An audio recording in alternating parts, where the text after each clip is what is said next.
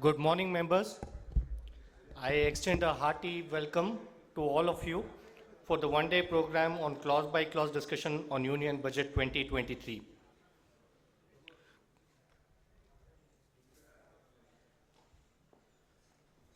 I request members who are seated in back, request them to come forward.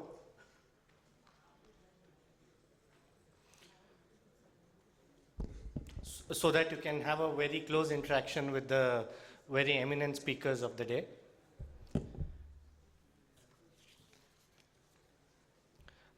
I request Chairman of Bangalore Branch, Srinivasa T, to escort the Chief Guest onto the dais, CA K.S. Madhamurthy, sir.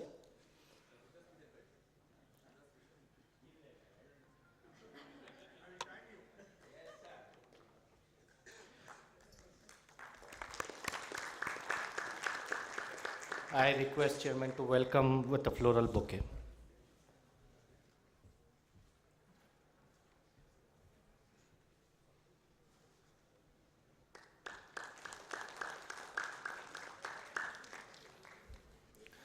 I request our Regional Council member, Geeta Abi, and our Vice Chairman, CA Divya S, to escort the speakers onto the dais.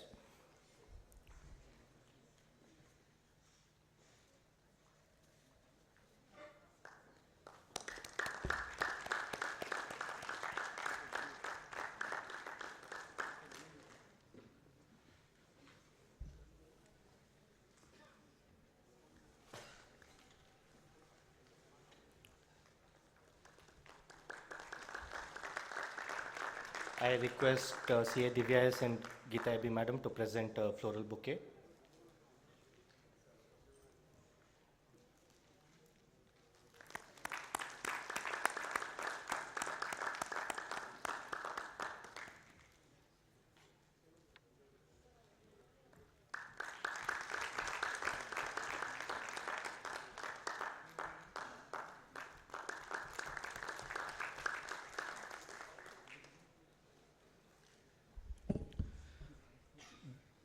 Just for the kind information of the members, this would be the last big program under the chairmanship of Mr. C. S. Srinivasa T.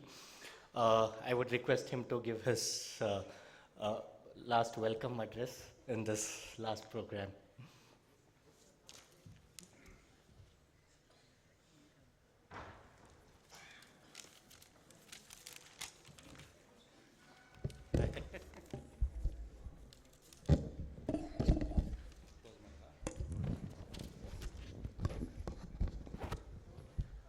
Most respected Chief Guest, C. Madhamurthy sir, senior members of our profession, Ramasubramanian sir, Chythanya sir and Padamchand Khincha sir, Geeta madam, SRC member, Pramod, Secretary, Divya, Vice Chairman, colleagues in the Managing Committee members, and my dear friends. Happy morning to you all. I welcome you all for this class by class discussion program. It's a ritual that two programs every year we will conduct. One is budget analysis and another one is class by class discussion. I thank all the Trimurtis like Padamchand Khincha sir, SRS and Chythanya sir. This they are doing it for last 19 to 20 years. I request members to give them a big round of applause.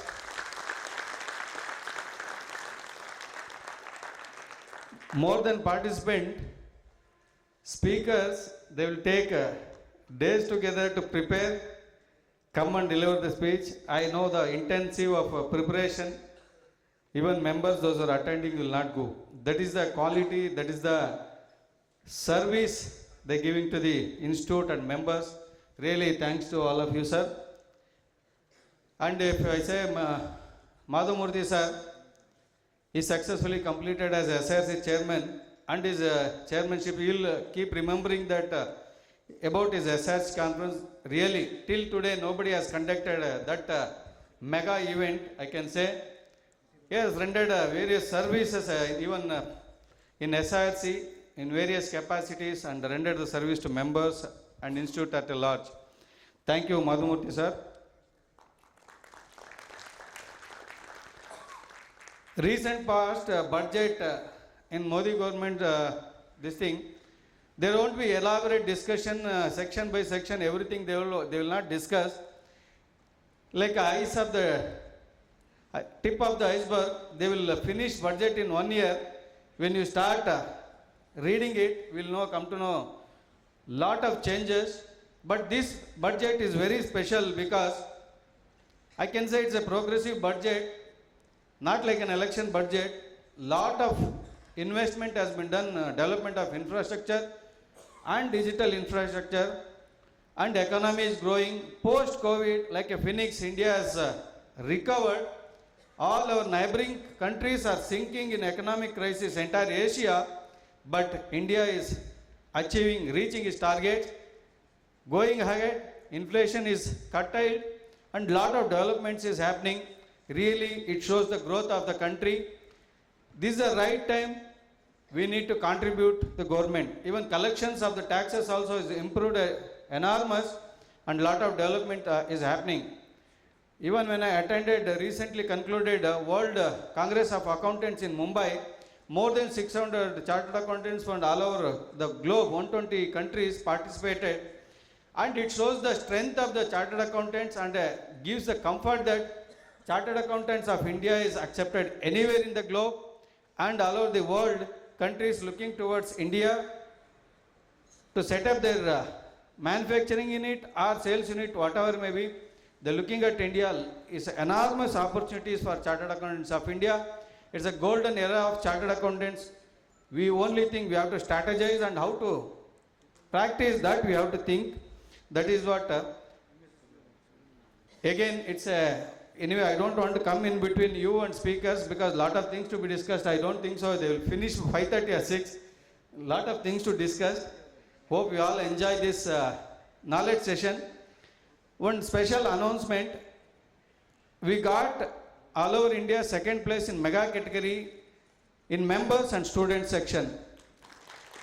I thank all the speakers and members, committee members for their support and encouragement. I thank you all. And second announcement that on 18th February, we are planning to unveil first president of GP Kapadia sir bust. I request all the members to please come and participate. It's 11 a.m. I request you to all to come and participate in this bust in unveiling. And third, yes, Vasant Nagar branch premises. And third, I think this is the last mega event in my chairmanship. I am getting on as a chairman on 24th February. I thank, at this juncture, I use this stage to thank all the speakers. They supported in knowledge enriching of our members. Whenever we conducted the program, we requested with whatever busy schedule, they came and supported. They stood on behalf of branch and shared their knowledge. I thank all the speakers in this juncture for their kind support and guidance. I also thank all the committee members and ex-officios. They are pillars of strength in my tenure. They supported all the events. I thank all my managing committee members and ex-officio members. I also thank all the staff, teaching and non-teaching staff. They supported day and night for all the programs. Bottom up from my heart, I thank all of them. And last but not the least, all the members. You gave the opportunity to be a chairman. Hope I served up to your expectation. I looking forward to your support in future also. Thank you. Thank you one and all.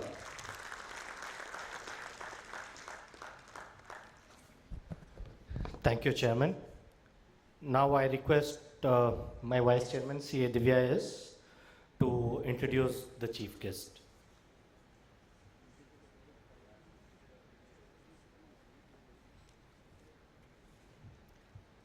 A very pleasant morning to all the dignitaries on the dais, off the dais, ladies and gentlemen. I would like to take this privilege to introduce our chief guest of today's program, C.A. Madhavamurthy. He is a senior partner of M&S & Co. Chartered Accountants for the last 23 years. Besides professional engagements, he has been serving chartered accountancy profession for the last many years at branch level and regional council level. He was member of managing committee of Bangalore branch and he was also chairman of Bangalore branch since 1994, and he has held various positions including chairman and many other roles. During his chairmanship, Bangalore branch was adjudged as best branch in the country by ICR. Then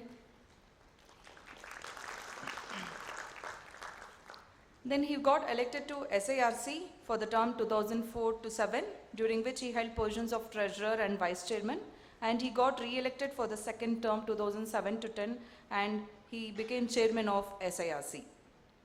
During his chairmanship, IC announced a special award for having conducted a regional conference at Bangalore, wherein close to 4,000 chartered accountants had participated. He has also taken keen interest in popularizing CA course and motivated thousands of students to take up CA as a profession. I would request you all to please put your hands together to welcome CA Madhamurthy sir. Thank you.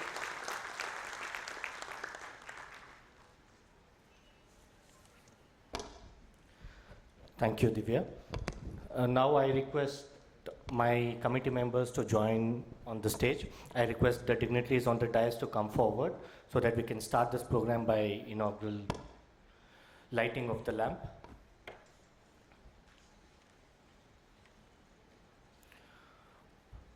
Post lighting of the lamp, we'll be playing the motto song. Request members to raise din.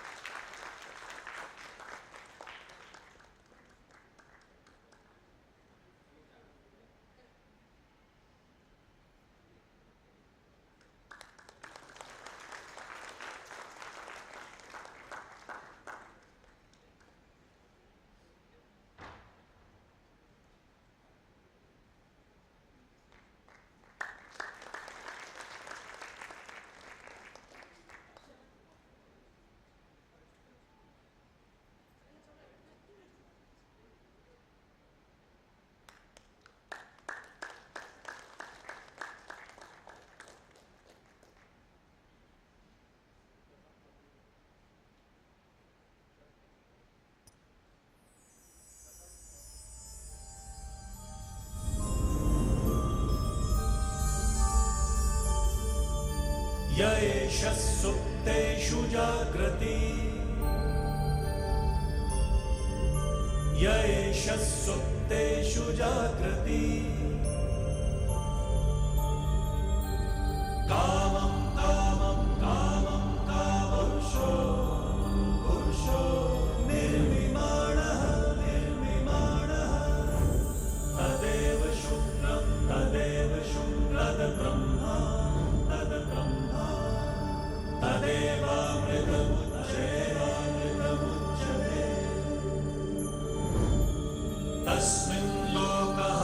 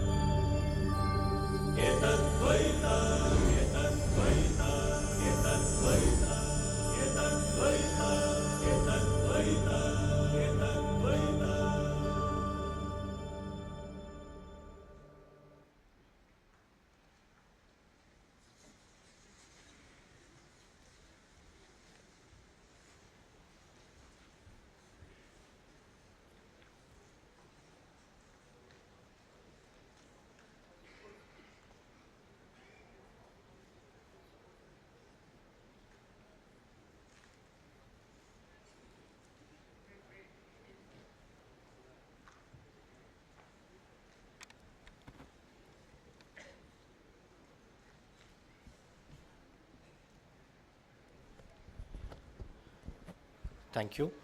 Now I request our chief guest, CM Madhumurthy sir, to give an inaugural address.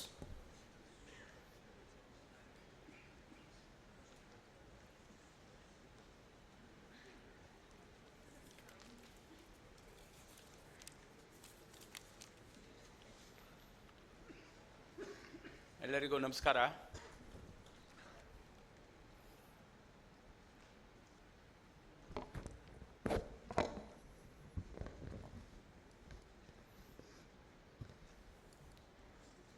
And it is a very most sought after program in the entire year of activities of Bangalore branch, class by class discussion. Speakers have already warned me, don't speak long, because they are scared of politicians. We know every day in the newspaper, you know. So I assured them I will not take much time, I will speak only on 3 items. I don't want to speak much on direct tax. Experts are there, you have opportunity to listen to them in deep. But I can just say, this is a progressive budget, a good budget, and some important amendments they have done. And definitely it has given stimulus to the economy for growth, and GDP will definitely increase, and country will definitely be in forefront compared to all other countries as far as economical development is concerned.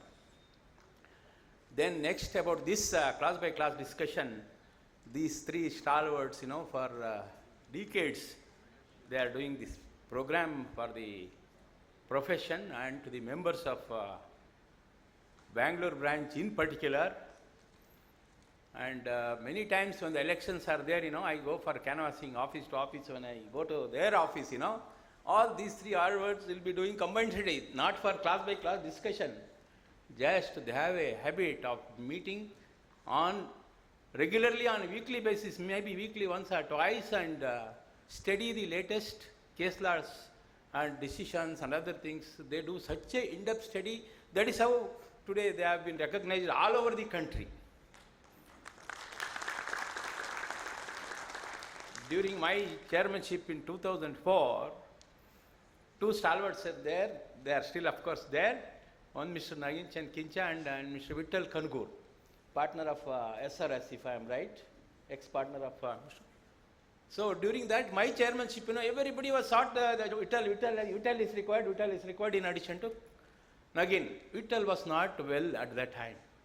Personally, I went to him and requested at any cost, somehow, maybe that must have been the last program for him. But he, in spite of his bad health, he came and did a good job in class by class discussion in one of the chaudhries next to the institute. There also it was full crowd. Those days technology was not there. At least nowadays technology is there.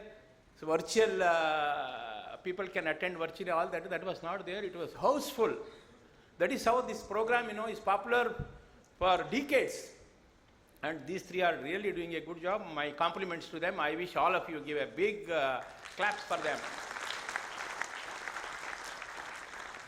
Another one issue I want to bring it to the notice, that I am in one of the committees of ICI in Board of Studies.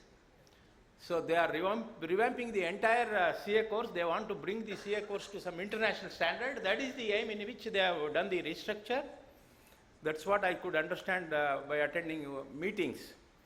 And my only one message I can give it to all practicing chartered accountants, that coming days getting articles may become little difficult, because now they say no direct entry.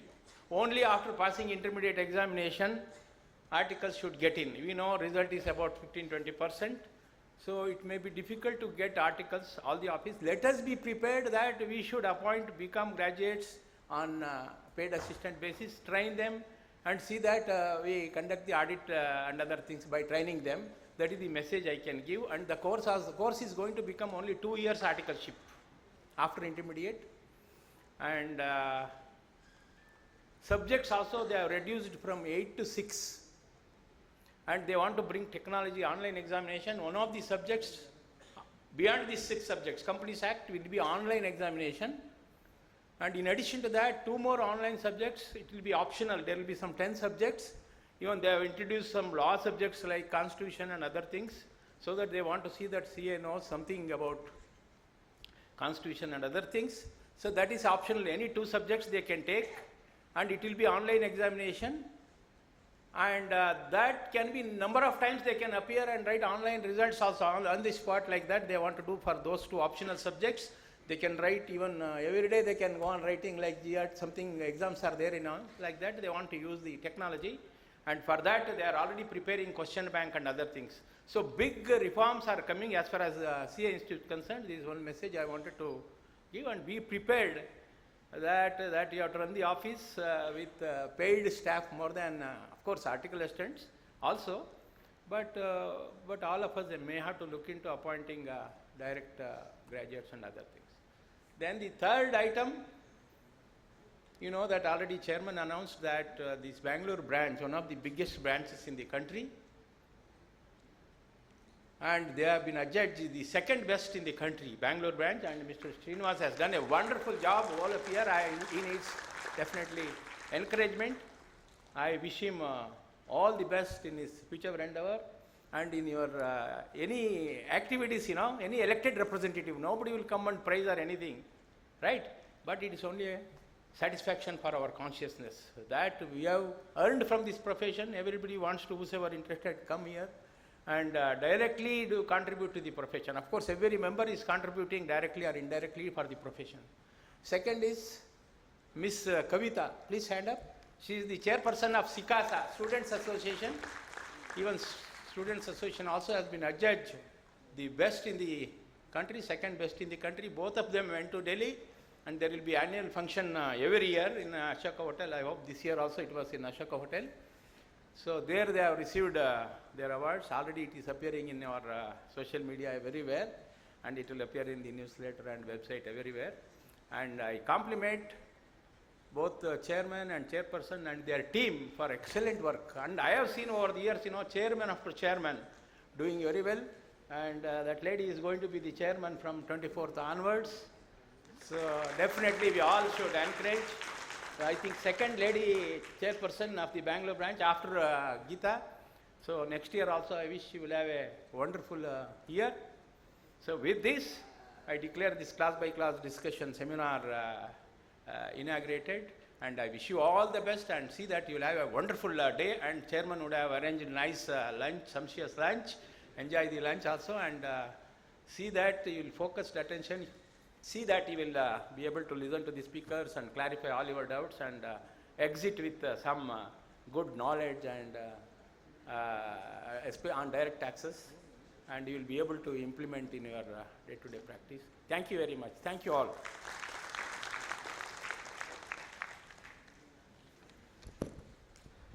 Thank you, sir. Thank you for your inaugural address. Now moving on to the next agenda.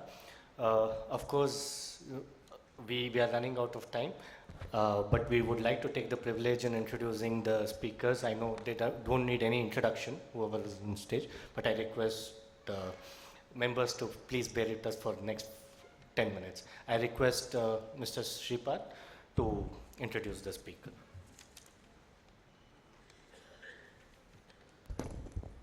Happy morning, dignitaries on and off the dais, and my dear members. It is my pleasure to introduce today's speaker, yes, Ramasubramanian sir. He has completed CA in 1975 and he is presently senior partner in MSSV & Co. Practicing both direct and indirect taxes on appellate side and consultancy, has presented papers on direct and indirect laws in national and zonal seminars and state seminars, and also study circle meetings. Member of group constituted by ICAI to prepare the guidance note on transfer pricing. He is also guest faculty at IIM Bangalore, ex-member of Indirect Tax Committee of FKCCI, director of seminar conducted on VAT by ICAI and KSCAA. So with this brief introduction, I would like to welcome yes, Ramasubramanian sir.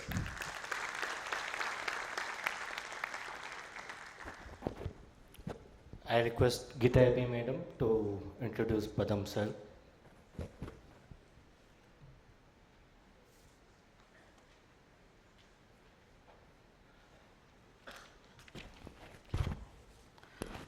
Happy evening, happy morning, everyone. It's my proud privilege to introduce one of the doyens of this profession, the to direct taxes, and the person whom I am introducing now, he doesn't need any introduction because we know him as encyclopedia of direct taxes. He's a walking dictionary of direct taxes, we could say. But still, for the benefit of the new freshers, the newcomers over here, I'm seeing so many people. So, for the benefit of them, I'm briefly introducing Padamchand Khincha, sir. Padamchand Khincha is a partner of HC Khincha & Co. with over 30 years of experience in corporate and instrumental tax regime. He has spearheaded the income tax consultancy and litigation practice. He is a prolific writer on various topics in income tax. He has co-authored Tax Holiday under Section 10A and 10B, an analysis, Tax Treaties of India, a compilation, capital gains of non-residents, tax reduction at source, concept of indexation, and capital gains. So he has authored and co-authored innumerable articles across various tax magazines, including the Taxman publications, Bombay Chartered Accountants Journal, ITR, and so many other journals. He has delivered more than 500 lectures across the nation on several income tax issues. He has been actively engaged in several initiatives undertaken by Institute of Chartered Accountants of India, and he was appointed the group leader for preparing the approach paper on the guidance note on transfer pricing. So he was instrumental in making a critical analysis of direct tax code as a member of the team constituted by ICA on the request of CBDT. He has deposed as an expert before High Empowered Committee on E-Commerce constituted by the Central Board of Direct Taxes in India, Rangachari Committee set up to review the taxation of development centers and IT sector, by the AP Shaw Committee constituted by the Government of India to examine the matters relating to MAT on FII and FPIs.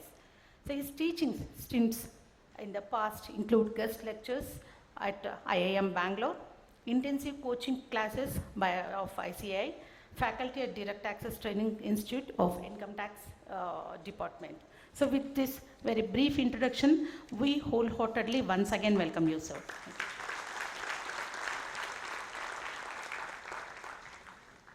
Thank you, Geeta Madam. Now I would like to take the privilege in introducing Chythanya KK.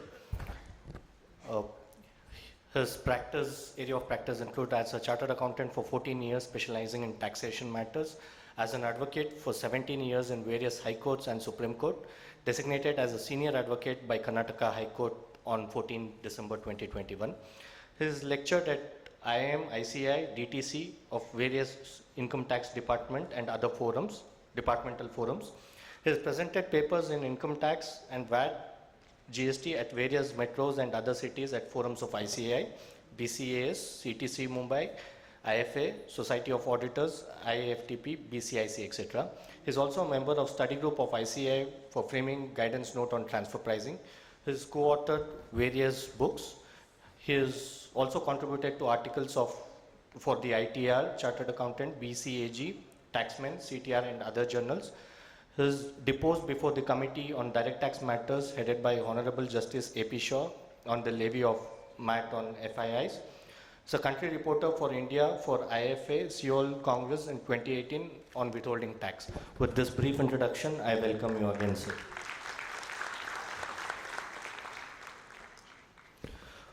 Before I propose vote of thanks for this inaugural address, we'll have a small felicitation for our chief guest and our speakers. I request MC members to join me on the stage. Firstly, I would like to request Madhav Murthy sir, chief guest of the day, to come forward. Please accept a token of love.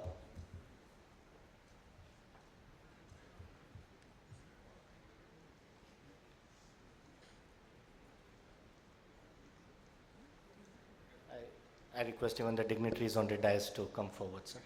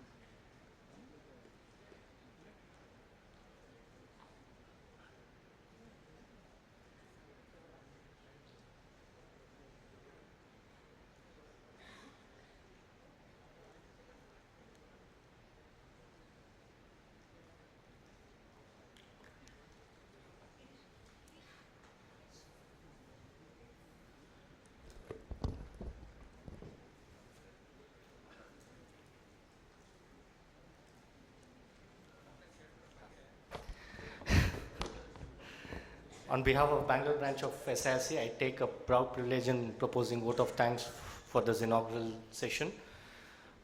Firstly, I would like to thank Madhavamurthy sir for taking his time out and gracing this occasion, and especially our stalwart speakers who have taken immediately once the Bangalore branch invited, they didn't even take time to respond. So definitely in their busy schedule, thank you for taking your time out, sir. And I wouldn't like to come between participants and the speakers. Of course, this program is for the members. Thank you, members. Thank you for attending this event. And of course, I think this would be my last vote of thanks as well as a secretary. Thank you, everyone. Thank you for making this event.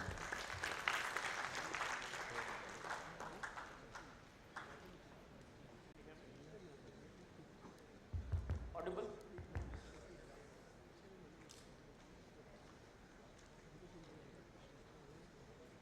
So, dear learned delegates, we would thank Bangalore branch for continuously giving this unique opportunity to discuss the direct taxes proposals of the union budget. Apart from the opportunity of interacting with you, we will have had sufficient opportunities amongst ourselves to discuss these topics which left to each one of us we wouldn't have been able to get so deep into the relevant provisions of the finance bill. So whatever we would be suggesting in the course of today's lecture would be the outcome of the collective wisdom, good or bad. And we would take this opportunity also to thank Prashant for being with us all through budget discussion. He's been a helpless spectator to the madness that was witnessed during these meetings which we had for the last 8 days.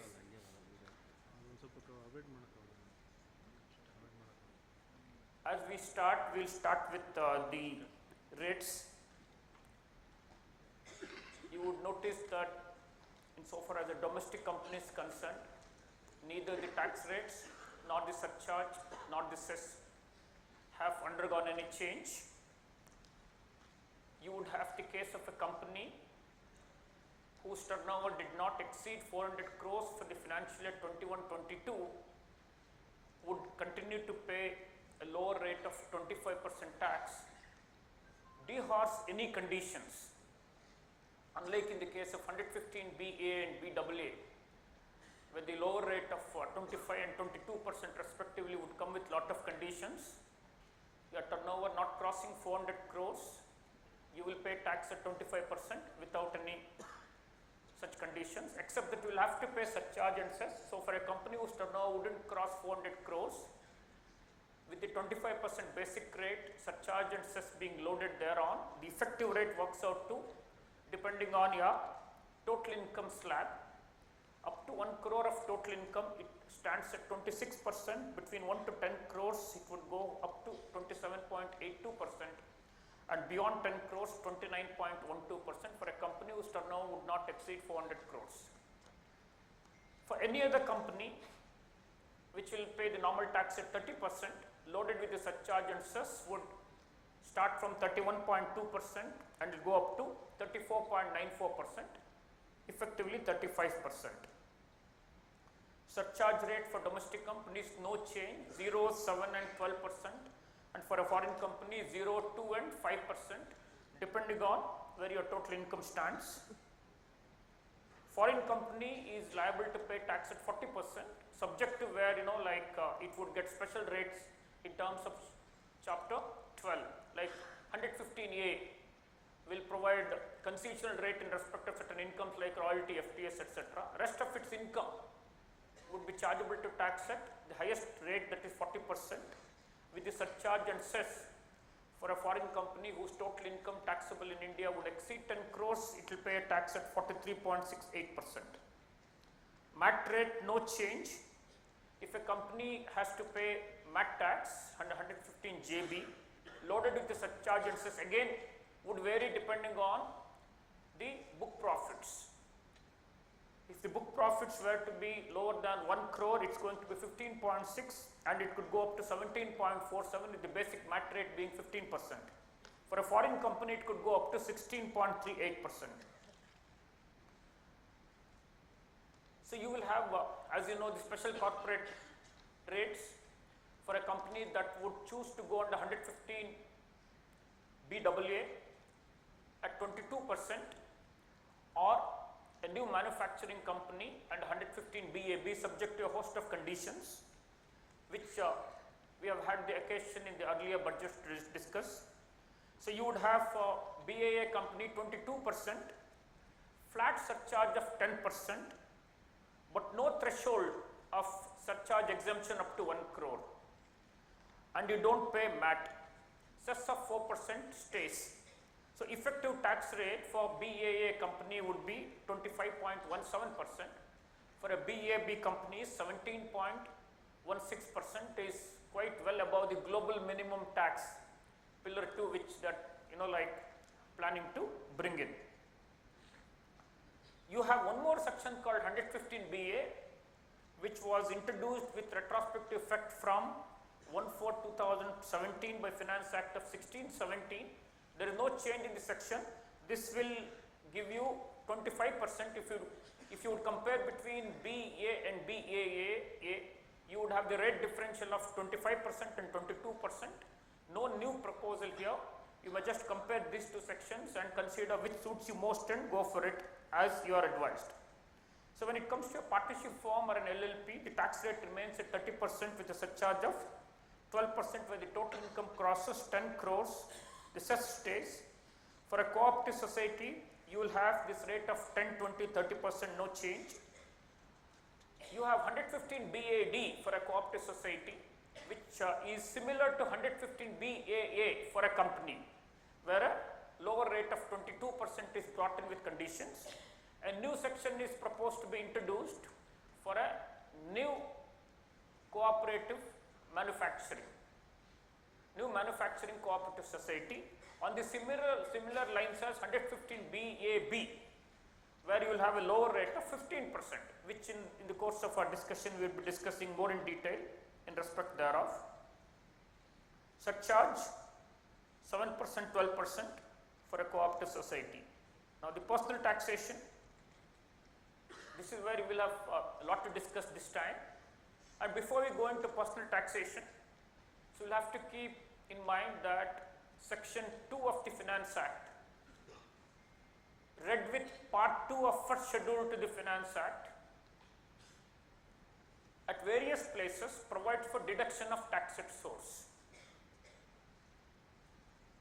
So you will have chapter 17B dealing with deduction of tax at source. You will have chapter 17D dealing with the collection of tax at source.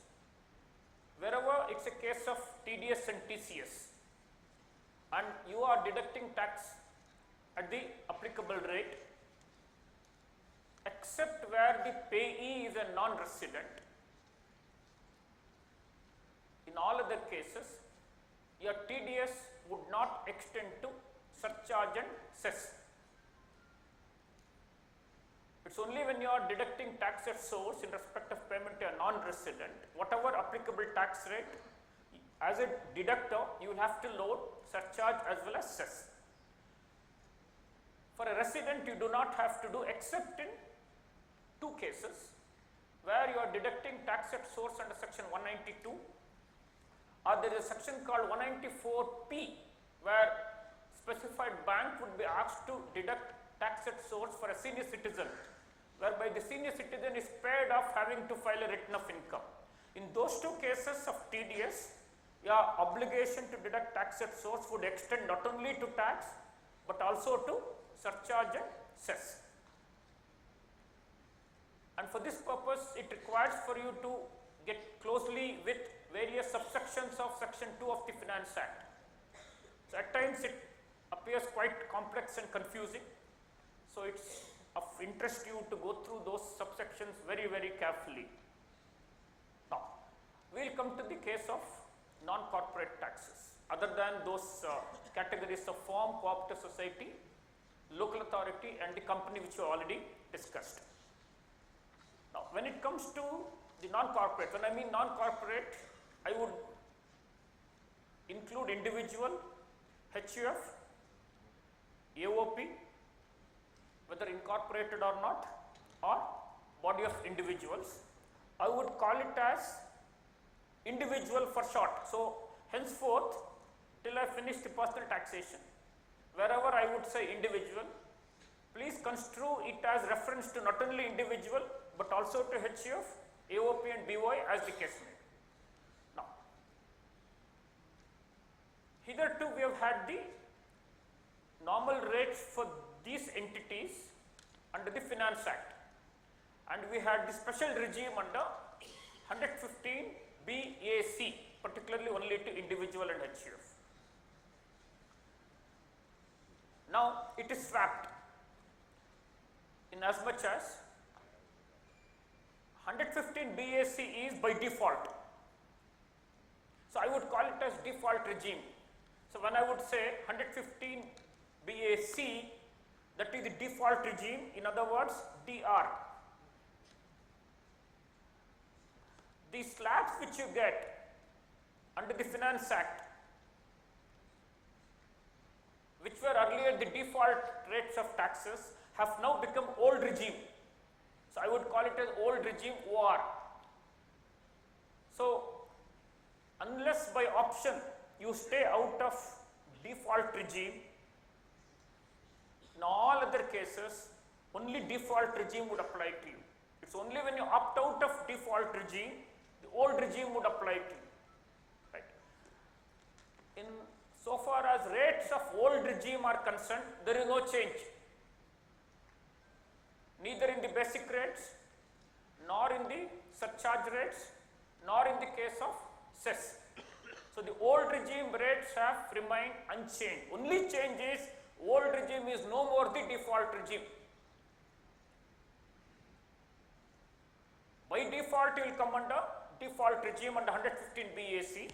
So, only when you opt out of default regime in terms of exercise of your option at 115 BAC 6, which we are going to discuss with greater length a little later, unless you opt out, you stay there.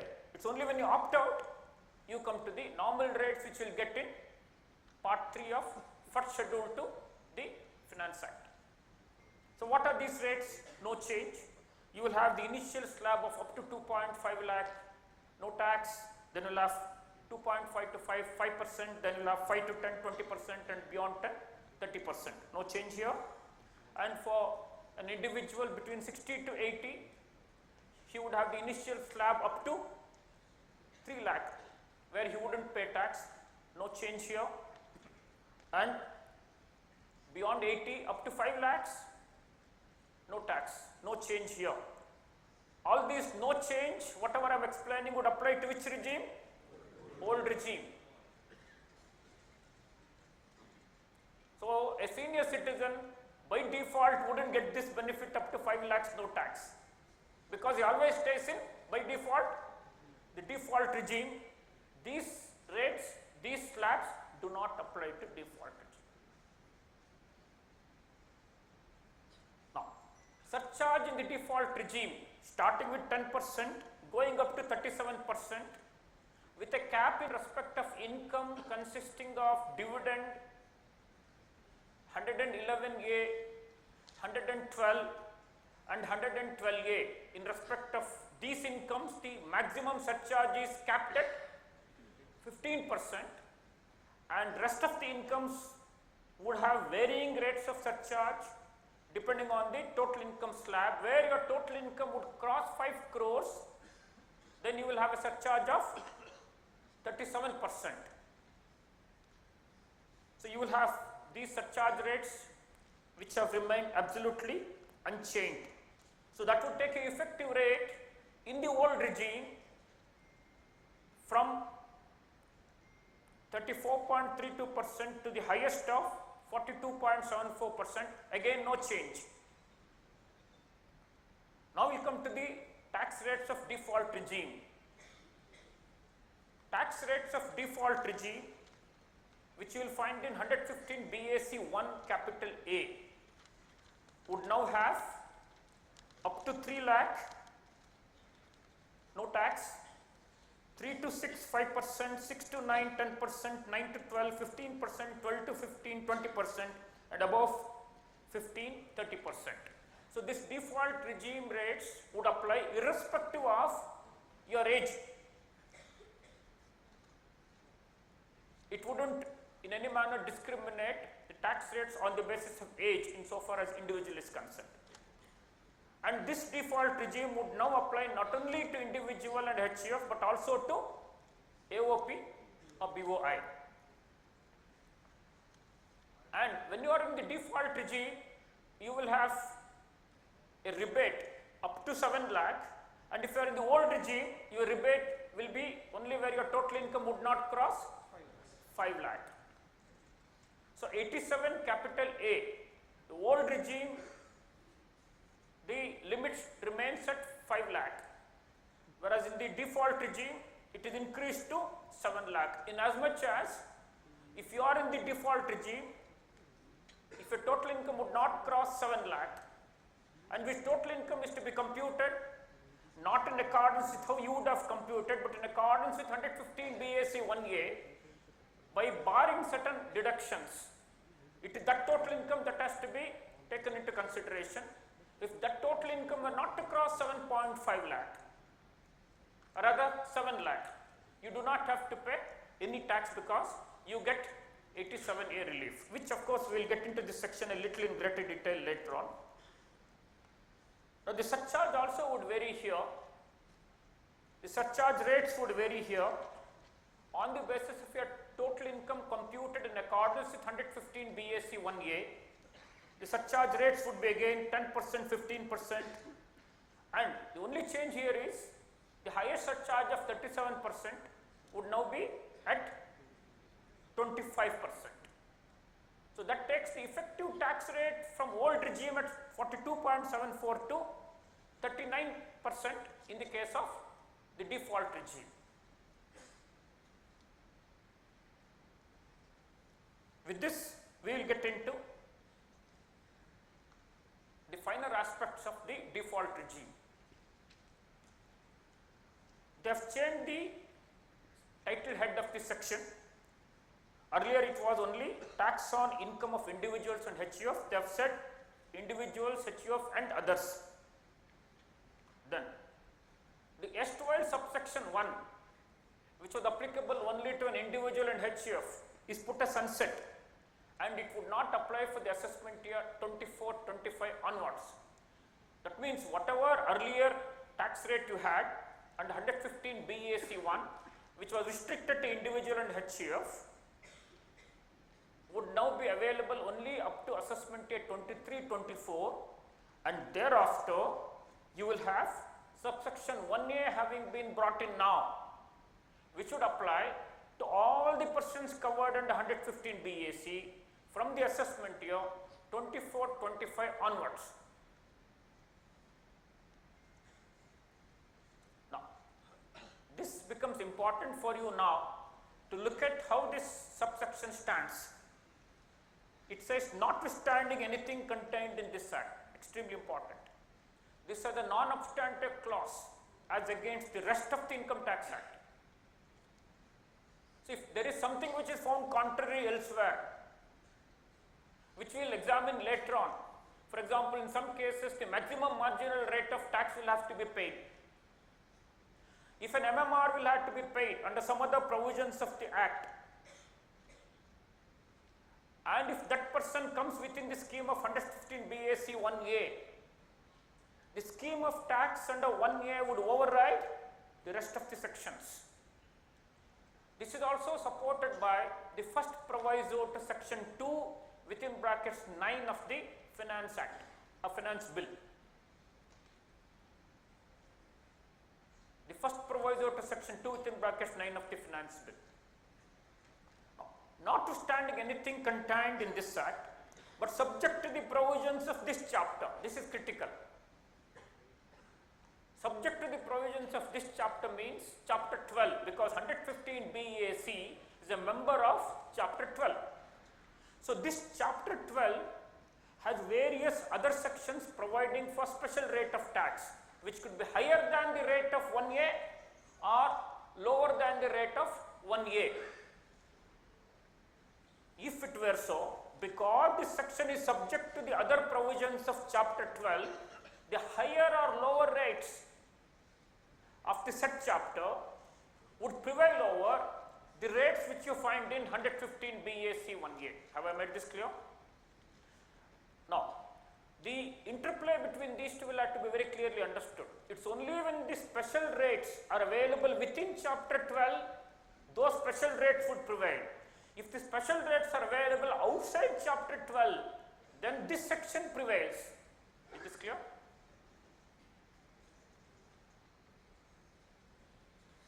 For example, if you have income covered by section 68, you'll have 115 BBE that becomes applicable, where you'll have to pay tax at a very, very high rate of 60%. You can't say I have come under 115 BAC 1A and hence I am subject to slab in even in respect of income added under section 68. You may have the case of carbon credit, where you are liable to pay tax at 10%. You may be a case of charitable trust having to pay tax on anonymous donation at 30% and 115 BBC, whereas the slab rates here would be lower. If you are a charitable trust for whatever reason coming within the scheme of 115 BAC, how and when you will come under 115 BAC we will see later. Then the chapter 12 rates which are more specific would apply, and the default rates do not apply in such case. For rest of the incomes, the default rates of 115 BAC would apply. This is how we have to understand the interplay between notwithstanding anything contained in this act but subject to the provisions of this chapter. The income tax payable in respect of total income of a person being an individual, HUF other than a or AOP other than a cooperative society, body of individuals whether incorporated or not, or an artificial juridical person referred to in 231 clause 7. So these are the persons who are covered under 115 BAC 1A.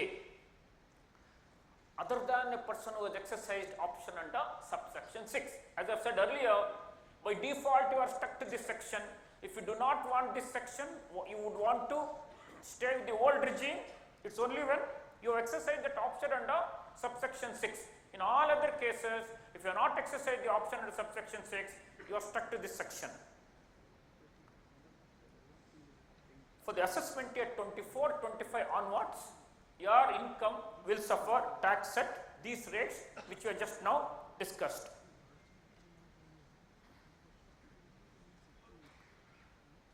Now, a very small comparison between 115 BAC 1 of 1 which was applicable only to individual and HUF, now 115 BAC 1A which is now applicable to all. So there is one small change, a couple of changes which you could notice here. Earlier up to 2.5 lakh the income was exempt. The first slab was up to 2.5 lakhs. You would now notice the first slab is taken to 3 lakh. Then you will notice between 12.5 to 15 lakh there was a special rate of 25% earlier, which now will take the rate of the lower slab, that is at 20%. So 12 to 15 will now suffer tax at 20%. It used to be 10 to 12.5 and 12.5 to 15 earlier. Now it is 12 to 15 earlier. So subject to these two changes, the slabs remain otherwise unchanged.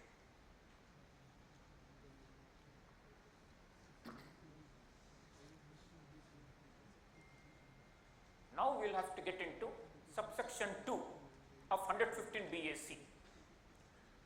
115 BAC subsection 2 provides for mechanism of computation of income in this regime. Clause 1 of 115 BAC subsection 2 is substituted, completely substituted. It says the total income of eligible person, individual HUF, whoever it is, will now have to be computed. How? Without any exemption or deduction under 10(5), which is LTC, no change. 10(13)A, which is HRA, no change. So you don't get 10(5), you don't get HRA. You don't get 10(14), section 10 within bracket 14, except those which have been prescribed. Otherwise, rest of 10(14), like the official allowances, like conveyance allowance, etc., the personal allowances like the children education, children hostel, those would not be, transport allowance would not be available to you, except those which are specifically prescribed for being available for this purpose. 10(17), the daily allowances of members of parliament or legislative assembly. Then we will have 10(32), 64(1)A minus income which is clubbed. You will have a deduction of 1500 rupees per minor kid. You won't get that. Then you will not get 10AA SEZ. So if you are an individual having a unit in an SEZ, or an AOP or BYA having an individual having a unit in an SEZ, you would not get the benefit of 10AA. You will also not get the benefit of 16 class 2 and 3, which is entertainment allowance and the professional tax, but you would get the benefit of 16 clause 1 small a, which is standard deduction. That makes a distinction between the old law and the new law here. That's why I have highlighted it here. You won't get the deduction under section 24 clause B, that is interest on house property payments, loans borrowed for house property construction, only in the case of the property covered under 23(2). So what are the properties covered under 23(2)? A self-occupied property, or a property which could not be occupied by you by reason of your business or vocation or profession being carried out at some other place, as a result of which you will have to stay in some other place in a house that doesn't belong to you. Property that has remained vacant due to non-occupancy. So these are the two cases which are covered under section 23(2), where the annual value shall be deemed to be nil, but you can still claim the interest deduction in respect of loan borrowed for the purpose of construction purchase, reconstruction, repair, renewal, etc., of an amount not exceeding 2 lakh. You won't get the deduction here.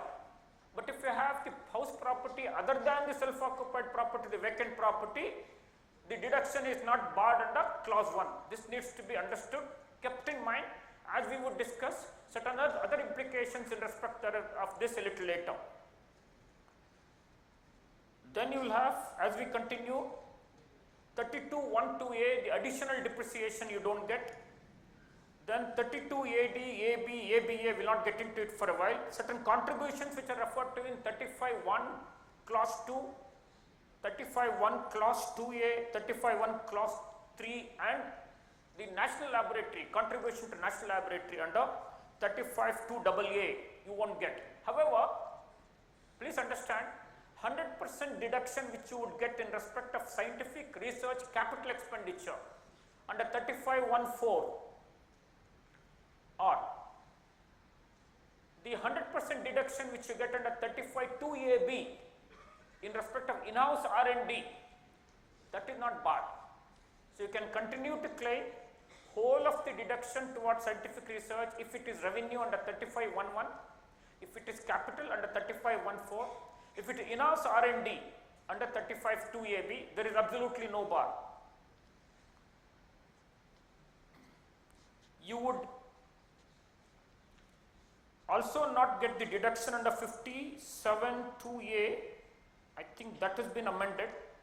You will get one deduction of family pension, that is not barred, 15,000, that is not barred. You won't get any of the deductions under chapter 6A except a few deductions specifically mentioned, which are these. One is 80CCD2. What is 80CCD2? Employer's contribution to NPS, not your contribution. Your contribution under 80CCD1 or 1A, that is 1.5 lakh, and an additional 50,000 you won't get. But employer contribution, which is anyway treated as part of your salary under 17(1),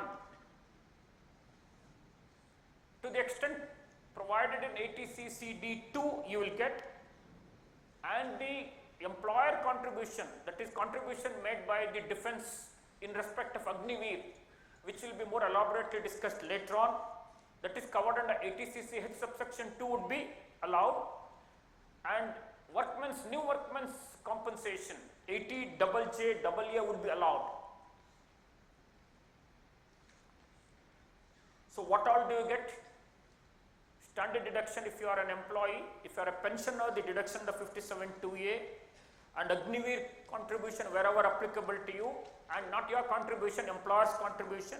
If you are an employee in NPS, employer contribution to 80CCD2 would be allowed, and 80JJAA would be allowed. And in terms of subsection 4 of 115BS, which we are going to discuss a little later, if you are eligible for deduction under 80LA by you being a unit in an IFSC, that deduction also would be available to you. Barring this, no other deduction would be available to you.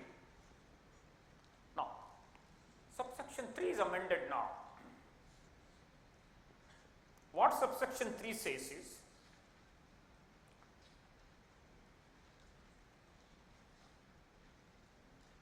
if there are some more aspects of, subsection 2, I have only dealt with clause 1. Clause 2 and 3 have not changed, they have remained unchanged, because clause 2 of 115 BAC subsection 2 stated that, look, we would have computed your income this way by not allowing you certain deductions like additional depreciation, etc. Not only that, if in the past we had allowed you those deductions under the old regime, not absorbed and hence translated into loss, that loss which you carry forward now, to the extent it is relatable to these deductions, which are now barred but previously not barred, would also not be allowed to be set off. And clause 2 also says that we would not allow you set off of any loss under the house property against any other head of income. We would not allow, which is also stated in 115 BAC subsection 2 clause 2. So this, there is no change here, but this needs to be kept in mind. Now when we come to subsection 3, so one of the effects of clauses 1 and 2 of subsection 2 is that the additional depreciation under 32(1)(2)A would not be allowed, point number 1, and if it was allowed in the past and hence unabsorbed for whatever reason, and you are intending to carry it forward to current year under section 32(2), they would not allow it. Meaning, so much of depreciation as relatable to additional depreciation, which was allowed in the past but could not be absorbed and hence carried forward, will now not be allowed, would mean it depleted your WDV, though you did not get the benefit of it. Have I made this clear? It depleted your WDV, though you did not get the benefit out of it. So what they do is, now that you are into default regime, because your past unabsorbed depreciation arising from 32(1)(2)A, which was neither allowed nor now allowed to be brought forward and set off, but it depleted your WDV, will now be allowed to be added to your opening WDV.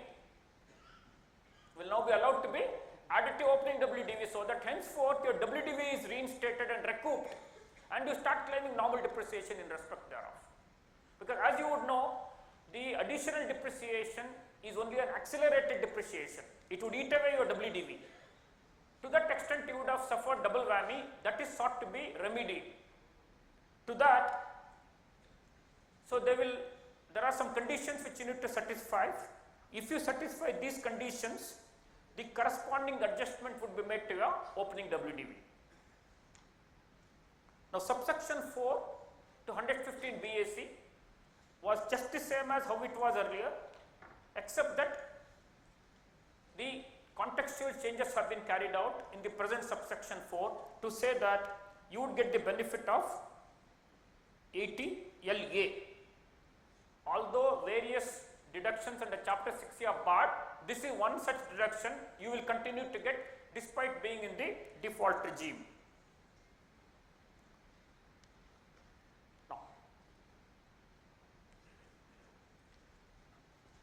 there is a lot of change that has taken place in how you exit this scheme as compared to how it was earlier. As you know, earlier 115 BAC scheme is by choice, otherwise you would have had the old regime, correct? It's only when you wanted 115 BAC you have to opt for it. It's only when you wanted 115 BAC you have to opt for it. So that was provided in subsection 5. Now the role is reversed.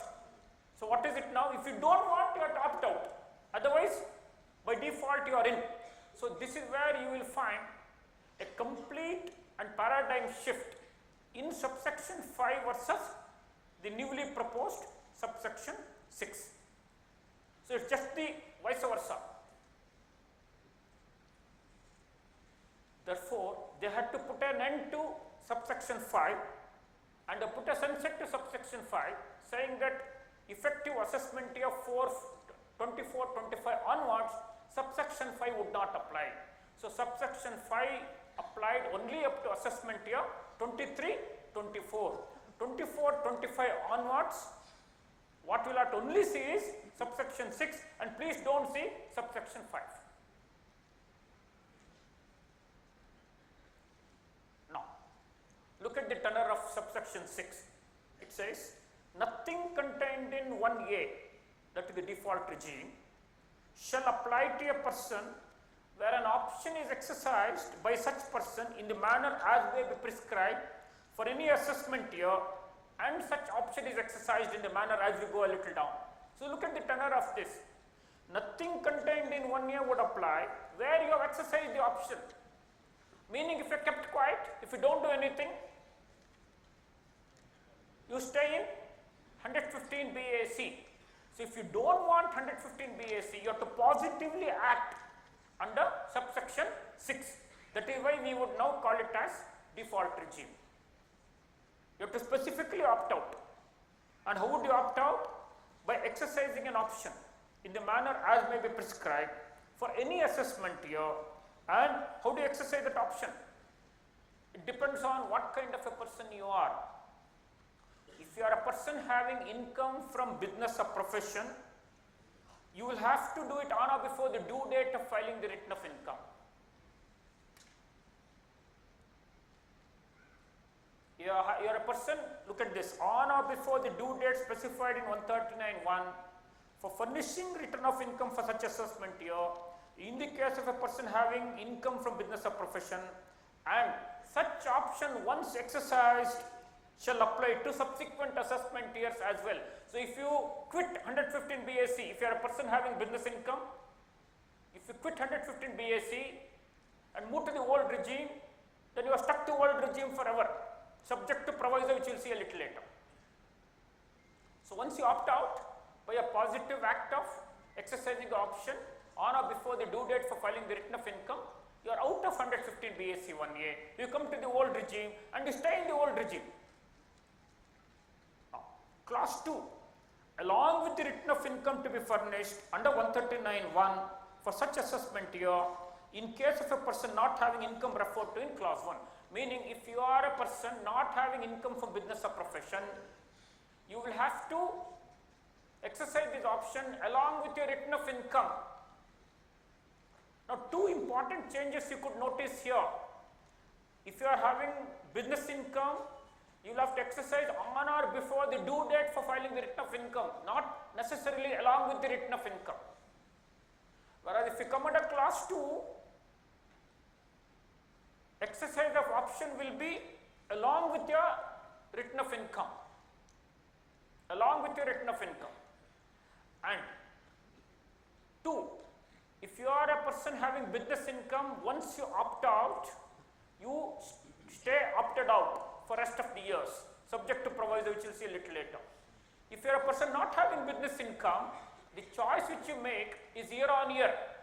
If you keep quiet in any year, default regime. In any year you want to opt out, you come to the old regime in that year. Next year again you are back to default regime. Are you able to get me? So by default you are in the default regime. Your opting out would be only for that year. So next year you may opt in. You don't have to do anything. Then you automatically come back to BAC 1A. So this is the fine distinction that needs to be noted between person having business income, person not having business income. Is this clear? Is this clear?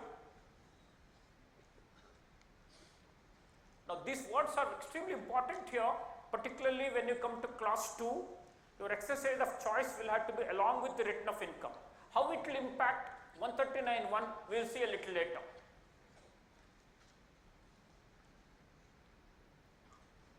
Now let us look at this proviso. It will apply to a person having business income. It will not apply to a person not having business income because he has no difficulty. He normally stays in default regime. In any year he wants to come to old regime, for that year he can move to old regime, and next year if he does not do anything he will come back to default regime. So if you do not want the default regime for 10 years, each of these 10 years you have to opt out if you are a person not having business income. Now if you are a person having business income, you are in the default regime. As I said under clause 1, you may opt out on or before the due date for filing the return of income. Once you opted out, you stay opted out, correct? You can't come back to default regime, you are in the old regime. Now there is a proviso, it says that the option of opting out by the person having business income, once exercised for any previous year, can be withdrawn. Your opting out option to move into the old regime can be withdrawn only once for a previous year other than the year in which it was exercised, and thereafter such person shall never be eligible to exercise the option under this subsection except where such person ceases to have business income. Look at this. Let us take an example where you are a person having business income. I will also take you through an example that will make it clear. You opt out. If you don't opt out, there is no difficulty. You opt out in 1 year. Say year 1 you opt out. Year 2 where are you? Old regime. Year 3 old regime. Year 4 if you don't do anything, old regime. But what proviso says is, look, in year 1 you have exercised the option, you can withdraw it once. Let us say you choose to withdraw it in year 5. You are withdrawing the option to move out will mean what? You are coming back to 115 BSc 1A. So in the 5th year you are back to that. Which regime? Default regime. And once by volition you have come back to the default regime, then you are stuck to the default regime. You don't get the benefit of again opting out, except when you cease to have business income, whereby you are at par with a person not having business income, where he will have an year on year hop in and hop out option. Is clear? So with this, we will now see some examples.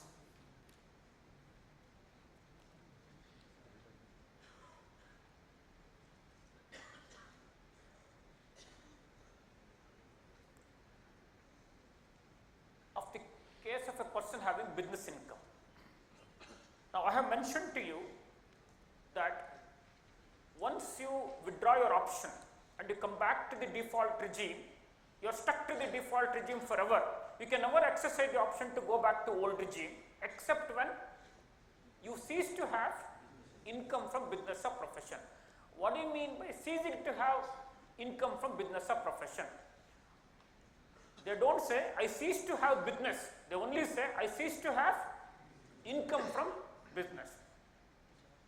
So I continue business, but there is a lull in the business, corona, no transaction, nothing in the balance sheet, everything in the balance sheet but nothing in the P&L account, and I don't have business income. Question is different if I were to have loss, because Haraprasad's case income includes loss. So when you have loss, it could be a challenge for you to say I cease to have income from business. So income includes loss. So that is an open challenge which we'll have to debate, highly debatable issue. Leaving that aside for a while, the law requires you to cease to have income from business, not technically cease to have business. Point number 1. Point number 2, cease to have income from business, as I've said earlier, should mean income both negatively and positively. Point number 3, it would not deal with a situation where I have ceased to have income from business.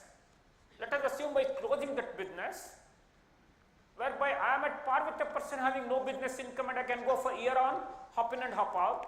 And after 3-4 years, I start some other business. So when I start some other business after 3-4 years, will I bounce back to 115 BAC clause 6, subsection 6 clause 1, where the benefit of opting out once available to a businessman which I had lost here because I came out of it, would I get that whole of subsection 6 applicable to me all over again? So these are some of the issues which we'll have. Look at this example for a while. Is it visible? 24-25, year 1, you don't do anything. You are a person having business income. Where are you? Default regime. 25-26, you exercise the option under subsection 6 clause 1. Where do you come to now? Old regime. 26-27, you don't do anything. Where are you? This is where it distinguishes you from person not having business income. If it were that person, he would have come back to default regime. So you are in the old regime. 27-28, somebody suggests you, hey, that is you are to say, let's say, the highest surcharge bracket. He would suggest you are better off in 115 BAC because the surcharge is capped to 25%. Effectively, it brings the rate of tax from 42.74 to 39%. For every lakh of rupees, you will save 3,750 rupees. 1 crore means 3,750 rupees. So you have more than 5 crores. The default regime is better. So he would advise you. So what do? You withdraw the option by virtue of the proviso, meaning you will come back to default regime. If you come to default regime, in the next year you are stuck to the default regime. You can't opt out of it again under subsection 6 clause 1. In the 6th year, that is 30-31, you cease to have income from business or profession. You cease to have income from business or profession. So income also would have naturally come down. You don't need that benefit of cap of surcharge from 37% to 25%. Because you cease to have business income, you are treated at par with whom? A person not having business income. So you can hop in and hop out. See, 30-31, you move to old regime. 31-32, you came to default regime. Again, year on year choice. 32-33, you went back to old regime because you are a person not having business income. Let's say in 33-34, you start a new business. When you start a new business, in that year, what is your status? By default, you come to default regime, no doubt about it. However, can you opt out under 115 BAC 6 clause 1 read with the proviso? Because that had barred you from doing it till you cease to have business income.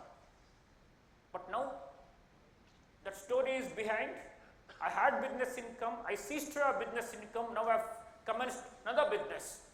So there are two options here, or two ways of looking at it, two views rather. One view is that the whole of subsection 6 will start operating all over again to you, as if it is your new avatar now. The other option is, once it is lost, it's lost forever. Which view is better?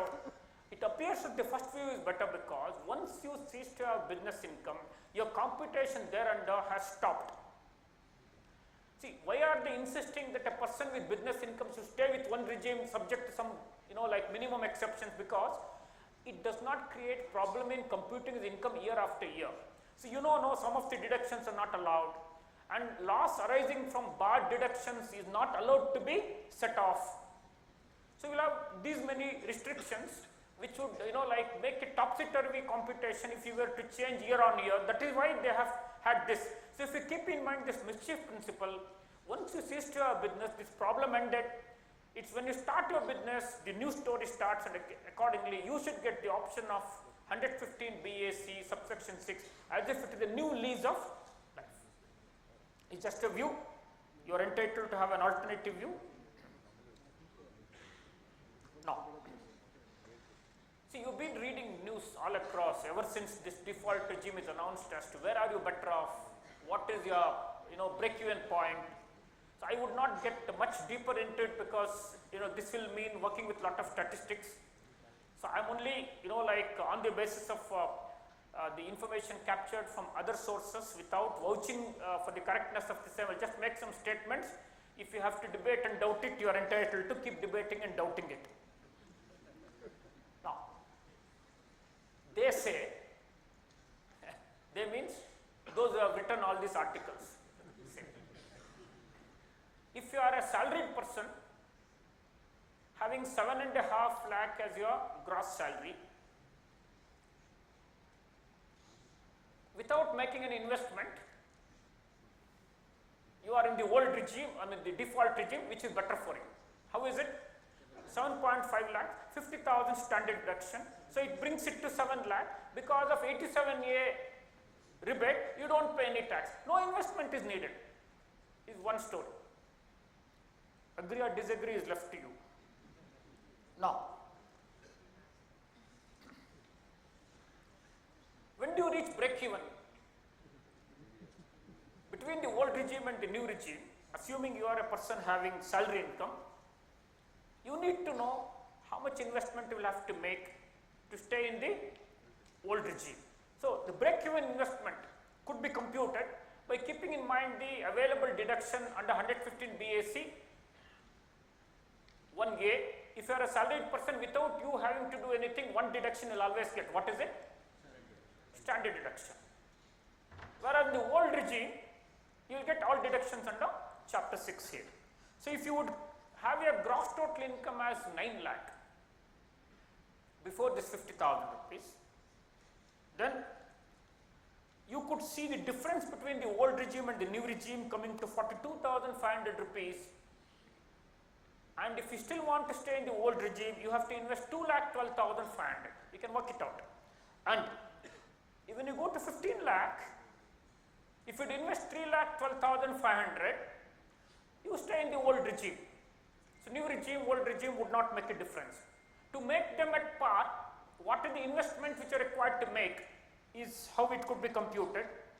And one more thing, interestingly, contrary to the claim in the budget speech, if your income is 15.5 lakh and if you have made an investment of 4.25 lakh, which includes standard deduction, 4.25 lakhs, you are better off than the default regime up to little over 5 crores. No change at all. If you are making investment of 4.25 including this 50,000, you are better off. Excluding 50,000, you will better off from 15.5 lakhs onwards. Sometimes it may be advantage to stay in the old regime, particularly when your total income crosses the next level of surcharge. If you are in the default regime, because you don't get chapter 6A deductions, you may be above the higher surcharge slab, which if you are in the old regime, because of deductions under chapter 6A, you may be marginally below the higher surcharge slab. That will save you from the higher surcharge. So you may be better off in the old regime. So it's only when you would go beyond 5 crores and a little above 5 crores, then the default regime starts helping you. Then a question that would arise is, why up to 5 crores should I bother? You should bother if you are not investing 4.25 lakhs. If you are not investing 4.25 lakhs, including a house property loss of 2 lakhs or whatever, then you may still want to stay in the default regime. If you already invested 4.25 and above, then up to 5 crores, it's always an advantage to stay in the older regime than in the default regime. But beyond 5 crores and a little above, it's always an advantage to come to default regime, because your surcharge from 37, it comes to 25%.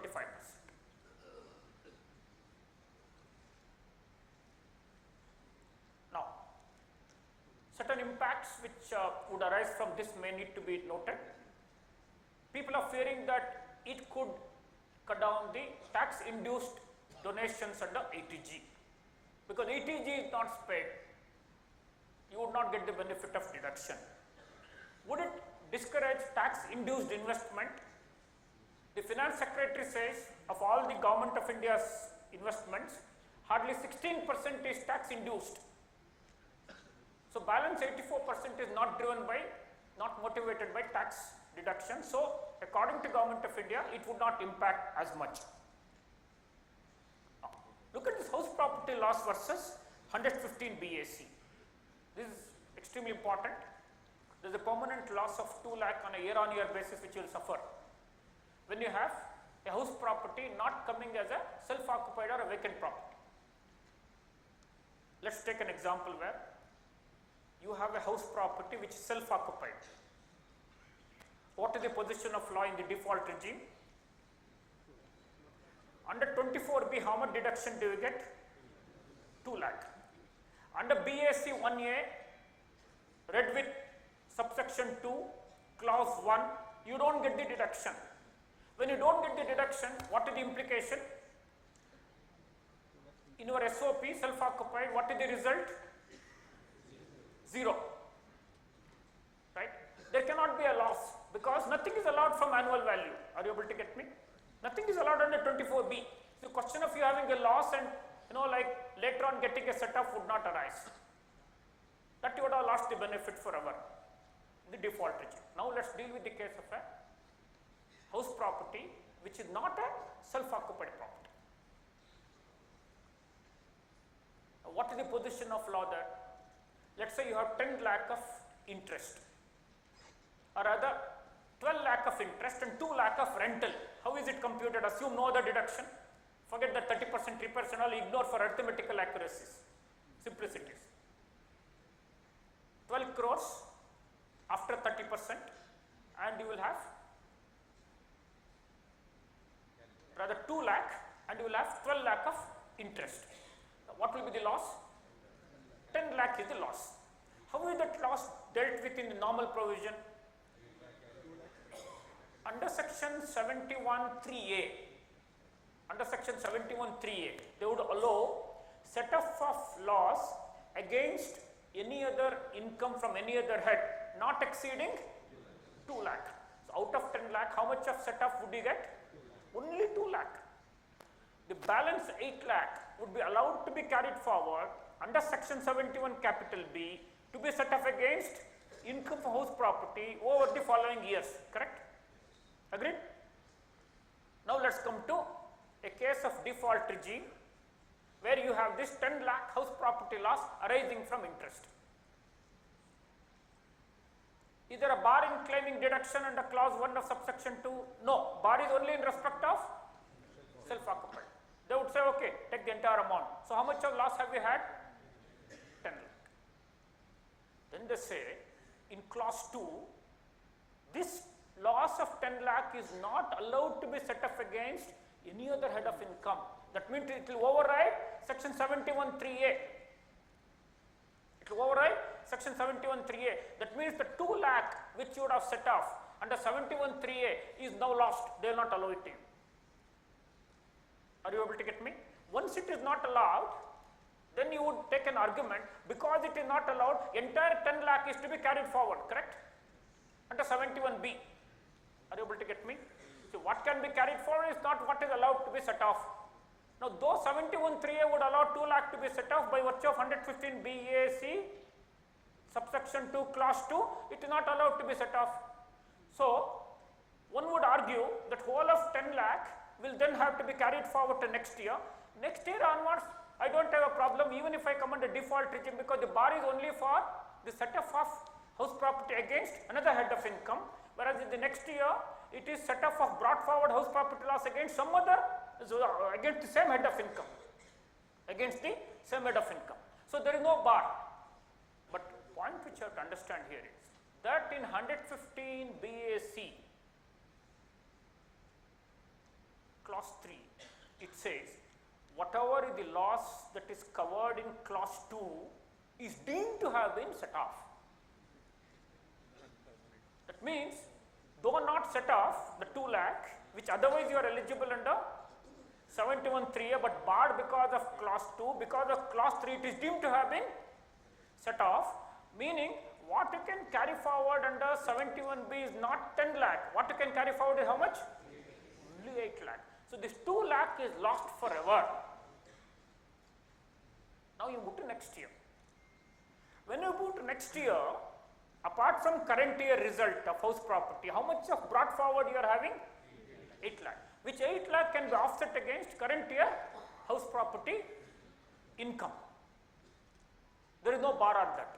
And year on year, whatever was brought forward could be set off. So in sum and substance, in the scheme of 115 BAC 1A, insofar as house property income is concerned, particularly when you have loss arising from property other than self-occupied property, then you would lose up to 2 lakh every year.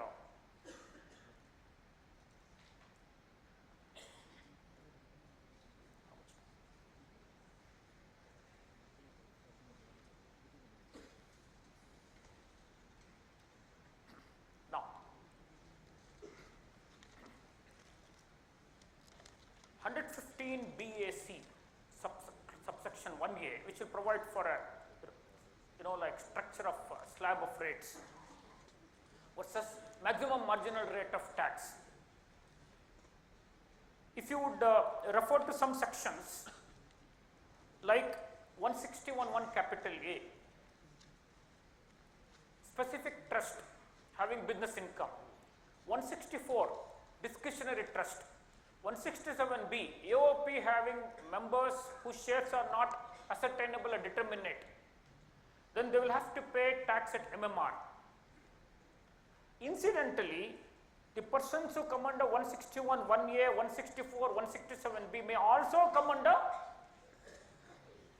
115 BAC 1A for the reason that what was applicable only to individual and HUF would now be applicable even to AOPs. For example, if you look at section 168, how are AOPs, how are executors charged to tax? If there is only one executor, as individual. If there are 2 or more executors, as if it were a AOP. Under 164(2), a charitable trust losing exemption subject to some exceptions will have to pay tax as if it were the income of AOP. Then one could argue by virtue of first proviso to section 2(9) of the Finance Act, and on the basis of the non-obstante clause used in 115 BAC subsection 1 that it will override other provisions of the Act, it is possible to argue that the MMR provided outside chapter 12 would be overridden by special rates of 115 BAC. Point number 1. Point number 2, as I said earlier, MMR may be provided outside chapter 12 or within chapter 12 also. Where within chapter 12 MMR is provided? The income of a business trust under 115 UA, which is of income which is not having pass-through status, will suffer tax at MMR. Investment trust, that is alternative investment category 1, category 2 covered by 115 UB having income from business will suffer tax at MMR. But these will stay because they are part of chapter 12. This is what I was trying to say, that notwithstanding anything contained in the Income Tax Act but subject to provisions of chapter 12. So higher or lower rates provided within the chapter will stay, but higher or lower rates provided outside chapter 12 will not stay because it is covered by default regime of tax. So this point needs to be carefully understood. Now take the case of an association of persons. An AOP pays tax applicable to an individual. However, under section 167B, it pays tax at MMR, where the shares are indeterminate. Now, if one were to argue that 115 BAC will override 167B, therefore it is not suffering tax at MMR, then the AOP will continue to suffer tax at what rate? At the rate given in 115 BAC 1A. If it were so, you will have to keep in mind the implications of section 86 and 110. What are these two sections? What section 86 says is, if you are a member of AOP whose income has not suffered tax at MMR, that means that AOP has suffered tax at rate applicable to an individual. Your share of income from such AOP will be included in your total income for rate purpose, and you will get the relief at the average rate of tax under section 110 of the Income Tax Act. This benefit that would be available to you only when AOP pays tax at MMR will now not be available to you, because you are arguing that as an AOP I will not pay tax at MMR under 167B, I will rather pay tax at 115 BAC 1 year, the normal slab rates. The moment you pay tax at normal slab rates, then you would then have to include your share as a member of AOP in your total income under section 86. That will increase your slab rate, and then you get a relief at the average rate of tax under section 110 of the Income Tax Act. So, wherever you are dealing with the case of an AOP which otherwise has to pay tax at MMR under 167B, you have to also keep in mind the implication of 86 and 110. Private trust. A private trust. A private trust could be a specific trust or a discretionary trust. If it is a specific trust, under 161(1), trustees are liable in the like manner and to the same extent as beneficiaries. Whereas subsection 1 capital A says if it is business income subject to a single trust created for the sole benefit of the relative, it will suffer tax at MMR. So, as I said earlier, wherever it suffers tax at MMR, you can fall back on 115 BAC to say that I will go with the lower rate of tax.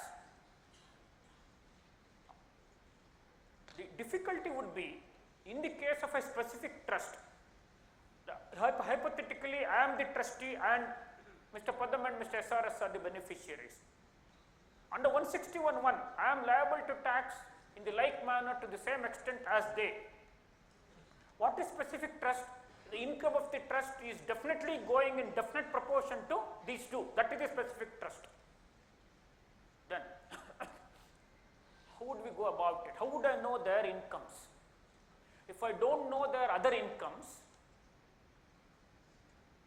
the incremental income that comes from the trust, how would I determine at what rate of tax do I pay?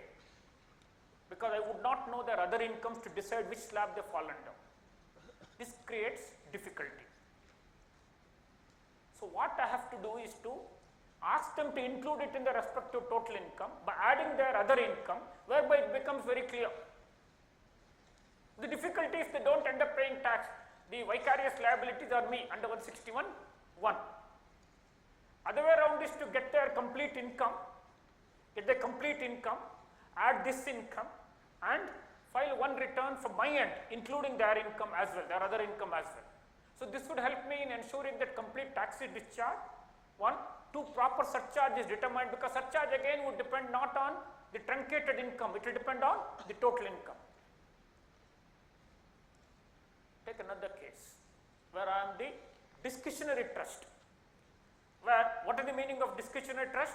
I have the trust income, I can decide who to give how much and decide even not to give in a particular year. In which case it creates all the more problems. At least in the case of specific trust, it is clearly known what goes to Mr. Padam, what goes to Mr. SRS. I don't have a discretion in there. Once it is a discretionary trust, I would decide in a year I would not give anything to SRS. In another year, I would decide I will give everything to SRS. I would not know the respective incomes. Section says under 164, I will have to pay tax at MMR. What is maximum marginal rate? MMR is defined in 229C at the maximum highest rate applicable in the Finance Act. 115 BAC rate is not there in the Finance Act. You have only the Schedule 1 to the Finance Act which gives the rates. But fortunately, the highest rate of both 115 BAC1 as well as what is given in the schedule is the same, that is 30%. At least that part could be resolved. I have to pay tax at 30%. Whatever is my income, irrespective of what I have distributed, I will pay tax at 30%. But how do I pay surcharge? How do I pay surcharge? I cannot include the respective incomes because it is completely my discretion. In a year, I choose not to pay anything, I may accumulate. Another year, I may give it. I cannot rope in their income here. So, only practical way of determining this in the case of a discretionary trust is to ignore the respective incomes and take whatever trust income that is, apply the slab as is applicable to trust income for the purpose of determination of surcharge. So, far as tax rate is concerned, it is clear, it is the MMR. Charitable trust. A charitable trust is exempt under section 11 or under 1023C, subject to you complying with a host of conditions. However, if your income is not exempt by some reason, subject to some exceptions, your income would be charged to tax at the rates as if it were the total income of an AOP. So you will have section 164(2) coming in. I have already explained the interplay between 164(2) and 115 BAC1. You may 1A. You may treat the trustees as AOPs, treat the trustees as AOP, and apply 115 BAC 1A and apply the lower rate. However, you can't do it for certain incomes like 115 BBC, which is anonymous donation coming within chapter 12, so you are stuck to 30% rate of tax. 115 BBI, specified income introduced last year in the case of a charitable trust. 115 TD, accreted tax, which a charitable trust will have to pay. So these are within chapter 12 and therefore are not covered by concessional tax regime. 115 BAC and agricultural income. You will have agricultural income exceeding 5,000 and the non-agri income exceeding the slab. So which slab should you apply? 2.5 lakhs normal slab, or you will apply the slab of 3 lakh in the default regime? You will have to apply the slab of 3 lakh in the default regime because section 210 of the Finance Act, the third proviso says so. If you are covered by 115 BAC, your non-agri income will have to cross 3 lakh. Agri income will be crossing 5,000. Then you will aggregate and apply the rate. Rather than taking 2.5, you will take 3 lakhs. Senior citizen and super senior citizens versus 115 BAC. See, 115 BAC as such does not give any special treatment to senior and super senior citizens. What are the benefits they enjoy normally in the old regime? Senior citizen would have slab up to 3 lakh, correct? Super senior citizen will have slab up to 5 lakh, where he would not pay any tax. 80D higher deduction may be claimed, insurance premium. Then we will have 80 TTB, where additional 50,000 deduction could be claimed for interest on certain deposits. Then super senior, not a super senior citizen, but a senior citizen will get 87A up to 5 lakhs. So these are the benefits which are available. Now, these available would be lost in the default regime, which you will have to be careful about. Because if you are a super senior citizen, you don't pay tax up to 5 lakh, but by default you are in the default regime where the slab starts after 3 lakh. So it may be advantage for a super senior citizen to stay in the old regime. However, how does he stay in the old regime? Under section 115 BAC, subsection 6, clause 2, along with the return of income. If this damn new regime is not there, he is not even required to file a return of income, because up to 5 lakh, he enjoys initial slab up to which he does not have to pay tax. Now take a case of a senior citizen, only 5 lakh income, nothing else, no other income, no other deduction. Earlier, would he have been required to file a return at all? No. Now he comes on the default regime. For him to walk out of default regime and to go to old regime, it has to be along with the return of income, which he has to file under 115 BAC, subsection 6, clause 2. So he is compelled to now file a return of income. In this return of income, he has to opt out, and then he will have to go into the regime of up to 5 lakhs, no tax. So if you look at section 139(1), which will require a person other than a company or a firm, when is he required to file the return of income? When his total income exceeds the maximum not chargeable to tax. It would not say not chargeable to tax under Finance Act or under Income Tax Act or whatever. It would not say so. Therefore, by default now, the moment a senior citizen's income crosses 3 lakh, he becomes liable to tax under this act. By exception, he gets the benefit of exemption up to 5 lakhs. This could be exercised now only by mandatorily filing the return of income. This needs to be kept in mind.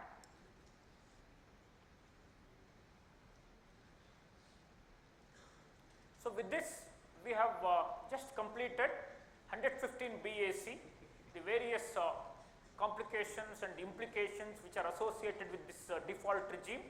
So we will take a break for, you have any questions?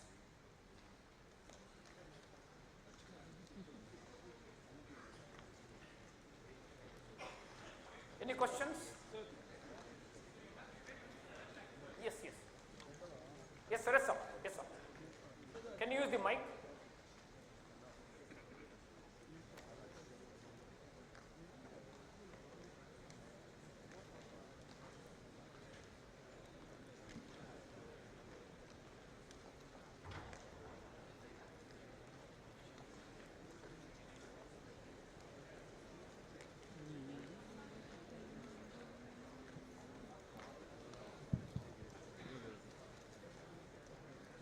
Hello. The barring under subsection 6 of 115 BAC is qua assessee, not qua business income. When you said after 5 years, when he again has a business income, he may again kind of opt out. How do you come out of 115 BAC subsection 6? Because it says nothing contained in subsection 1A shall apply to a person where such option is exercised by such person. So that person would have exercised his option 5 years back. So his question is, the option to opt out is qua the person, not qua the income of the person. Therefore, in case in 34-35 assessment in my example, he will start a new business. The question that I raised was whether the benefit of 115 BAC 6 would be available all over again. He is absolutely right insofar as his reading of 115 BAC 6 is concerned. There is no doubt on this at all. However, if you look at the proviso says at the end of it, you will cease to have except where such person ceases to have any income from business or profession, in which case option under clause 2 would be available. So I am now a person, I still am a person, no doubt, whereas proviso will provide me, even though I am a person and the option under section 6 is qua the person, the proviso will give me an exit route at the time when I will cease to have business income. So once I cease to have business income, I am treated at par with anyone else who does not have business income. So I still remain a person. But then once I start a business income all over again, without doubting your statement that I am still a person covered, I am also a person covered by the proviso. So therefore a doubt would arise as to whether I will get the benefit of subsection 6 all over again or not. As I said earlier, two views are possible. I would subscribe to the view that you would have to get the benefit back, keeping in mind the mischief principle. What is the mischief principle? Your computation becoming topsy-turvy year on year basis if allowed to hop in and hop out. That contingency may not arise where you have ceased to have business and start altogether a new business. Otherwise, the rate of tax is just the same whether it is business income or any other business income. Why this special treatment to people having business income? You will have to keep in mind the computational hassles attached to it. Sir, what will happen if I opt it out for this scheme, old scheme only, and then I don't file return in time? Come back, sir. If I opt it out for the new scheme, the default scheme, in old scheme only I No, opt it. sir, you have said new, old, default. Sir, that if I go in the old scheme. So you are in which assessment here? 24, 25. 24, 25. Are you a person having business income or yes, not? Yes, I am having a business income and I don't file return in time. Yes, yes. Okay, you are having business income. Yes, yes. You don't file return in time. Yes. But have you exercised the option or not? Yeah, exercise option, but return don't file. Will come to you. Exercise the option. Yes. This is a very good question. Under 115 BAC 6, clause 1, if you are a person having business income, you will have to exercise your option to move out on or before the due date for filing the return of income. So you have done that. You have done that, but you have not filed the return of income. Your option stays. You are moving to old regime. There is no difficulty, with all attendant consequences attached to non-filing of return in time. Yes. Any more questions, sir?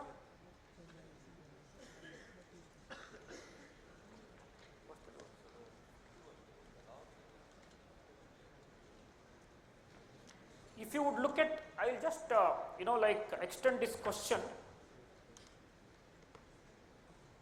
If you are a person not having business income, by default you are in the default regime. If you want to go to old regime, it says option is exercised along with the return of income to be furnished under 139(1).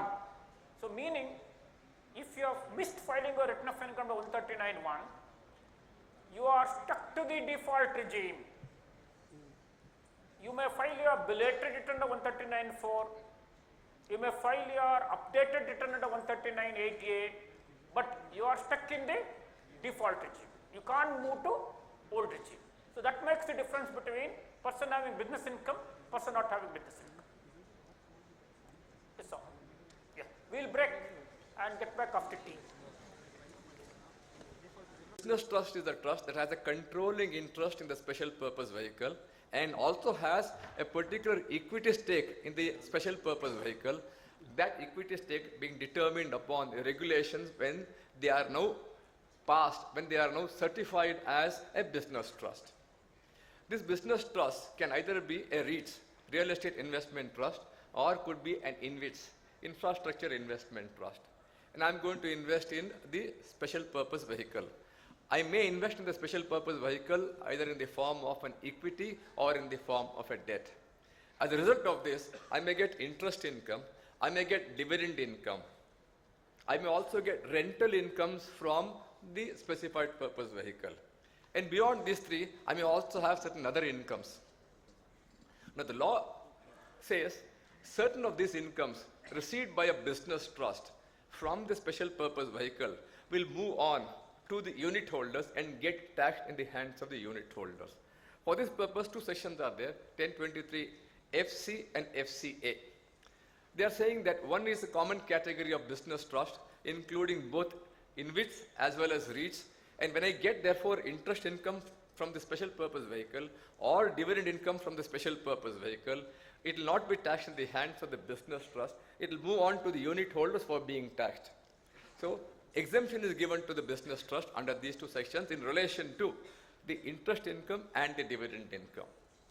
1023 FCA is particular in relation to REITs only, and they say rental incomes derived from the leasing of the property from the special purpose vehicle will not be taxed in the hands of the business trust, will be taxed in the hands of the unit holders.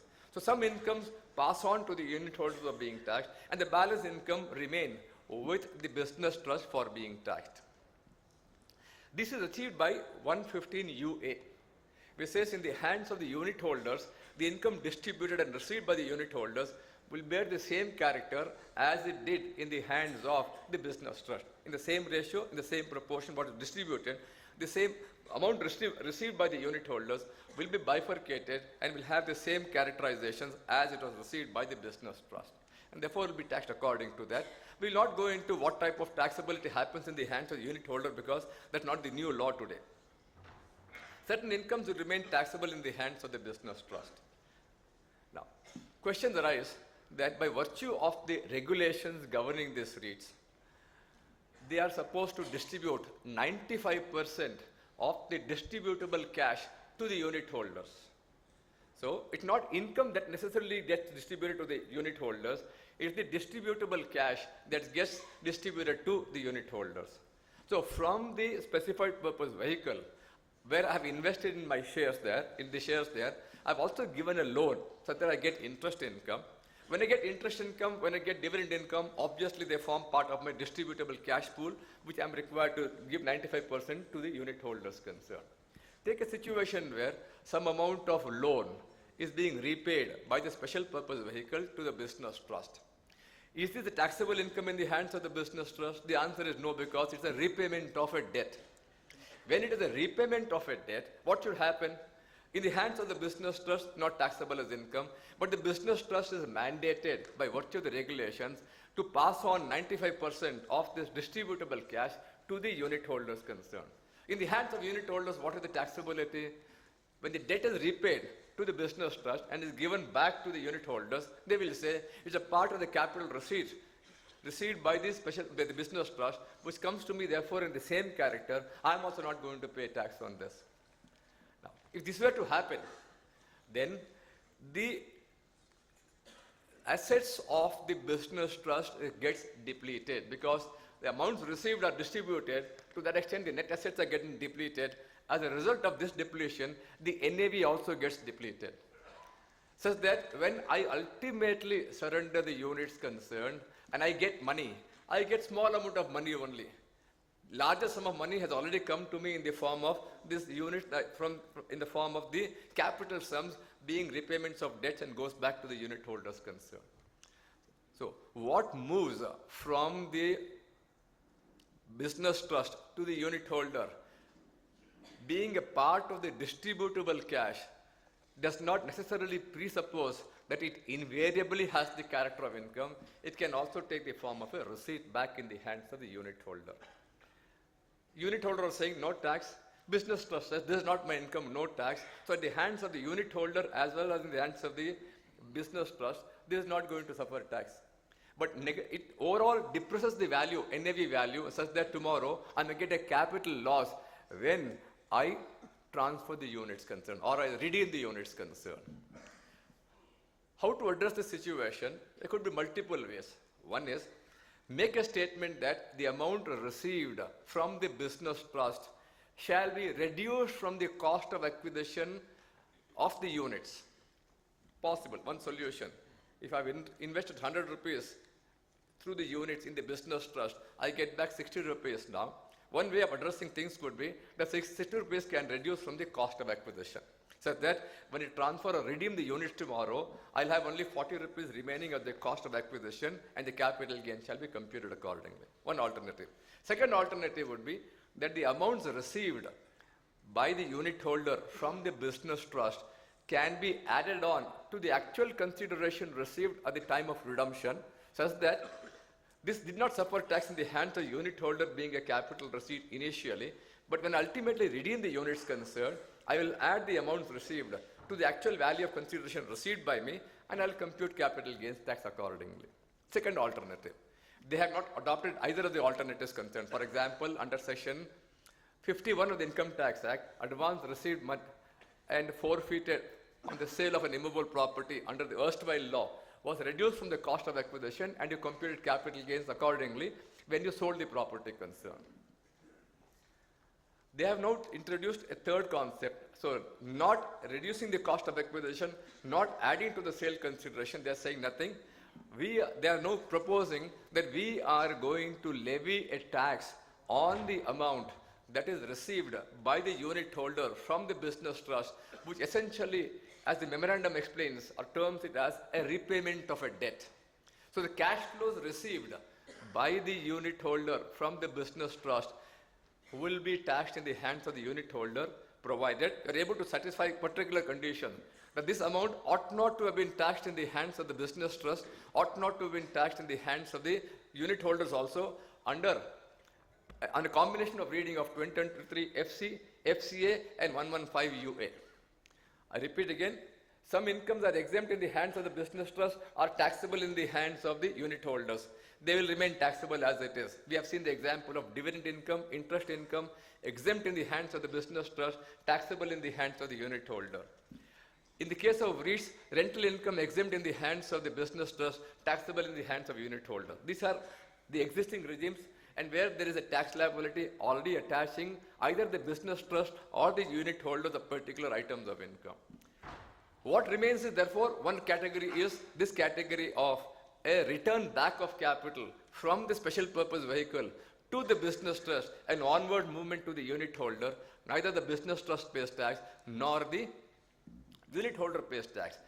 That is ought to be addressed by inserting subsection 3A into 115U to say this income received by the business trust from the special purpose vehicle will not be taxed in the hands of will not be covered by the taxability in the hands of the business trust, but will be taxable in the hands of the unit holders. That is done by amending to subsection 24 by introducing clause 17C there to say that in the hands of the unit holder, this amount received from the business trust will be categorized as income. So one way of addressing things would be to say that I'm changing the definition of income in a manner that this amount received by the unit holder now will be regarded as income. 1.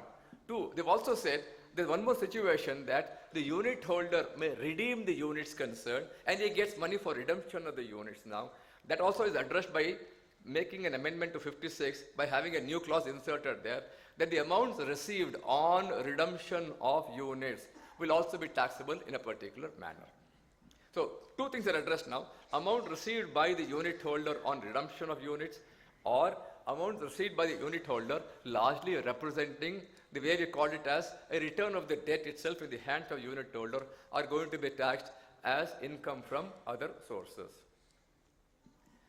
When we have a situation where the amount is received back by the unit holder on redemption of the units concerned, the amounts paid by the unit holder towards the subscription of the units will be allowed as a deduction.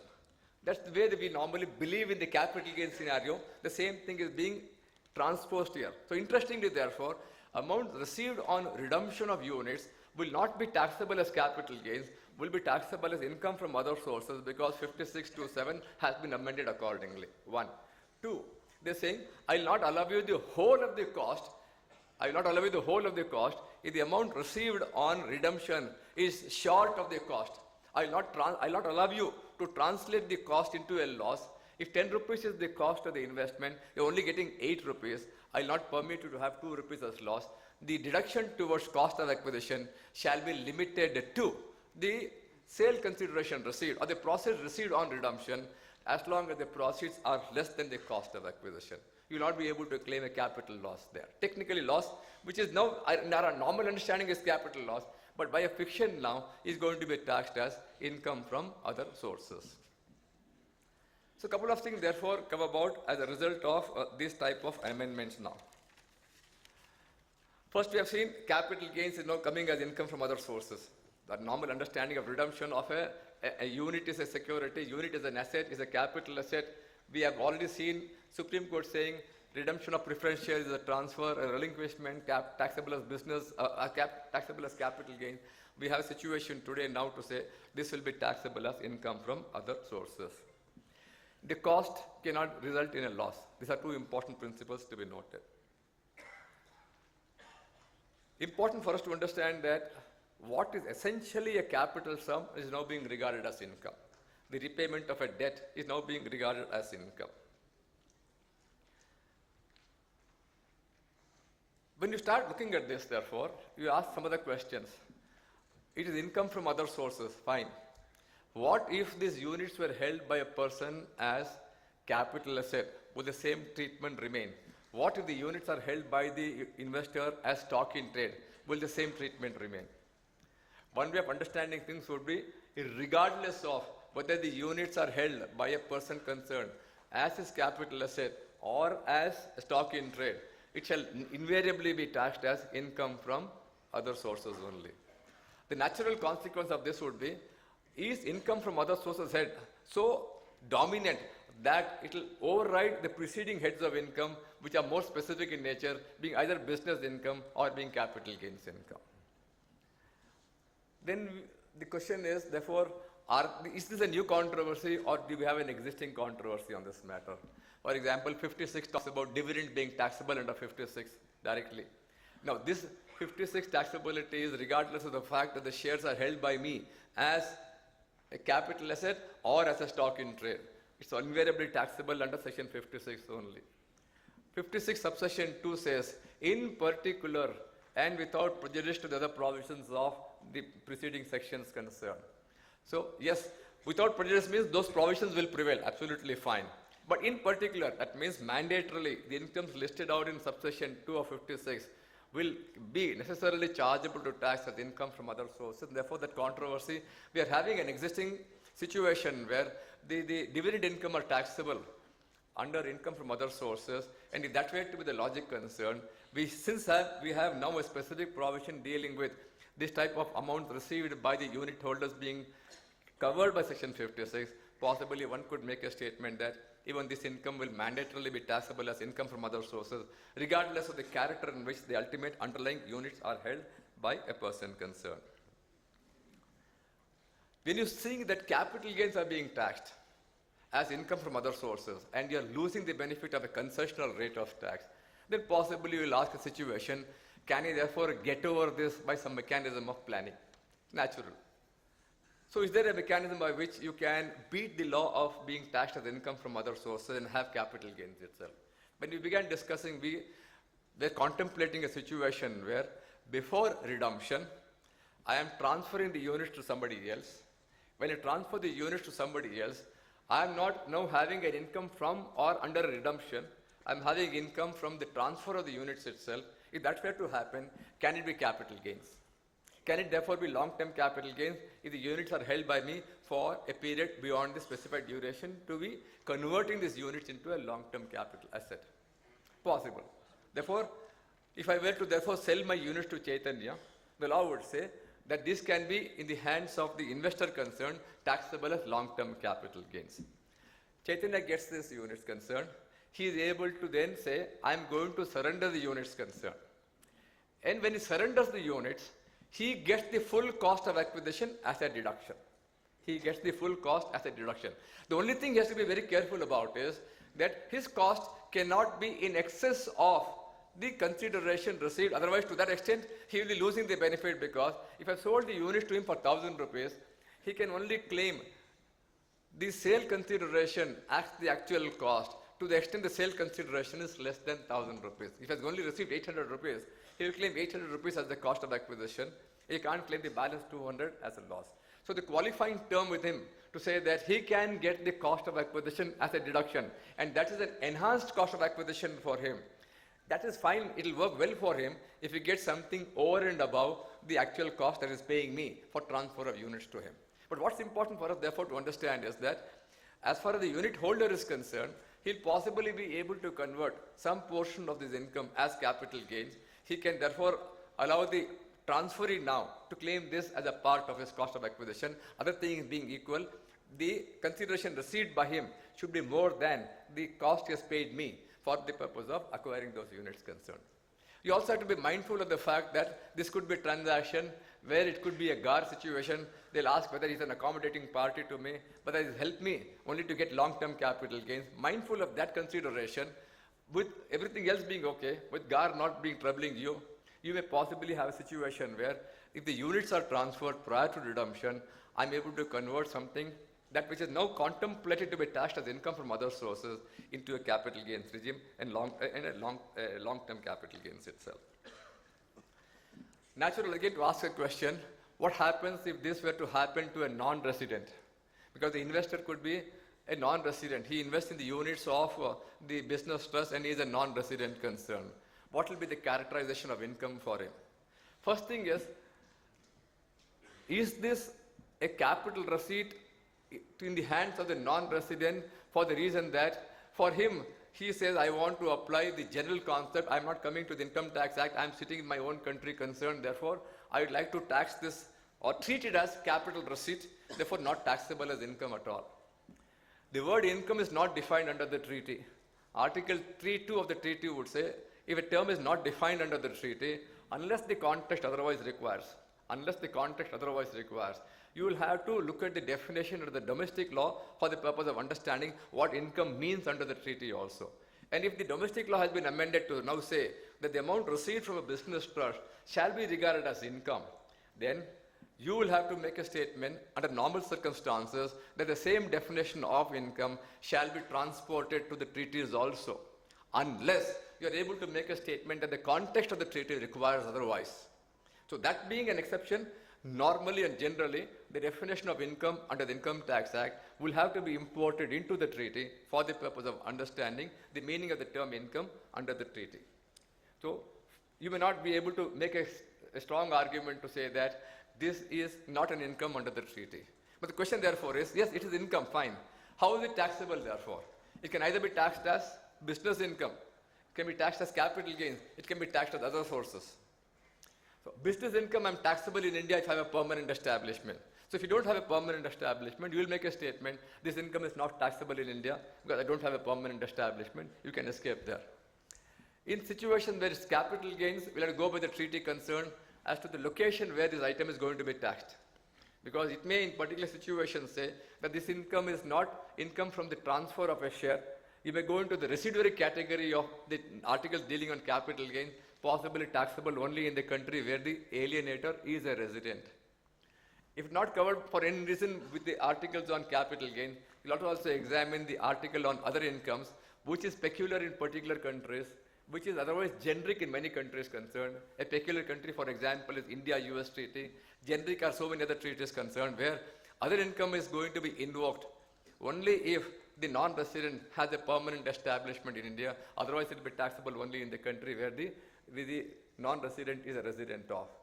Therefore, under the treaties also, we may have to find out the taxability of these incomes concerned and then say, yeah, by virtue of the characterization as either a capital gains income or a business income or income from other sources, the tax liability shall accordingly be determined under the treaty.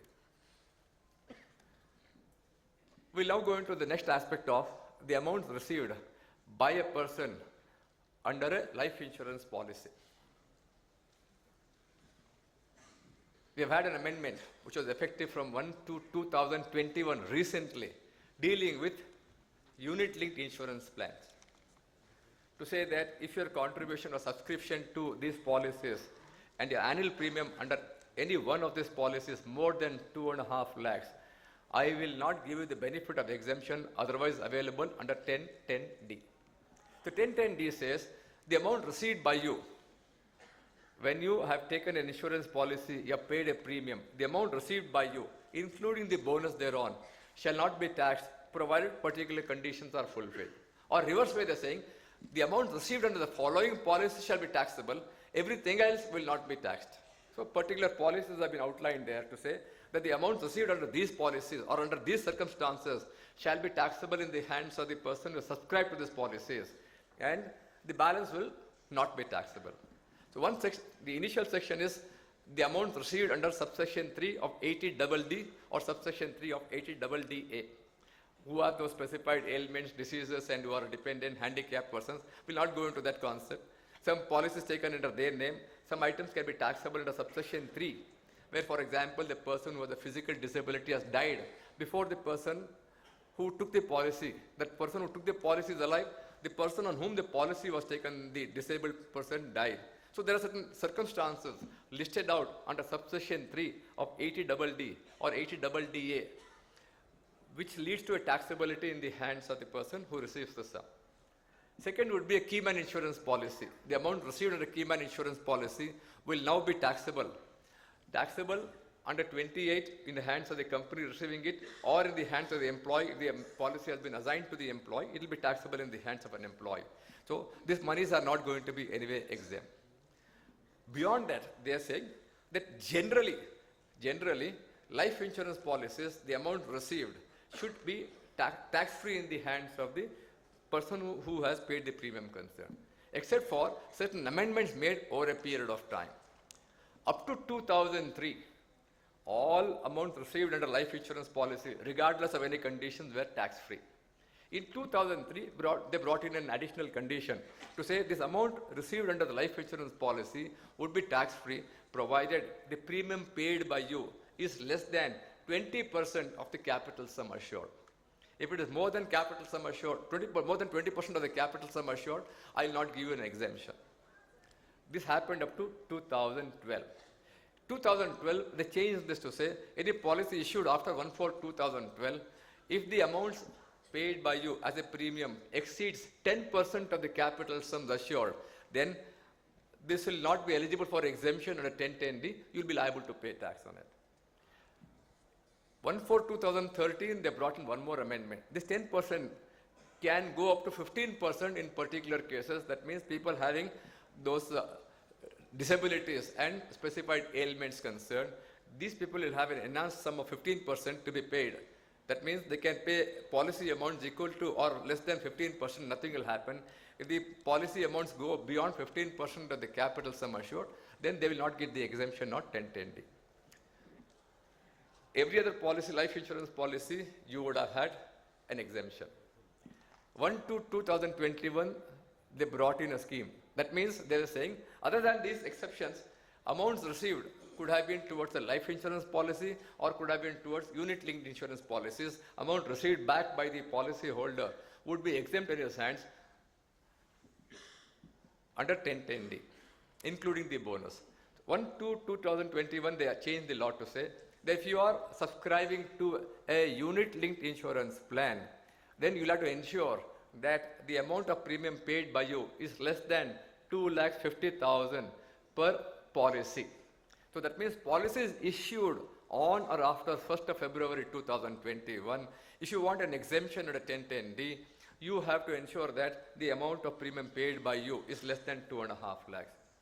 Then the envisage that if that were to be the proposition, people will split the policies and pay premiums under different policies, each being less than 2.5 lakhs, aggregate being more than 2.5 lakhs. To address that situation, they brought in a provision further, one more proviso to say that if you're having subscription to multiple policies concerned, then I shall give you an exemption so long as the combination of policies you're choosing leads to a situation where the aggregate of premium paid by you under these multiple policies is less than 2.5 lakhs. The board issued a circular number 2 of 2022, that when you're having a subscription to multiple ULIP policies concerned, how do you arrive at this 2.5 lakhs? I'll not go into the examples there, but it's important for us to keep in mind that the board has examined about 9 situations concerned and given its interpretation to say that what is the way in which you could exercise the options concerned. It's important for us to know that, to remember again that this law is in relation to policies of ULIP issued after 1st of February 2021. And although this 2.5 lakh limit is there, if you are getting the money during the course of your own lifetime, if you were to die and the monies were to come to the legal heirs, then you will get back the restoration of the full exemption. All the monies received by the legal heirs will be tax-free because the limitation of 2.5 lakhs applies to a person who has subscribed to the policy and during his lifetime, he gets the proceeds from those policies concerned. The finance minister this year says that we need to continue having a welfare measure where as it is subsidizing the risk premium, they're giving you a concession at 1010D. Our intention is to ensure that the small and genuine taxpayers are being protected. So small is fine, even they're saying genuine is all those fellows who subscribe to a policy of LIC, where by virtue of the limit now laid down, the policy amount or the policy premium per year is less than 5 lakhs. So any policy issued on or after 1st of April 2023, as compared to ULIP just from the date of the budget itself, they've changed this to say now, no, I'll make the law applicable to policies which are issued on or after 1st of April 2023. And if the policy amount is more than 5 lakhs, you will not be able to get the benefit of 1010D. Existing policies, the benefit can continue. If you want to take new policies, aggregate policies more than 5 lakhs before 31st March 23, they are permitted to. The law will kick in only after or on or after 1st of April 2023. Same law as we have understood for ULIP, a combination of these policies also, the amount shall not exceed 5 lakhs, the same. And the same law to say that the amounts received under these policies where the aggregate premium is more than 5 lakhs, but the amounts are received on the death of the policy holder, then there will be no taxability because the entire law applicable to those limits of 5 lakhs will not apply to the amount received on the death of a person concerned. So we have 2.5 lakhs for a ULIP, we have 5 lakhs for an LIC policy now. And the law is not saying that these are overlapped. Therefore, the way in which you can read the law today is possible for you to make a statement that I can have 2.5 lakhs exemption for a ULIP policy and additionally now have a 5 lakhs exemption for LIC policies. So ULIP policies after 1/2/2021, 2.5 lakhs exemption available. LIC policies issued on or after 1st of April 2023, I can have another 5 lakhs, up to a maximum of 5 lakhs exempt. Effectively, I can have 7.5 lakhs of exemption on a combination of these policies concerned. One interesting fallout of this would be that ULIP amounts after 1/2/2021, they tried to say exemption is not available to you. Did they make any change in the law to say this shall be taxable as income? That question arises. Exemption is not available. So we were all believing exemption not available means it should be attaching an income. If the exemption is not available, it presupposes that it is taxable. Now you start comparing. ULIP, they did not make an amendment to 224. they did not have a clause inserted in 56.2. They only changed the exemption under 1010D. In relation to LIC policy more than 5 lakhs, they have changed 1010D, but they additionally have inserted a new clause under 224. They've also brought in a specific section under 56 to say that this shall be income, this shall be taxable here. So start comparing now. That's why I made a statement initially, trying to address situations, not trying to address concepts. So when you start looking at it to say that, hey, look here, for LIC, there is a specific law now introduced or proposed to be introduced to say this shall be taxable as income and this shall be taxable as income from other sources. When you start comparing the law with ULIP, you naturally ask a question. There is no similar amendment to 224. There is no similar amendment to 56. What does it mean therefore? In the absence of an amendment, both the places 224 and 56, can you continue to make a statement that this is a capital receipt? The fact that you may not get an exemption under 1010D doesn't mean that it is taxable as income. Exemption does not lead to a charge. Non-fulfillment of a condition of exemption does not lead necessarily or automatically to a charge. You have to independently say that there is a charging section available. So natural and logical comparison gives rise to a question now that ULIP, the law is not amended, 224 is not amended, and 56 is not amended. As a result of which, therefore, ULIP should remain non-taxable as on date. Proposition number 1. Proposition number 2. This law is now amended with effect from 1/4/2023. Policies issued on or after 1/4/2023. What is the law prior to 1/4/2023 is a natural question to ask. Because they brought an amendment today only. It means that the legislature is aware that the new law has to apply, this will be taxable as income only after 1/4/2023, logically meaning therefore that prior to 1/4/2023, not taxable, regardless of the fact that the policy amount was more than 20% of the capital sum, more than 10% of the capital sum, more than 15% of the capital sum, because they did not have any of these natures of income. This is not retroactive, this is not clarificatory, this is not retrospective amendment itself. And therefore, looking at the amendment today, looking at the law they're trying to design today and implement today, you're going to ask a question. What happens to parallel regimes? What happens to the prior dates concerned? These are logical, natural questions, and you will have different answers on this aspect to say that by making a comparison, because otherwise, logically and originally, all life insurance policies amounts were deemed to be part of mutual insurance, mutualities, therefore not taxable as income. So to make it taxable as income, you need to have a specific provision of law. When there is a specific provision of law, then you can say it's taxable. In the absence of a specific provision of law, the question therefore naturally that arises is, can you make a statement that this is not taxable as income, it's taxable as income under particular conditions and from those dates that the law has specified so. And that could be very interesting ramifications of the amendment made today, which is actually trying to address partially certain situations concerned. And when you try and juxtapose this partially taxable situations now with some other situations or the prior regime situation, we naturally get a doubt whether it's taxable as income under the earlier regimes itself. 1. 2. One thing it clarifies now, the new regime clarifies now, because the law would say any sum received, including the bonus, is taxable under 1010D. So the question therefore was, I've subscribed to a premium, to a policy, I paid premium. I paid 10 lakhs as premium over a period of time. I'm getting 12 lakhs today. What is that I'm going to suffer tax on today? Let us say I'm not subscribing to the conditions of 20% or 10% as the case may be. I'm violating those conditions itself. Now, I've paid premiums of 10 lakhs. I'm getting 12 lakhs. I can go into larger figures also, but taking a small, at a micro level figure. Any sum received under the policy is taxable under 1010D because the capital sum and the premium paid, they are not matching the conditions as laid down under the statute. So is 12 lakhs taxable or 10 lakhs taxable? Any sum received, one interpretation is that, look here, any sum means includes the original amount of premium paid by you. Actually, it's an exemption section. It's not given a computation section. It's not even a charging section. Logically, there should have been a situation where, therefore, only excess of 10 lakhs should have been taxable. But then looking at the law, looking at the way 1010D was worded, any sum received, there's a possible doubt. You could have had difficulties from the tax office concerned to say that, look at the law, the whole of 12 lakhs is taxable. That is now clarified by saying that you will be taxable under 56 only to the extent of the amounts received by you over and the amount, over and beyond the premium subscribed by you.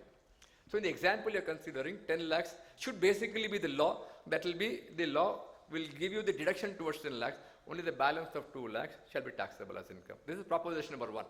Proposition number 2, if under this 10 lakhs contribution, you have claimed the benefit under any provisions of the Act for this contribution of premium by you, maybe under 80C, maybe under 80DDB, then you have claimed a tax benefit accordingly. So the amount of premium paid, in the example we are considering 10 lakhs, shall be reduced by the deduction that you have claimed under any provisions of the statute in relation to the premium paid.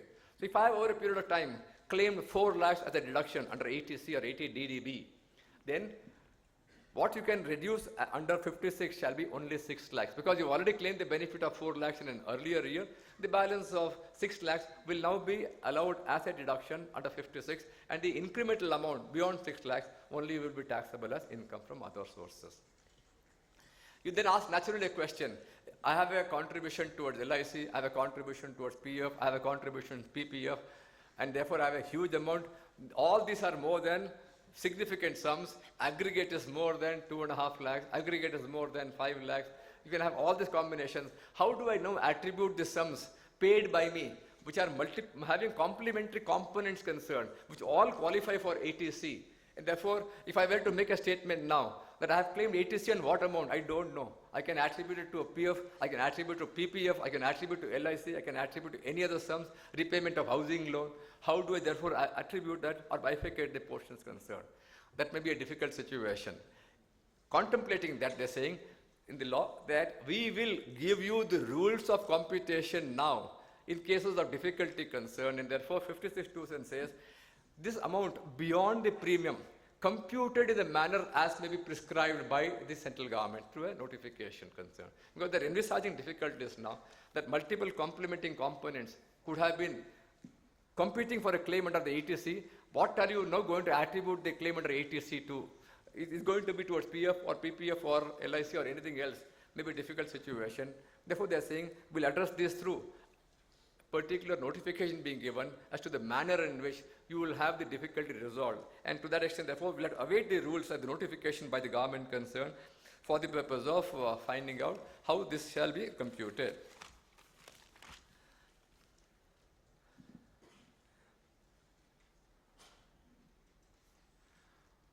This can give rise to situations. Now we've already seen some of them. I'll not go into further complications on this matter to say that what happens when there's a person who dies. The amounts are going to be exempt in the sense, regardless of the provision. They're saying anything contained in the 4th, 5th, 6th, 7th, all these provisions will apply on a death of a person concerned. So I have received the monies because of a multiple or multitude of policies I've subscribed to. Now, when I get the monies during the lifetime, I have to make a situation that, hey, look here, the amounts of the aggregate amount of policies does not exceed 2.5 lakhs for ULIP or 5 lakhs for an LIC. I'll accordingly offer it for exemption or accordingly offer it for tax. So when I do the calculation, I look at my existing policies and then say the aggregate sum exceeds 2.5 lakhs, aggregate sum exceeds 5 lakhs. But if I were to die, surviving all these policies concerned, no, that means the policies survive, I die.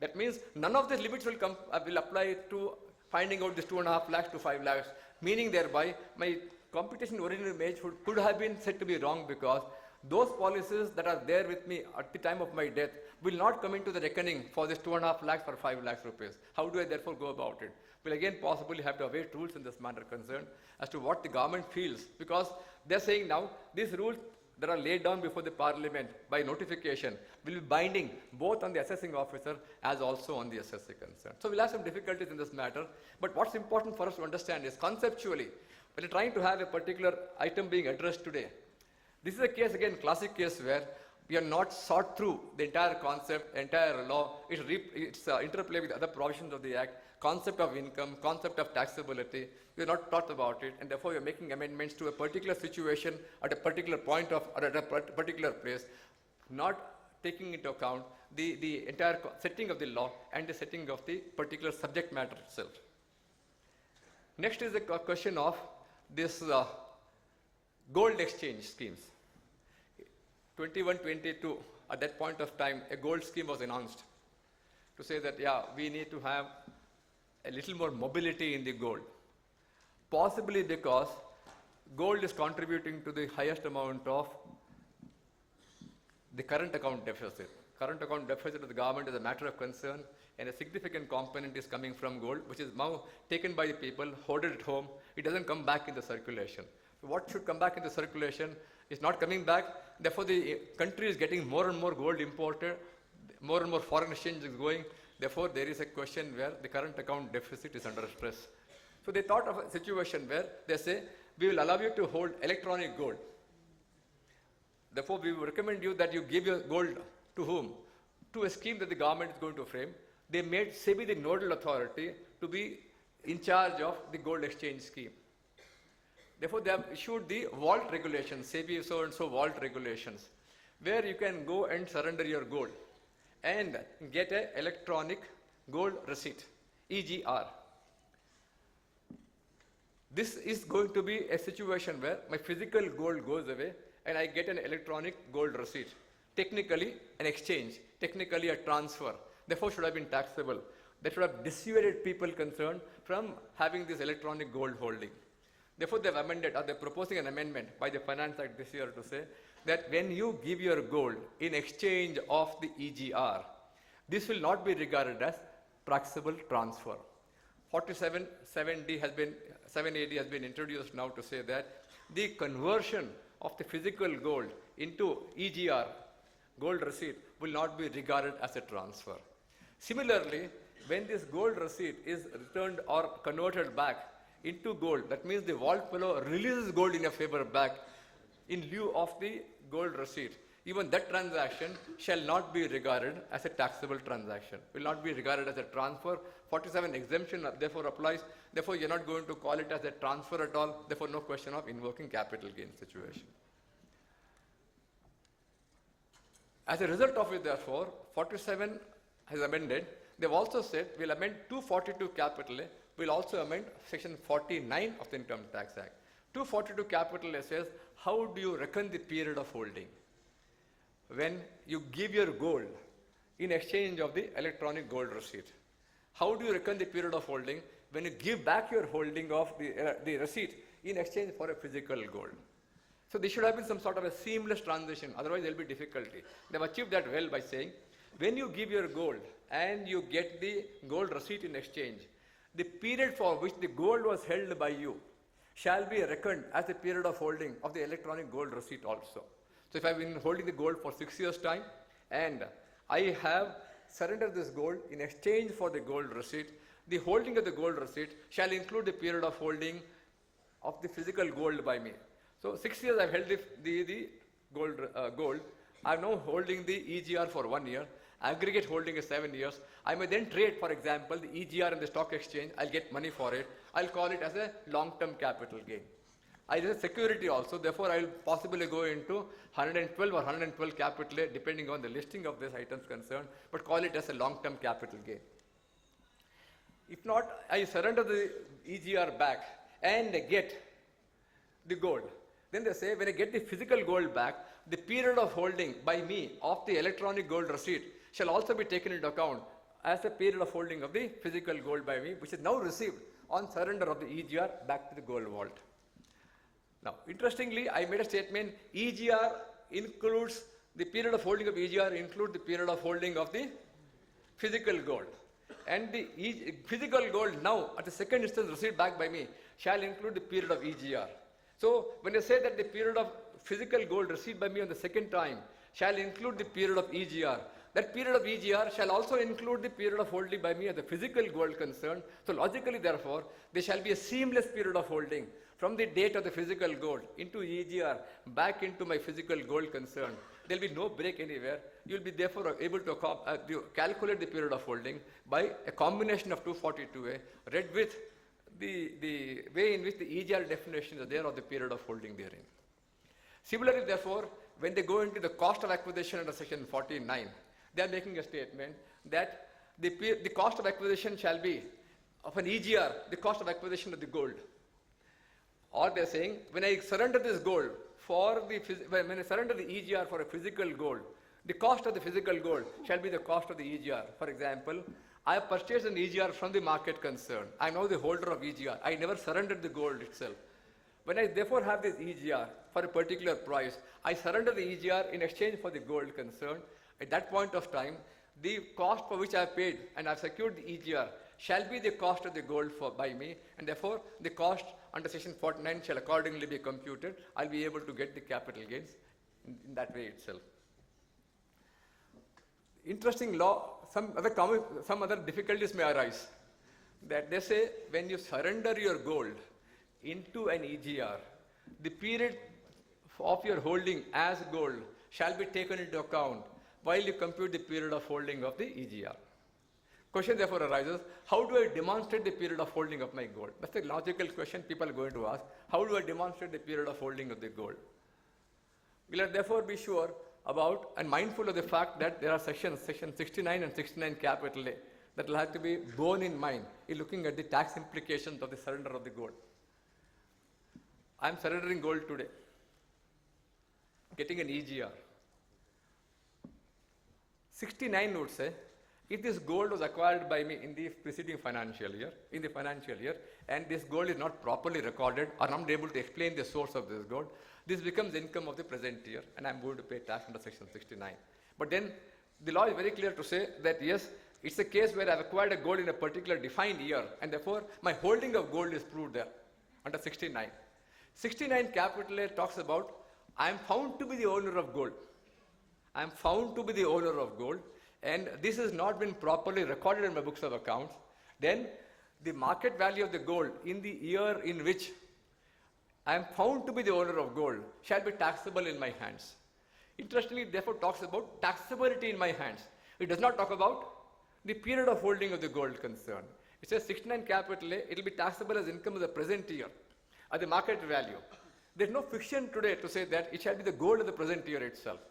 So therefore, the question that arises is, I am able to give an explanation to say gold is acquired at my marriage time, but IO says, no, you're showing 1,400 kilos of gold gram. You wouldn't have by your status got so much of gold. I don't accept your theory. 1,200 I'm accepting, 200 grams I'm not accepting. So we'll have difficulties in trying to, the quality of evidence that is being given and the quality of evidence that is accepted by the tax department could be a matter of dispute, and that dispute could result in a tax liability under 69 capital A.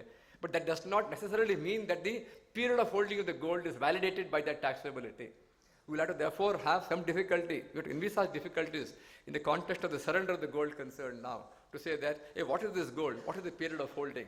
69 and 69A do not necessarily give rise to a statement, categorical statement that the gold was acquired in a particular year. 69 can give to some extent, but 69 capital A does not give rise to a determinative factor of the date of holding of the gold concerned. That we'll have to prove independently. But that being proved, from the date of holding of the gold, physical gold concerned, into the EGR, I'll be able to claim a statement that the period of holding shall be reckoned, and the EGR therefore will be short-term or long-term accordingly. What's important to understand also is that the government, as on date, is not envisaging any particular returns on this gold.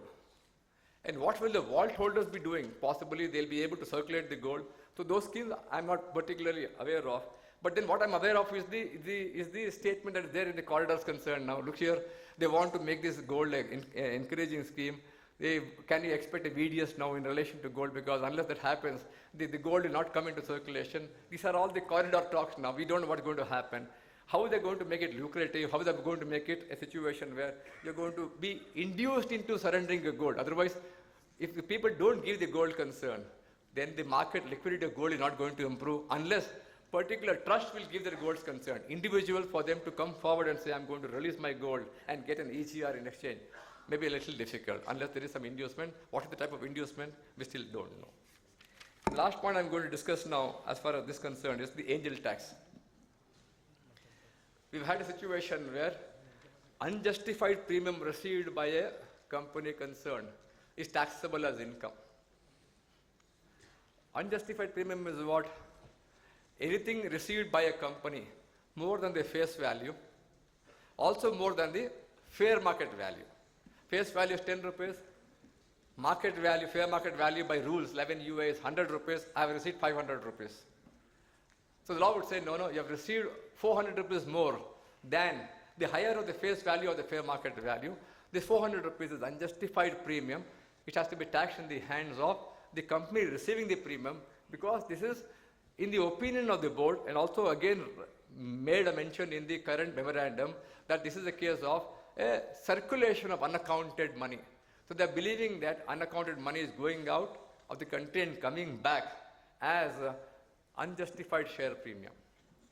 The law till last year said angel tax will apply only when the monies which are representative of unjustified premium is received from a resident shareholder. That means they said non-resident shareholder is outside this angel tax.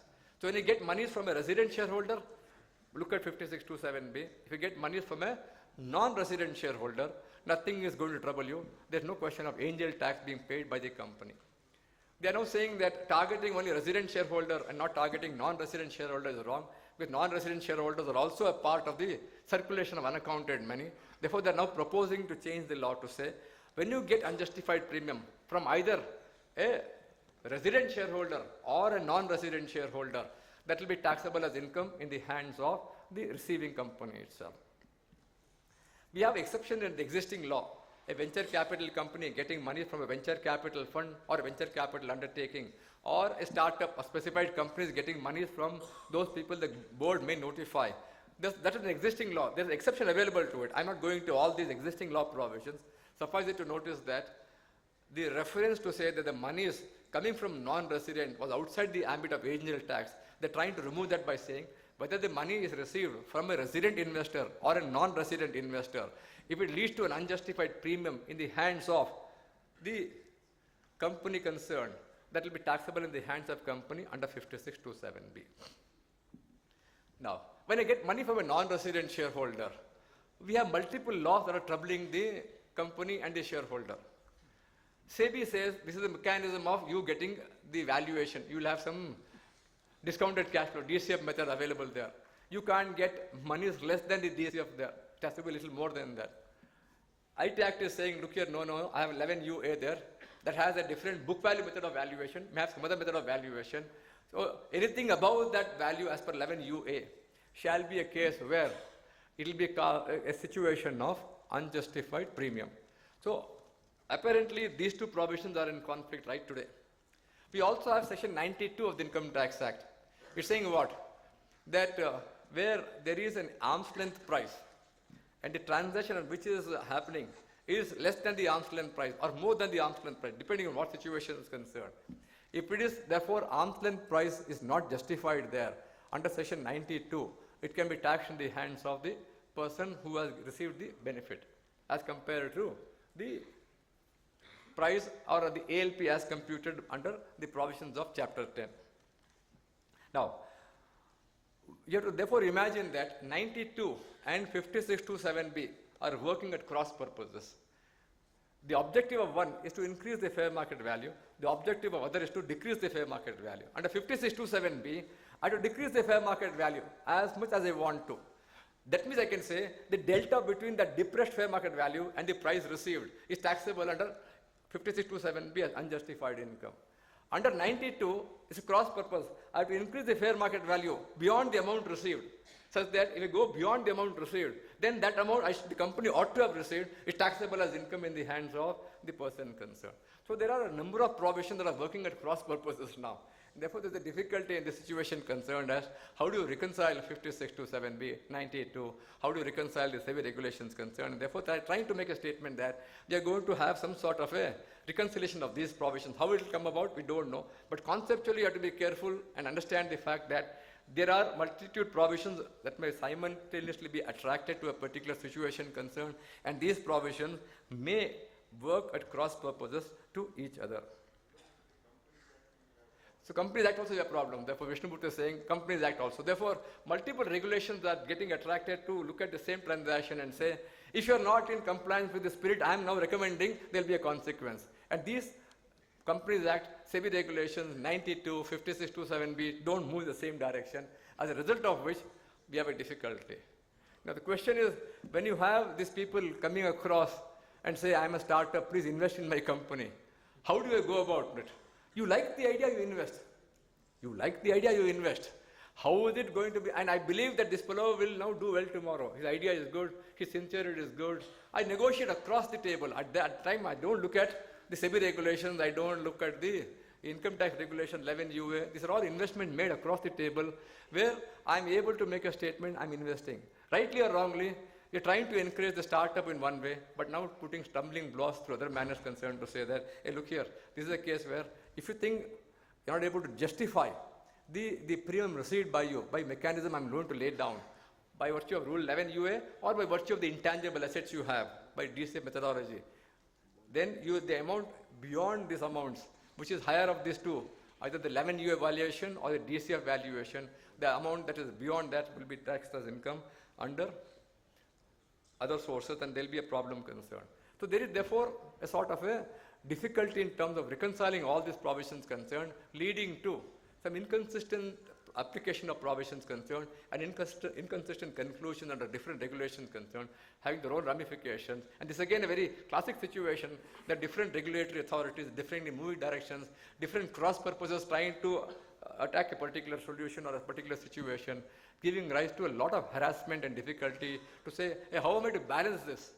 How am I to balance this? To have a perfect balance is difficult. Either it will be here or here.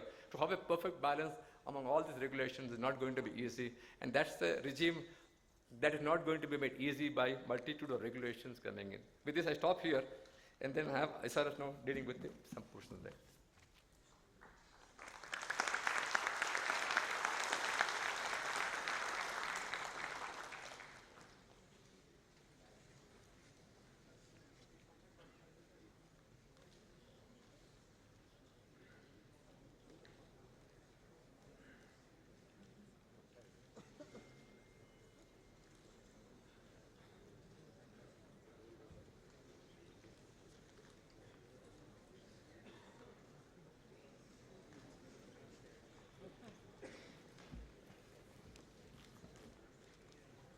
I requested my younger colleagues here to show some concession to my age and leave me out of all the sections or clauses in the finance bill which are pretty complicated.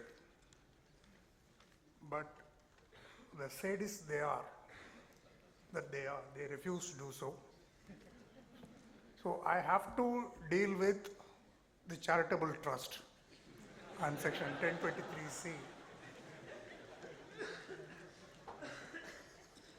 So the very fact that you are all laughing, please, most of you have attended the programs earlier and knows what happens when somebody discusses these sections. Anyway, the idea is to keep you awake after lunch and also keep you interested in these sections. Since you might be interested in these sections, you may be awake. So therefore, after lunch only, we will discuss the charitable institution point. Yeah, you have to be, as Padam says, we have to be charitable to you.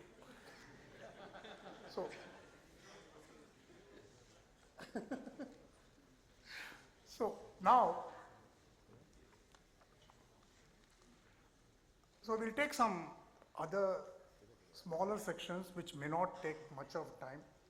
If the organizers are okay, after we finish those two sections, we can have a break, then come back. The first one is the amendment to section 918. As you may be aware, section 918 was introduced to cover a situation where a resident gives gifts, let's say money, a sum of money to a non-resident outside India. Under normal circumstances, section 56 to 10 would not have been applicable to such transaction because the amount accrues, the amount is received outside India and it is outside the scope of total income specified in section 5.2, which deals with the non-residents. So to cover this, section 918 was made, brought into statute to say that any such income which is referred to in section 224(17)(a) corresponding to 56(2)(10) would deem to accrue or arise in India. You may recall that in the earlier, when this section was introduced, we had raised an apprehension that this amendment may not be sufficient because section 56(2) is on receipt basis, whereas this amendment deems certain income to accrue or arise in India. Normally, any gift received cannot have an accrual because you don't have a right to receive, you don't have a right to demand the gift from somebody, at least legally. Okay, so therefore, the question of arising or accruing such income will never arise, and we said that the better way to do it to amend section 5 appropriately rather than bringing in section 918. But anyway, that amendment has not taken place. Meanwhile, what they have found is that many not ordinary residents are receiving such gifts outside India. Now, not resident but not ordinary resident is a resident for the purpose of section 6. There is no doubt about it. He is not a non-resident except for certain sections like 91, 93. Yeah? Or some two sections mentioned in section 231 to say that a non-resident would include a not ordinary resident for some specific purposes. Otherwise, they are not following the definition of non-residents, and therefore section 918 as it stands today did not cover a gift received by a not ordinary resident. Now they have amended the section because why they were saying, because if they are a resident, normally section 224(7)(a) read with 56(2)(10) should apply to them. But for a not ordinary resident, in order to be taxed any income which arises or accrues outside India, the proviso to section 51C says that unless it is from a business controlled in India, such accrual outside India is not taxable. Since there is no business involved in this kind of gifts, a not ordinary resident was claiming exemption, not exemption, he says, I'm not liable for taxation because it doesn't fall under section 5. So to get over this, now they have proposed to amend that section 918 will also apply to a not ordinary resident. So from the assessment year 24-25 onwards, if you receive a gift outside India from a resident, and if you are a not ordinary resident, then that would be taxable in your hands under section 56(2)(10). So this is the amendment which has happened regarding 918. Is there any issue on this? Okay, fine. The next amendment is with reference to the recent scheme of Agniveer scheme, Corpus fund scheme, introduced by the Ministry of Defence. During the last year, after that Agniveer scheme of induction into army was introduced, the government framed a scheme, the Ministry of Defence framed a scheme under which a corpus fund for the Agniveers would be created in respect of each Agniveer, whereby 30% of the earnings of the Agniveer would be deposited there, and a matching contribution will come from the government. Now, the section 17 is proposed to be amended, and also they want to introduce a new section called section 80CCH, whereby the contribution made by the government to the Agniveer corpus fund of a particular Agniveer would be treated as salary income in his hands. And at the same time, they give a deduction under section 80 CCH to such Agniveers. So therefore, it's neutral. It's almost like the scheme which is there for the new pension scheme, where the contribution by the government is treated as salary income and the deduction is given under the respective section of 80D also. So, here in the Agniveer scheme, one important point under section 80 CCH is that it is not hit by the cap given under section 80 CCE. So the cap of 1,50,000 rupees, which is there for various sections mentioned in section 80 CCE, will not apply to the Agniveer contribution, which is allowable under section 80 CCH. The scheme is, the section 80 CCH is fairly simple. There is nothing much to discuss. One important point to note is this section 80 CCH is applicable from assessment year 23-24, because already the scheme is in place during the financial year 22-23, and therefore they are given the exemption, or rather the deduction, from assessment year 23-24 onwards. The last point on section 17 is one more amendment made. You may be aware that the Supreme Court in Arun Kumar's case, in the context of valuation of concessional, the housing accommodation provided to employees at a concessional rate, held that before the amount can be taxed, it has to be established as a jurisdictional fact that a concession in the rent has been provided to the employees. Merely a fact that some house is given, etc., and the fair market value of the fair rental value of the house is more than a particular amount, or a particular amount, and the amount recovered from the employee is less, the difference cannot be taxed, and they struck down the relevant portion of the Rule 3. Then the Act was amended to bring in an explanation below section 17.2 dealing with the rent-free accommodation, providing various circumstances under which the rent-free accommodation will be taxed, and also creating a fiction that such a concession becomes a jurisdictional fact as per the Supreme Court judgment. So now in this budget, they want to change the scheme. They don't want it in the statute. So what they want to do now is that they are amending section 17. Sorry.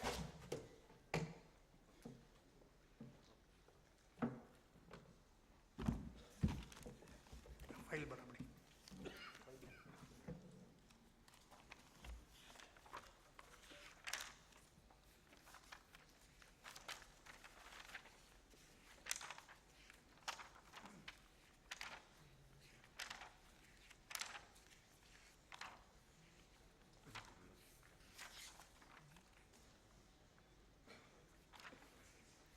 17 subsection 2, which deals with perquisites, to say that the value of perquisite shall be computed in the manner prescribed. So therefore, they took out the valuation of rent-free accommodation from the explanations below section 17.2.1, and they are going to put it in the rules. Second thing is, they are also making a very clear statement that the value of any accommodation provided to the assessee by his employer is at a concessional rate. Then they say, for the purpose of this subclause, it is clarified that the accommodation shall be deemed to have been provided at a concessional rate if the value of the accommodation computed in such manner as may be prescribed exceeds the rent recovered or recoverable from the employee. So therefore, what they say is to to be in line with the decision of the Supreme Court in Arun Kumar, they are creating a fiction in the explanation saying that the value as prescribed in the rules in excess of the rent recoverable from the employee or the rent payable by the employee would be deemed to be have been provided at a concession rate, and that is the value of the concession. So therefore, we are going to see certain rules. We are not very sure whether it's going to be the same as is there now in explanation, which is very likely, and they may repeat that in Rule 3. So we have to wait for that. So this is the purpose behind it. They say that we want to consolidate all these things and put it in one place, the valuation of perquisites of the employees, and therefore we want to do it in the rules, and we are amending the act on this. So these are the small sections which I want to deal before lunch. Now it's almost 1:30.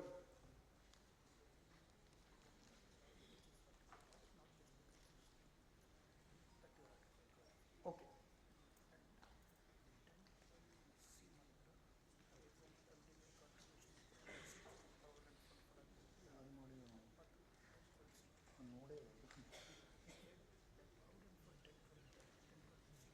Okay, we'll see that.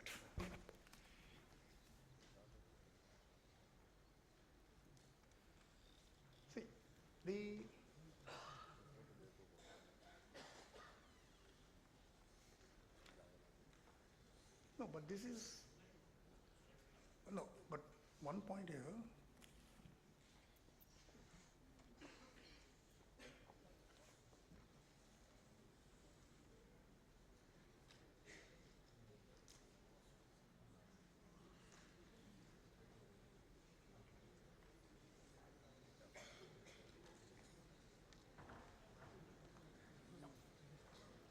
So what Chythanya says is that what they propose to bring now is the perquisite includes the value of any accommodation provided to the assessee by the employer at a concessional rate. Earlier section was with reference to the concession.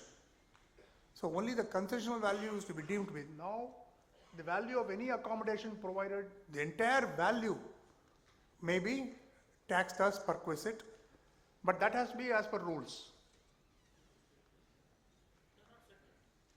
So, no, there is no prescribed, but that if there is a conflict between the rules and this, we have to see that.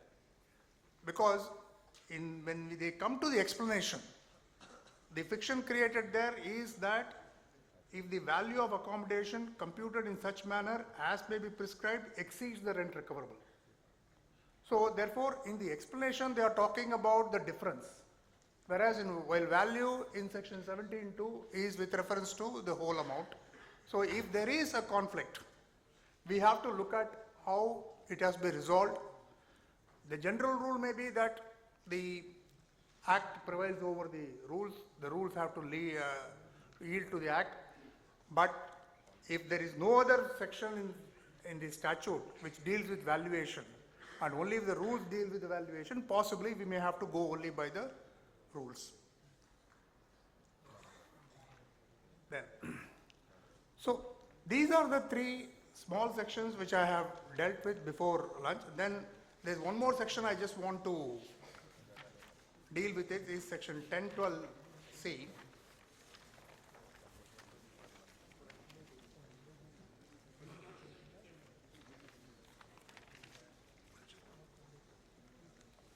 Yeah.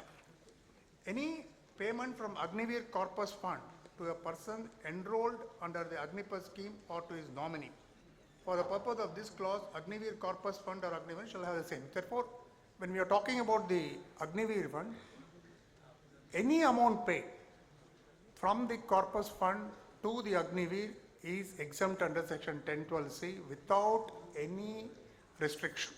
Unlike in the case of Provident Fund, when they say in respect of your own contribution, there are certain limits, and it has also been clarified how those limits have to be worked out.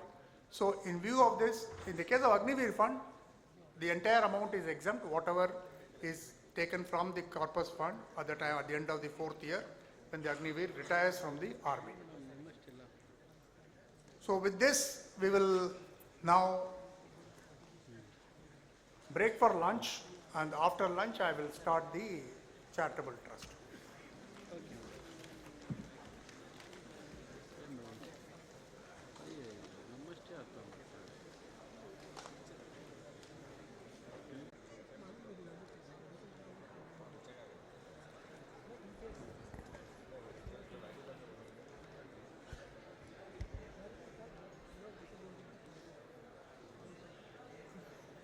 Good afternoon. Can I have your attention, please? Okay. So, as threatened, now we'll deal with the provisions relating to 1023C institutions and charitable trusts registered under section 12A of the Act. It really amazes me that the Babus in the North Block are able to think of amendments to these two sections, 1023C, 11, 12, 12A, 12AB, etc., year on year, making it impossible for any person to understand.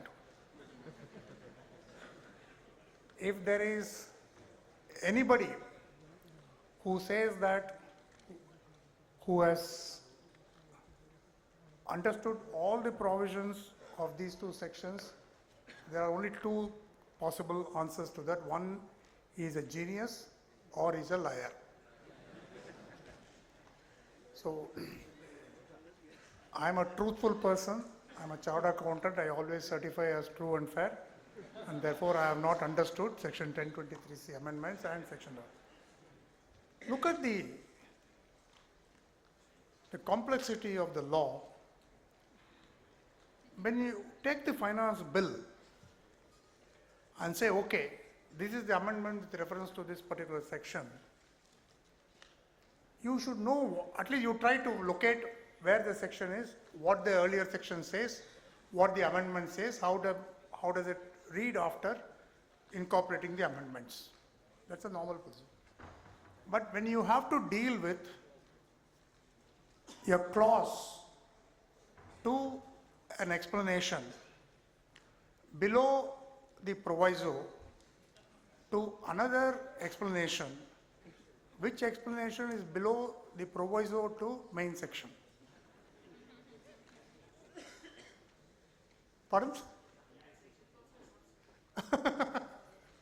So you have section 1023C, then you have clauses 1 to 6A, then you start the 23 provisos. So if you look at those 23 provisos, in some of the provisos, against each proviso you will have an explanation. So below that proviso you will have an explanation. That explanation will have a proviso. Unfortunately, I don't think that proviso to explanation does not have an explanation. So this is the kind of problem we are facing. Therefore, I will not refer to, at least as far as 1023C is concerned, I will not refer to any clause, section, proviso, etc., unless it slips out by accident. Okay. See, basically what happens is that under the 1023, and this is, parallel amendments have been carried out in section 11, 12A, 12AB. Because as you remember, last year, in the Finance Act 2022, the 1023C regime and section 11 regime were made at par. Most of 99% they are equal now. So therefore, whatever amendments that have been carried out, Chythanya. So whatever amendments that have been carried out in section 1023C have also been carried out in section 11 appropriately, etc.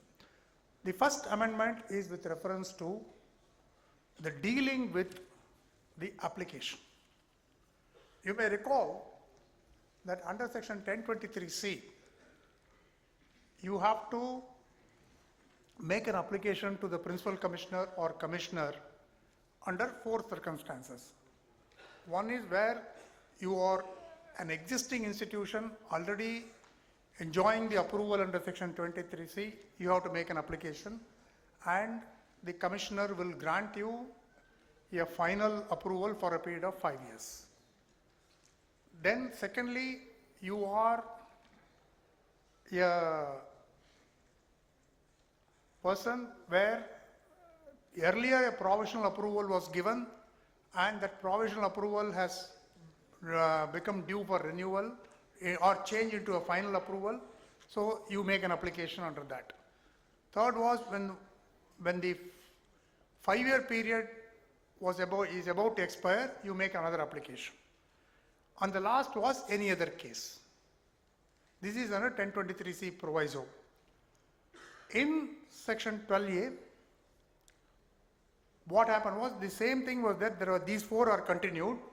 There are 2 more conditions. One is that if there is a modification of your objects, you have to make a fresh application. And if your 1046 or 1046A is getting converted into section 11 institution, then also you make an application. So these are the situations which are there. So now, in the last case, not covered by any previous approval or by a provisional approval, in any other case which comes, you have to make an application at least 1 month prior to the commencement of the previous year, relevant to the assessment year for which you are claiming the exemption. We pointed out last time that this will create a lot of practical problems for existing, the new institutions which come into existence during the previous year. Suppose during the previous year 22-23, you are formed for the first time. Clause 4 of the first proviso to section 1023C says that you must make the application before 28th February 2022. How is it possible? Because I am not even formed by that time. I am formed way back, much after, somewhere in August 22 or something like that. Therefore, unfortunately, this particular situation has not been amended and it continues so. Okay. Now they have made it into a further complication. Previously, any other case did not make any differentiation between an institution which commenced its activities and an institution which did not commence its activities. Now they are making an amendment to the respective provision saying that where an institution has not come, and these are all applicable only to, just as a matter of information, 1020cc 4, 5, 5A and 6. Those 3, 3A, 3B, 3C, 3D, etc. are not covered by this. Only 4 to 6 are covered by this. So these institutions, now they are, if you are in the last category, they are made into 2 types. Where you have commenced activities, you have not commenced activities. Where you have not commenced the activities, it only says whatever was there, the earlier provision is repeated as such. There is nothing much of difference in that. It's almost identical to that. And the problem I outlined at the beginning of my speech on this issue remains. So in the case of a trust which has not commenced its activities, the problem of making the application in the previous year itself continues, that has not been addressed. Now they are making another, this one, where you have commenced activities. They want to treat it on a different footing. What they are saying is, where you have commenced your activities and no exemption has been claimed under 1023C, 4, 3, 4, 5, 6, etc. Not 1 to 3 or 3A, 3B, 3, those are covered. Only these 4 to 6, you have claimed exemption earlier, not claimed exemption earlier, then you make an application before any time after the commencement of the activities. So you can make an application after that. So therefore, what are the implications of this? I will also explain the law which is also there.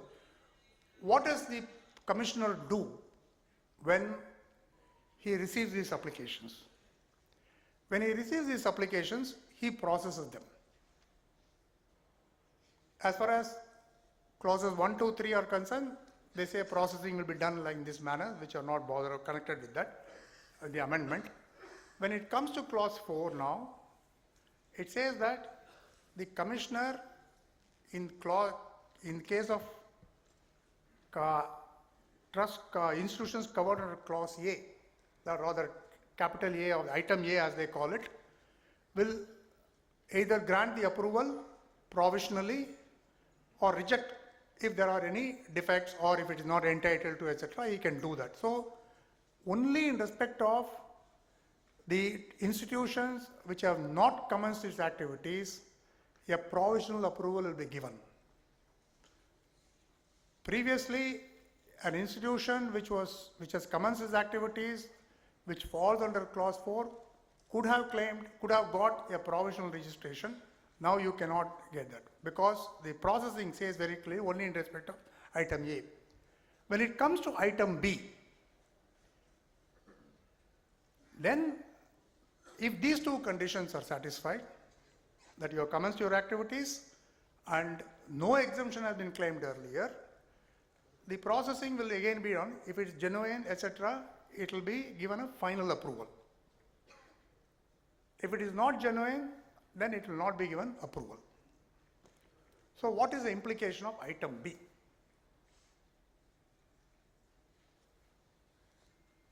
Previously, what in some cases we used to do, whether it is under section 12A or mostly under section 12A, which is applicable there also, is that if by any chance a registration of a trust gets cancelled under section 12AA3, okay, we may independently fight that issue by filing appeal or litigating, etc. But to protect the future course, we used to make a fresh application under section 12A 1AC. 12A1 AC, that we will make a special application, and then in practice the department was granting the provisional approval. But now that process is not available. You get the point? That where you have commenced your activities and you have claimed exemption earlier, if for any reason your registration is cancelled, you will not get the benefit of registration at all because the commissioner cannot process your application. So this is a very important point which we have to keep in mind. So this is one thing. The next one is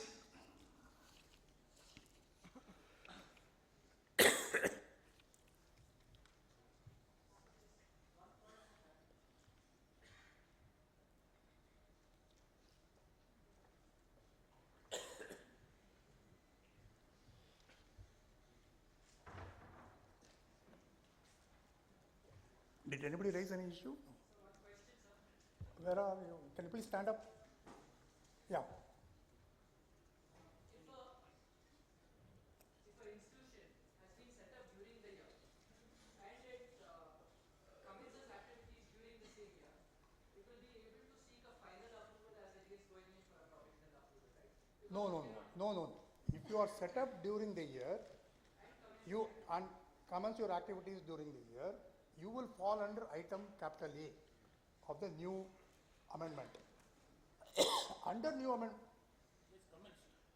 No, during the previous year only has commenced. Set up and then commenced, right? Set up and commence, let us say, during FY 23-24. Ah, It is set up and commenced. correct. So, for Ocha, you are making an application after. because if I am not incorporated, No, the point is, okay, you are making an application, you are set up during the year, during 23-24. You also commenced your activities during 23-24, and obviously that means you are not claimed any exemption under earlier years. You will fall under item B, and you can make an application anytime thereafter.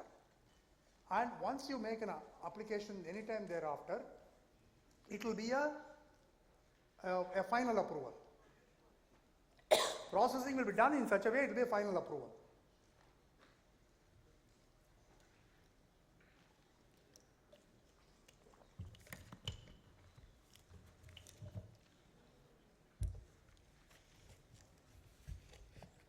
If you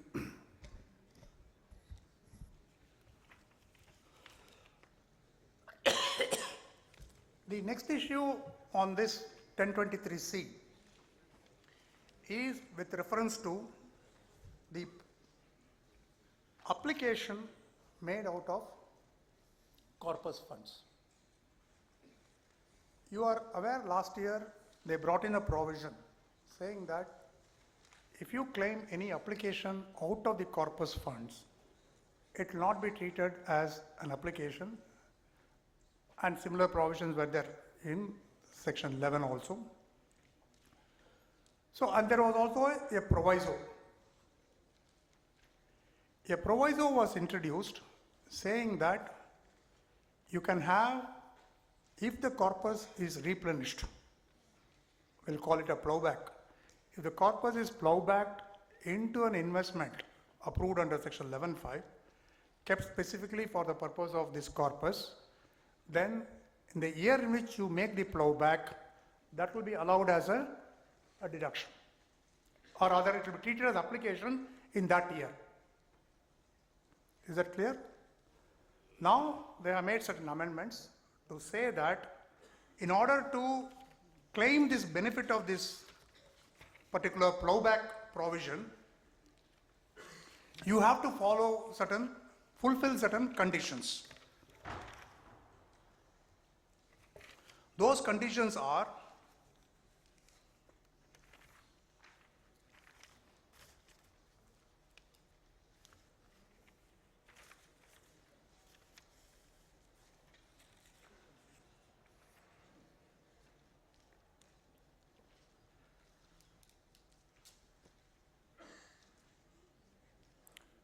there should not be any violation of the 12th, 13th and 21st provisos to section 23C. The 12th proviso deals with donations given to other trusts as corpus of the recipient trust. So if you give a donation to another trust out of your accumulated income with a direction that it shall form part of corpus of the recipient trust, then that will not be treated as application. So that condition you have to fulfill. The second is that the provisions of section 40A1A and section 40 capital A3 and capital 3A should have been followed, there should be no violation, there should be no cash, this one, in replenishment. And the 21st proviso is that there should not be any violation of anything dealing with the prohibited persons who are mentioned in section 13.3 of the Act. So these are the three conditions which you have to fulfill to ensure that the corpus is, when the corpus is replenished and you get it as application. Another important point is that this replenishment should happen within a period of 5 years from end of the year in which such a application was made from the corpus initially. So if you have done it in somewhere in 21, 22. Before 27, you should do that. Earlier, it was open-ended. There was no time limit for replenishing the corpus. Now they have put a time limit of 5 years. And they have also introduced another provision which says that nothing contained in this, whatever I said so far, shall apply if the application of from the corpus is made before 31st March 2021. Now what are the, and similar provisions have also been made in respect of the loan. So whatever applies to an application out of the corpus would also apply to an application out of the loan. So when you repay the loan, you must repay the loan within a period of 5 years. Then you should satisfy those 12th, 13th and 21st proviso, and it should be done within a period of 5 years. What are the issues on this? The first issue which we would like to inform you is that with reference to the condition that if the original application is out of a corpus donation made prior to 31st March 2021, the replenishment will not be allowed as an application in the year of replenishment. Now look at this. So actually this should be a case where they should have put a provision saying that this would apply only if the person had claimed that application out of the corpus as a deduction. Because if he had not claimed a deduction or as an application, while computing is 85% in section 11.1 or 1023 third proviso, where is the question of not treating this? So what will happen? What will the practical implication of this? We'll just take one simple example. Let's say prior to 31st March 2021, I have taken 9 lakhs out of my corpus. And in the financial year 23-24, I replenished that 9 lakhs. Okay? And my other income is something like this. Income is about 40 lakh, less 15% I get standard there, 6 lakhs, 34 lakhs. My actual application during there is 25 lakhs, balance is 9 lakhs. I just made this to tally with the 9 lakhs, the balance is 9 lakhs. Okay, now what happens to this 9? Either earlier what if because that 9 lakhs I have replenished to the corpus, I should be allowed to give a deduction because I never claimed it as a deduction earlier. So now what I should do, if I want this 9 lakhs, I should make an application for accumulation. So even though I have brought the corpus, what is the object behind this? The corpus should not be replenished or diminished except for withdrawal for the purpose for which the corpus is given.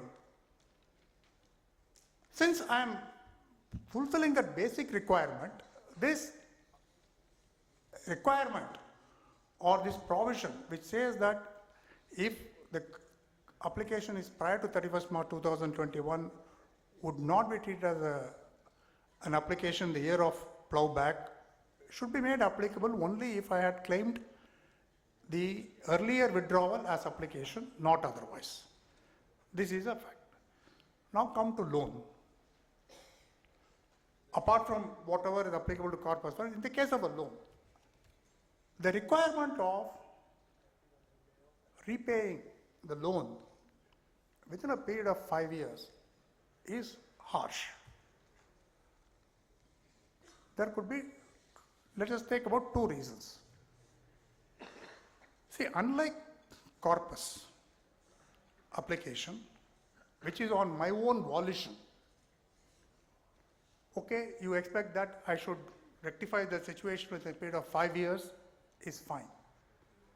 But when you come to a loan, if you take a huge amount of loan for constructing your school or hospital building, to expect the trust to repay within a period of 5 years, the entire loan, is too much. Because in the initial years of formation of trust, you may not get enough donations, you may not have enough income to internally generate the cash required for construction of your infrastructure. So you borrow. And when you buy land, building, etc., the amount of borrow will be very high, and your income generation in the subsequent years may not be enough to repay within 5 years. So how do you get over it? So you start thinking of various other ways. I will borrow from one more person, then I will repay this loan. Whether it is allowed as a deduction or not, whether it is allowed or not is another issue.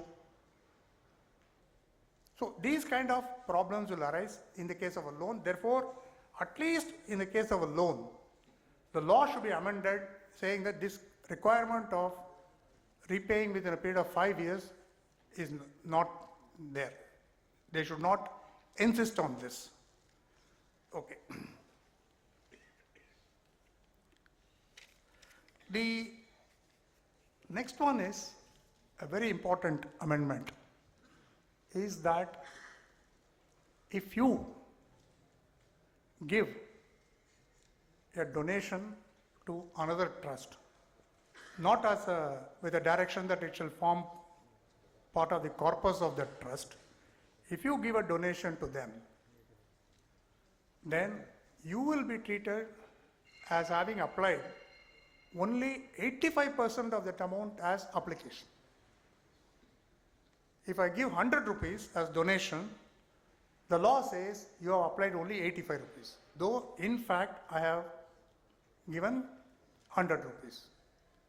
What is the reason behind it? If you go through the explanatory memorandum, it refers to certain situations where a series of trusts are formed by, for want of expression, I would say, by the promoter of the original trust, where one trust gives the donation. Suppose the main trust gives a donation of 1 lakh to another sister trust. So that 1 lakh is kept there, then 15,000 rupees it can retain. That 85,000 rupees which the second trust received will be given to a third trust. So they are fine because your income is 1 lakh, 15% deduction, 85 you applied by giving a donation to another trust which is non-corpus. So therefore your income is nil, you are satisfied level 1. Now that trust, 85%, retain 15% of 85%, roughly around 13 rupees, and give the balance to a third trust until this amount becomes almost negligible. So they have envisaged, or they say maybe there are certain trusts like that, and therefore they say that we want to make a provision to say that whenever you are giving donation to another trust, we will deem only 85% of the amount as an application and not the entire amount of donation. It looks okay, what is there, it doesn't matter. But what happens to this balance 15%? Is it income? What is it? Can you get a deduction under section 11(1) or the appropriate 1023C? Provision of 1023C? I'll give you an example. We have worked out a very simple example. Let's say that this is prior to the amendment. 400 rupees is my income, 15% is my standard deduction, so that comes to about 60. That will make it 340. Actual application is 240, balance is 100, and I have given 100 rupees to them, and therefore there is nothing on that. Okay, this is one thing. In the same example now, what happens is, up to 100 there is no problem. 400 minus 60, 340, 340 minus 240 application, 100 rupees I come. When I come to 100, I have given another 100 rupees donation, which I claimed in full earlier. Now I am entitled to claim only 85%. So balance 15 rupees. Now whether this balance 15 rupees, is it taxable separately? What happens to this? Or, just to put the question in a different way, can you accumulate this balance under the appropriate provision of 1023C or section 11.2? Because this section says that to the extent it is not applied, you can accumulate it.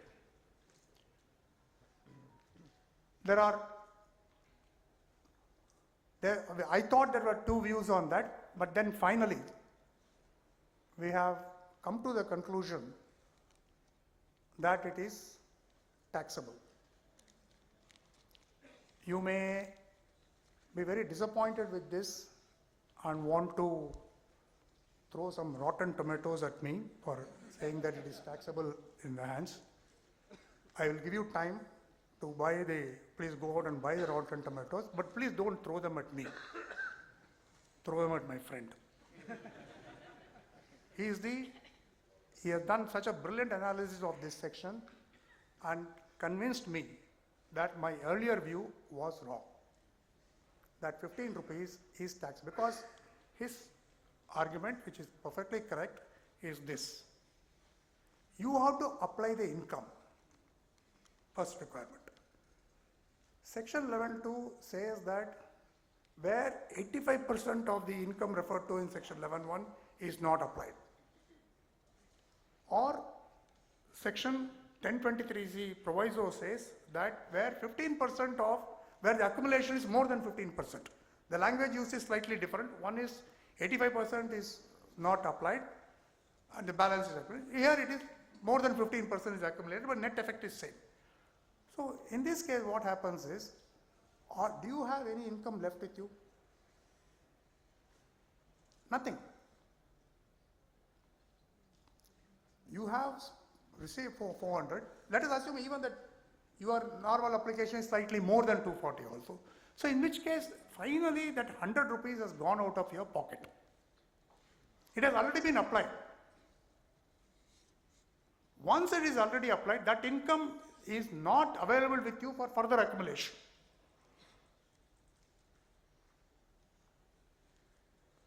In the example, it is not out of the 85%.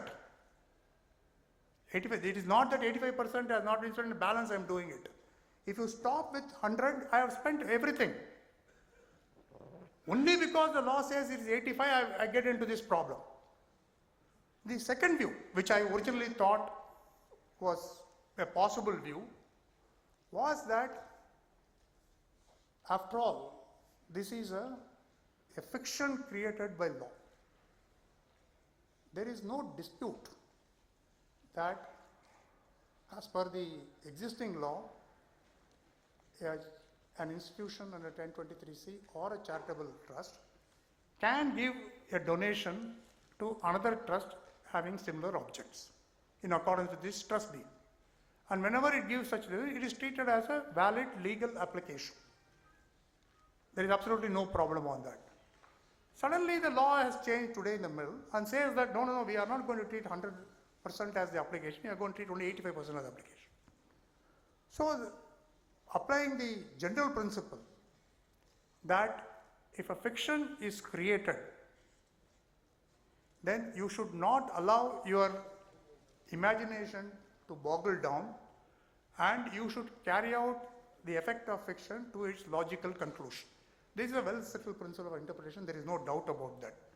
So therefore, when the law says that I have spent only 85 rupees, you have to assume I have spent only 85 rupees and then therefore that 15 rupees of income is still available with me, which I can accumulate under the relevant provisions.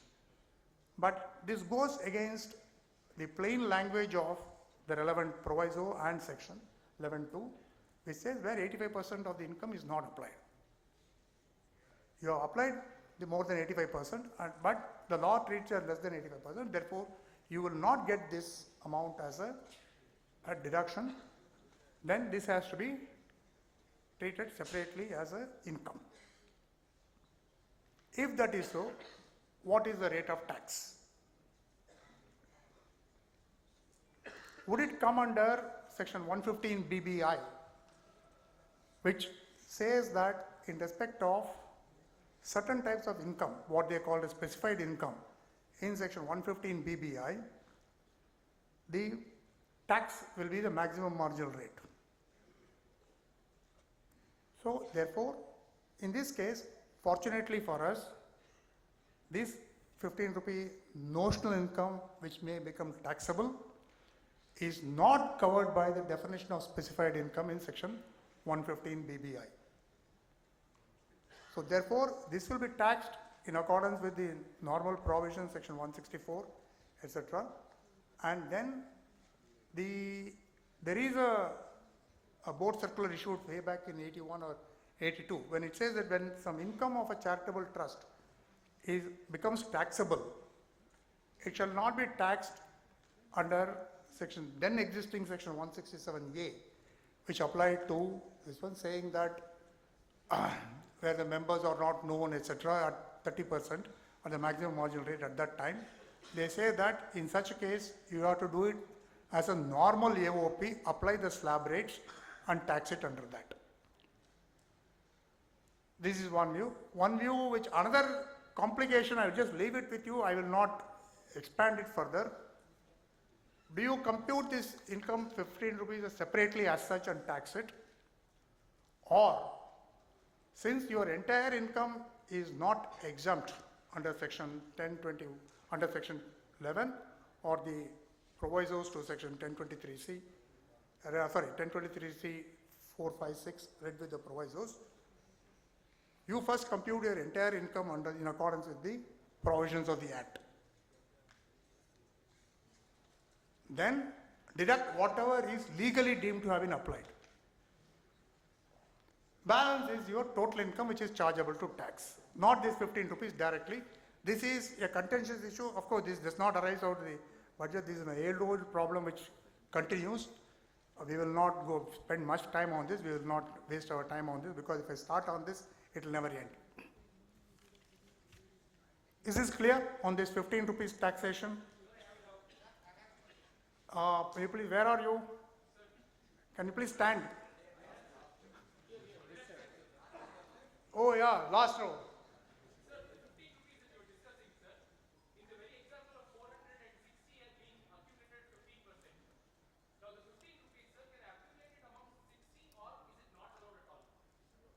It is not out of 60. Because that's what I said. Look at the language used, where 85% of the income referred to in section 11.1 is not spent, is not applied. So this question will arise only if 85% is not spent. Correct. So if in case we apply more than 85% only, then should you... Where is the income for that application? Unless you say that out of the current income, you have spent 300 rupees this year. 240 I gave the example.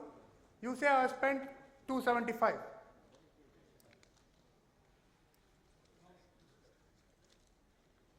Then in that case what happens? It is 400 minus 60, 340 minus 275. Then minus 85, it may become negative, no? You can answer, no problem.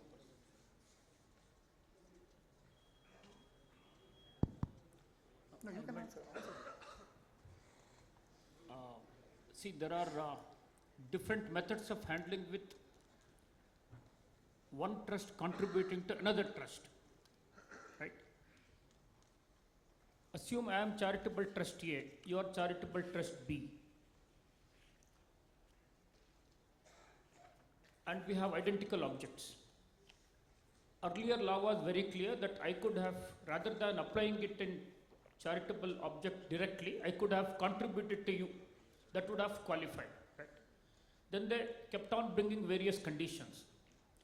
Condition 1, out of my 85% accumulation, I cannot give you any donation. That will amount to misuse of accumulated amount, I will have to pay tax. From my current income, I cannot give you corpus donation, 2. These 2 were there. Third year they have said, from my current income, I cannot give even non-corpus donation. in as much as if I were to give so, only 85% would be treated as application, another 15% would not be treated as application. So the moment I give you 100 as contribution, a question would arise as to where from did I give it to you? I will have to either give you out of my 15% accumulation of the past, right? In which case I am not claiming exemption in respect of it in the current year, because it is out of past unconditional 15% accumulation, no consequence. If I were to give you out of past 85%, entire 100 rupees will suffer tax in my hands. If I give you out of current income, then only 85 will be treated as application. Another 15 is treated as an outflow, whereby I cannot account it in any other manner except paying tax.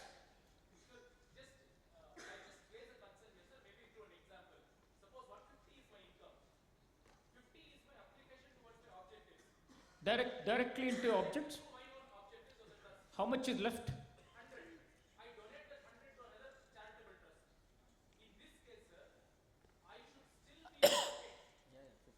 You should still be? No, no. See, out of 150, you have already applied 50, correct? Another 100 also you applied by giving it another charitable trust. No money is available with you to claim 15% unconditional accumulation. Where is the money of the current income available? There is no money available, it's already paid out.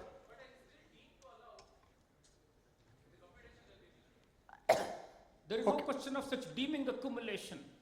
15% you are allowed to accumulate physically without the condition attached to 85%, that's it. It presupposes that 15% is available with you, because even that 15% you have to put it in the 11.5 modes. You can't do it in any other mode. So that 15% is still available with you. So you can't say that balance 15% I have spent out of that. So it is therefore, okay, we understand this. That there can be an issue on this, but after a lot of discussion on this, we have come to the conclusion that this amount is taxable. Now, we are not putting you down on this issue, but I'm just saying that because we can keep on discussing this, but probably all these things have been discussed and we have come to this conclusion. But in a future case, if you are able to put your point across the authorities and become successful in that, then please send that order to us, we will use it.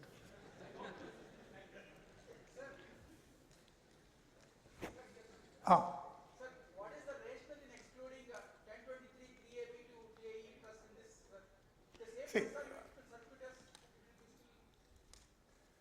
See, if you look at His question is, why 3AB etc. is excluded, no? why 85% only for section 11, not for 1023? See, the answer No, is section 11 also is there. Why 1023 3AB, 3AC, 3AD institutions or this one? Is your question on 85%? No, sir. On the donors being 1023 3AD, 3AB. No, why the entire provisos?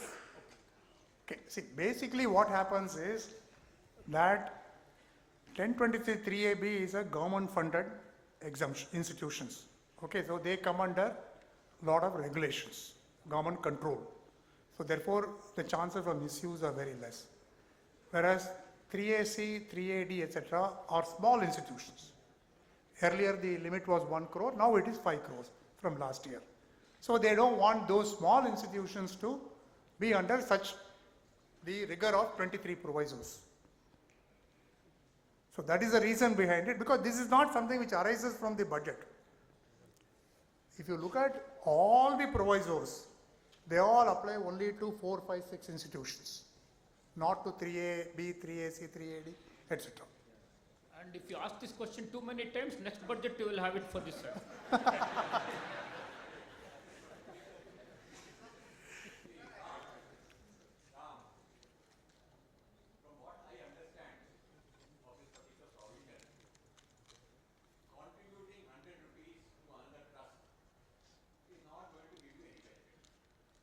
He'll give a benefit of the 85 rupees.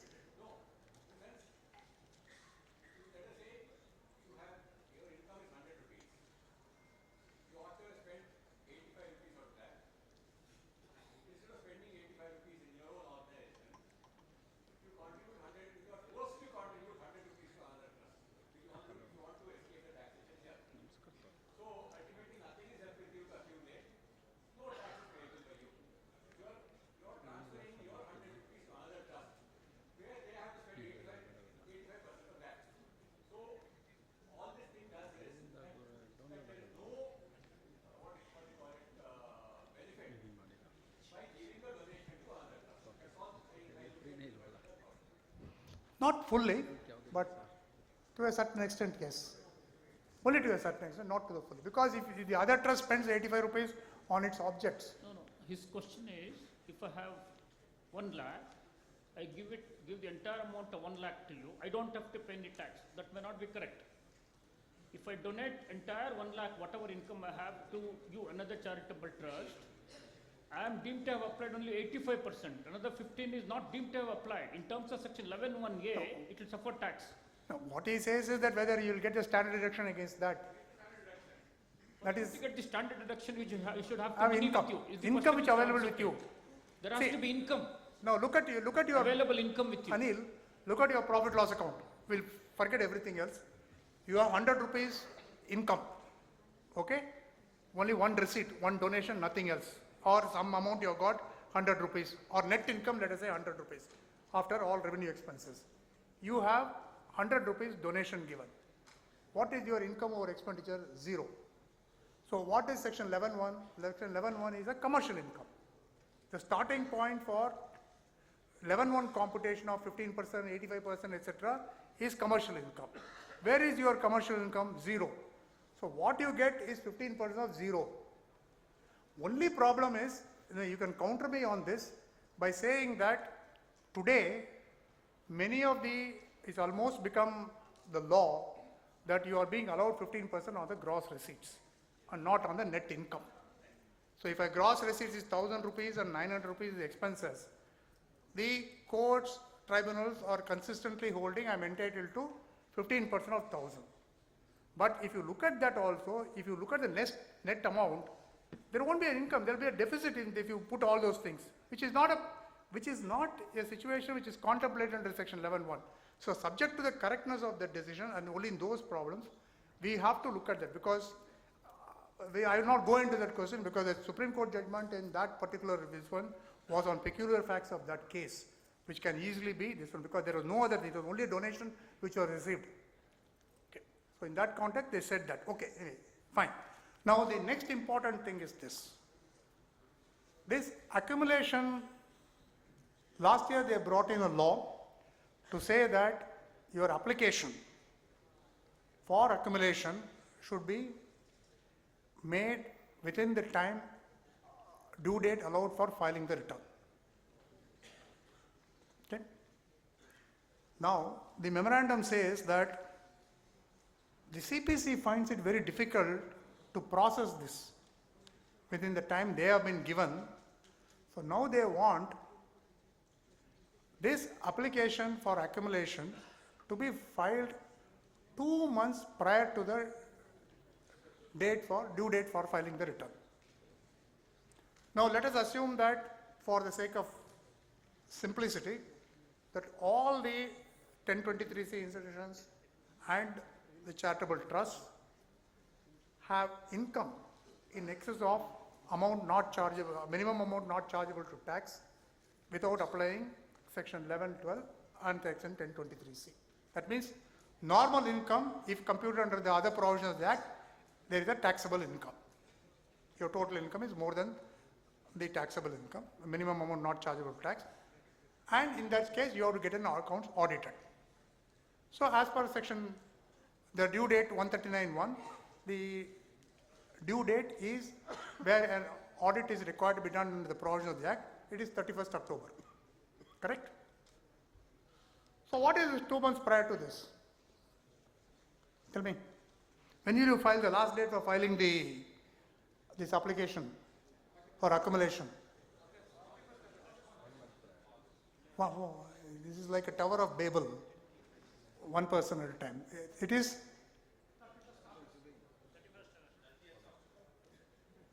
any other view? 30th of August, 30th of September.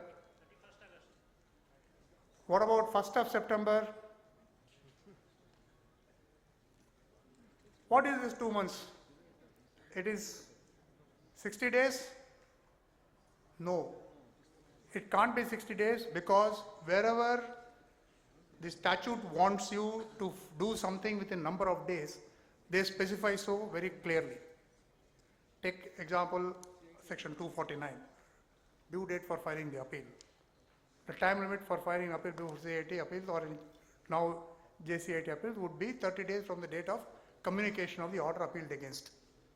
253, 60 days against the order communication.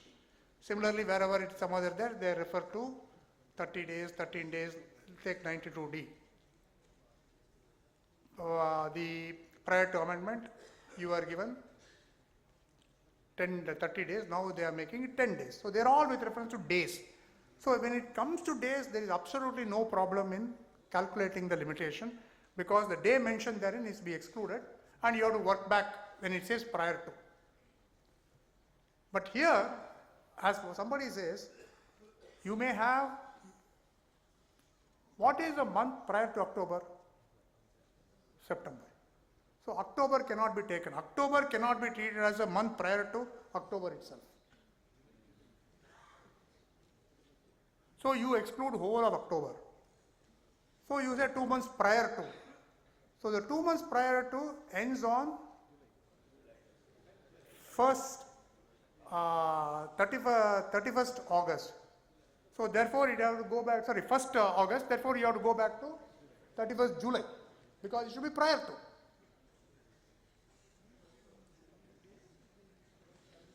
You order another basket of rotten tomatoes. Target is only. So, see, the problem we are now facing is that why such complication? What was wrong in doing it? What is the difficulty placed by the city? Now, if you want to do it by that, then you have to finalize your accounts much earlier because you can't find out the amount required to be accumulated unless your accounts are audited.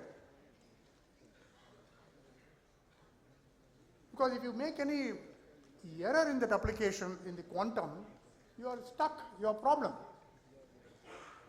Later on, if the actual figures are adverse to you, you have earned more income than what you have anticipated, it's a problem. It is not that as if on 31st March everybody knows what their income is.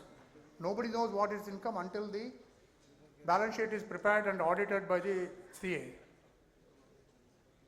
So therefore, I do not see any reason as to why this particular amendment has been made. The reasons given in the explanatory memorandum, to say the least, is laughable. You can't do something within a date, then you push it to the compliance problem to the assessee. As if all of us, all the trusts are only there to comply with the income tax law and nothing else.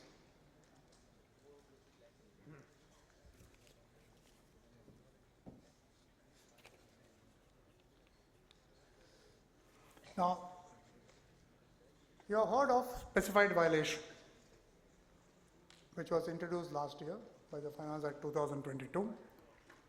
If the Commissioner finds that there is a specified violation, then he can cancel the registration given to you or approval given to you under Section 23C, subject to following certain procedures which are mentioned in various sections therein.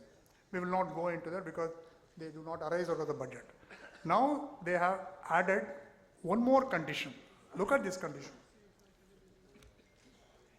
If the application filed under the first proviso to Section 1023C or under Section 12A1AC is not complete in all respects, or it gives incorrect or false information. So there are three situations covered there. One, in the application, you have not filled up everything. There is something incomplete. Second, the information given is incorrect. Third, the information given is false. Now we'll take one, we'll go back. As far as falsity of the information is concerned, there may not be any logical view to say that it should not be done. Because falsity, fraud, etc. completely obliterates whatever you have done. So if you give a false information and if the department comes to know about it later, I can understand the cancellation is justified. There's no doubt about that. Look at the incorrect information. Now, without defining what is that incorrectness, there can be any number of incorrect information. An incorrect information which is material, and incorrect information which is not material.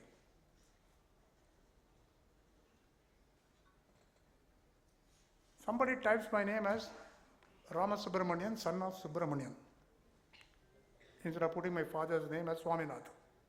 This is incorrect. But is it material?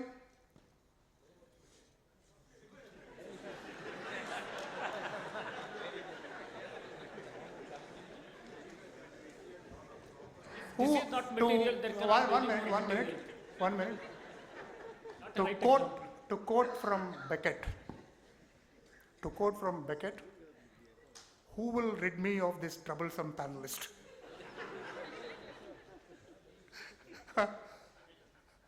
Okay, so we have to look at that. Look at the incorrect information.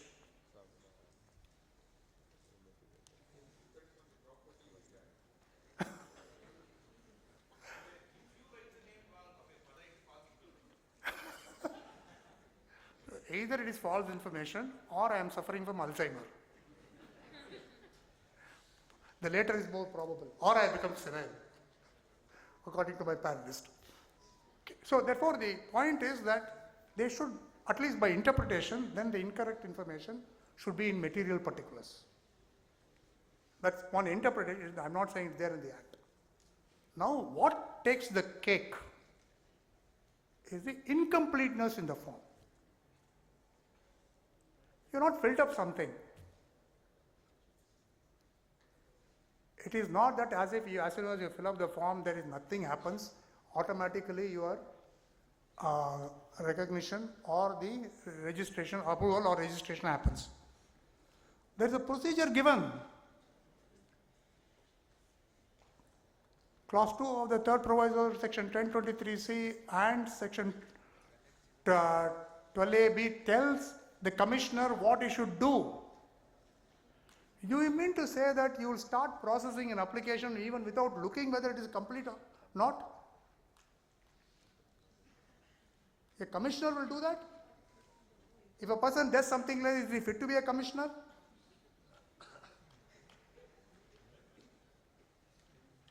No, so why? If there is an incorrect information, if you incomplete form, then you ask at the time of granting, saying that, listen, you have not filled up this, please fill up this and give it to me. And at worst, even if everybody has slept over that point, you ask for that information later and get that form filled up again. Look at the problem of this specified violation. What is the consequence? It is just not that you lose your exemption under the relevant sections. You have a terror section, 115 TD, which says that if the registration or approval is cancelled, there is a deemed conversion of that institution or the charitable trust into a non-charitable one. And accordingly, on the fair market value of the assets on the date of deemed conversion minus liabilities, you have to pay tax at the maximum marginal rate. This is the effect of a cancellation of a registration. It is just not that during the period of cancellation you have some, you don't get the exemption under various sections and you pay the tax and be done with it. It has a very serious consequence. So therefore, to say that an incomplete form would lead to a specified violation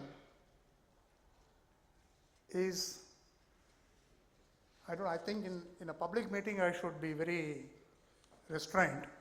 I would say it's very harsh. It should not be there, it should be removed on that. That should be really changed to this, and also they should change that incorrect particulars should only be material particulars incorrectness, which should almost be like false. Otherwise, there should not be any, it should not be deemed as a specified violation.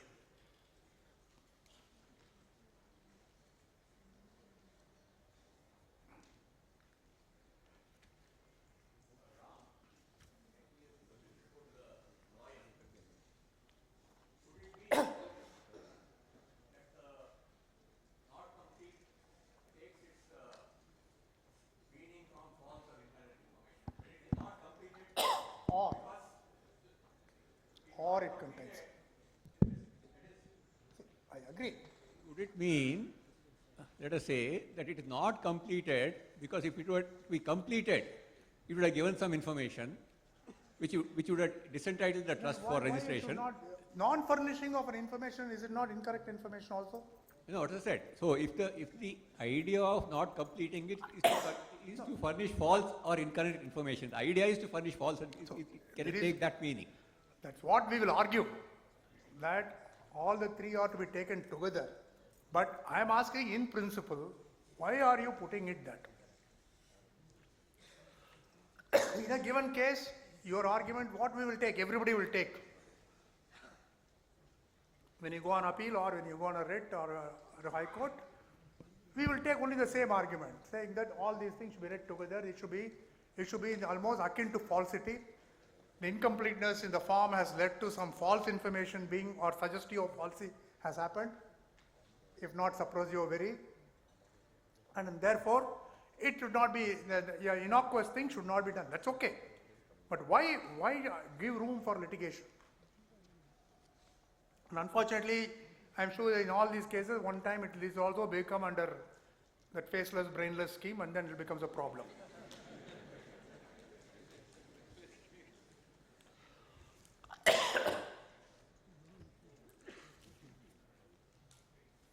Then there is an amendment made to the 19th proviso to say that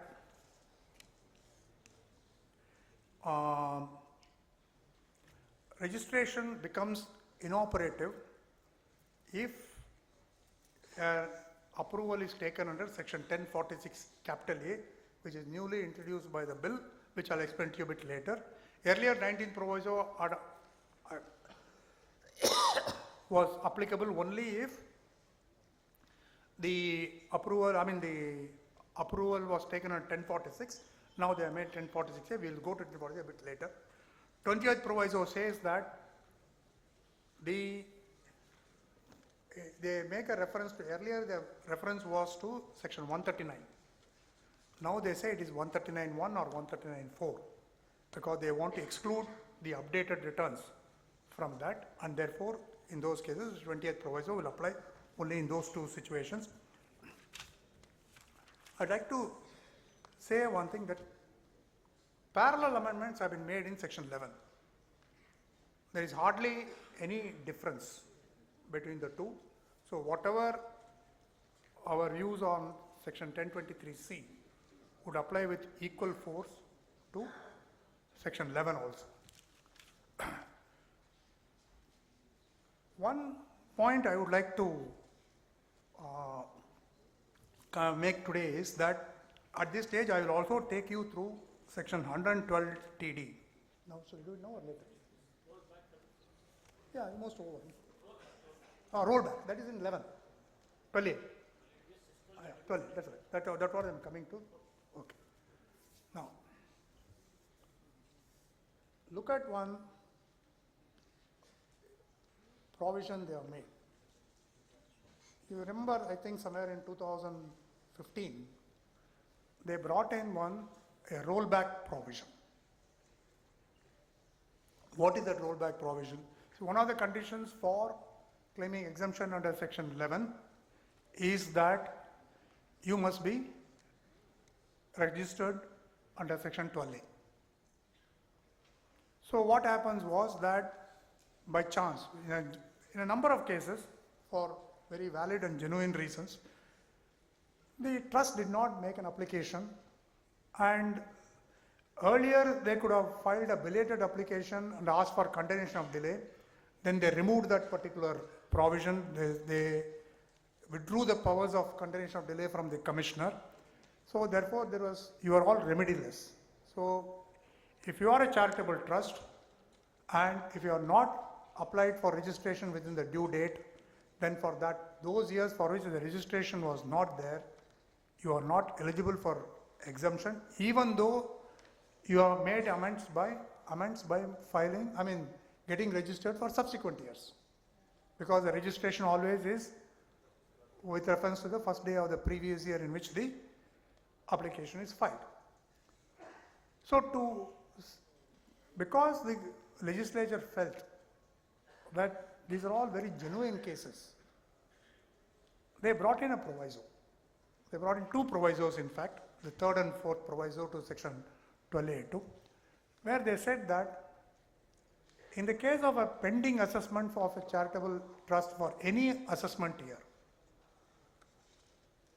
the exemption under section 11 will not be denied solely for the reason that it is not registered if it is subsequently registered.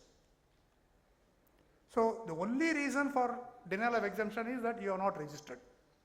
Then you say at the time of the assessment, pending assessment, you say that, please listen, I have got registration in the subsequent year, and therefore the legislature said, okay, you are entitled to the exemption under that, subject to fulfillment of various other sections. In fact, though the proviso uses the expression only assessments, the appellate authorities like tribunal and even some, if I remember it, a court also, I'm not very sure about it, have held that it will even include appeal proceedings.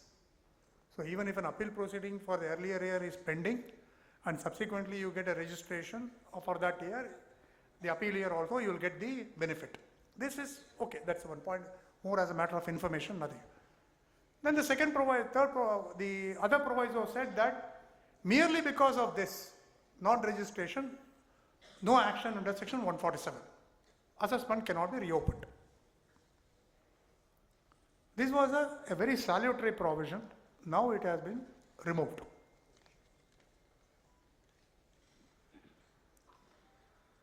I don't know how many of you have read the explanatory memorandum on this issue. They give the various things saying this is what we have done, this is what we have done, this is what we have done, and say accordingly. This proviso has become redundant.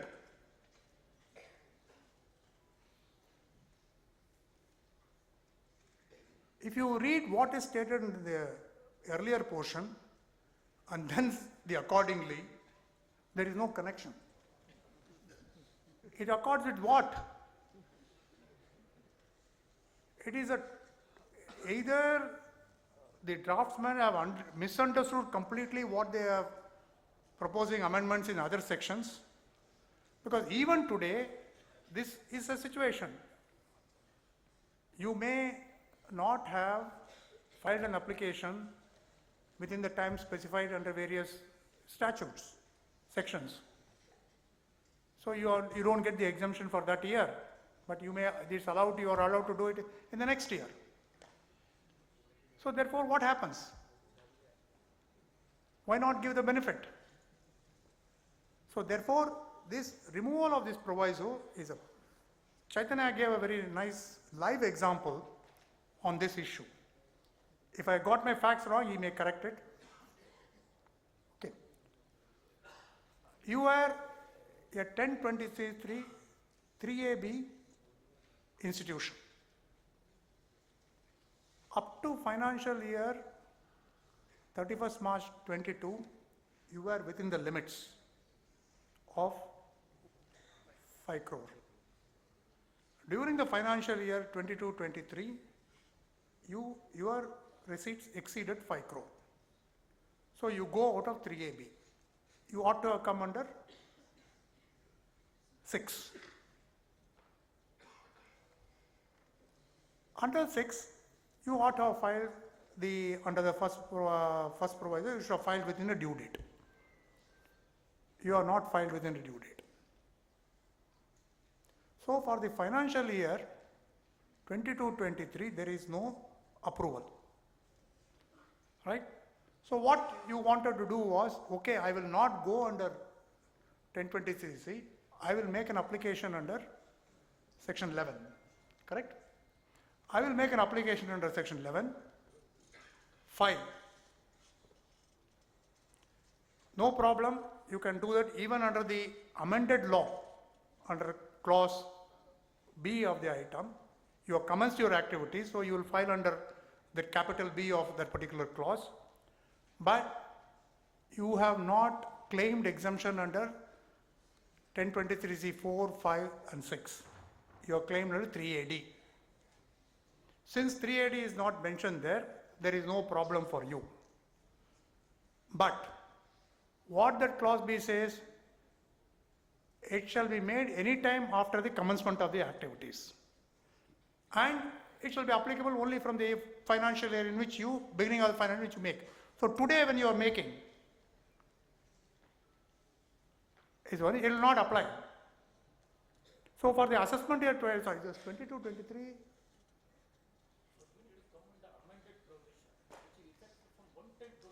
no, you just explain that because you explain, no problem.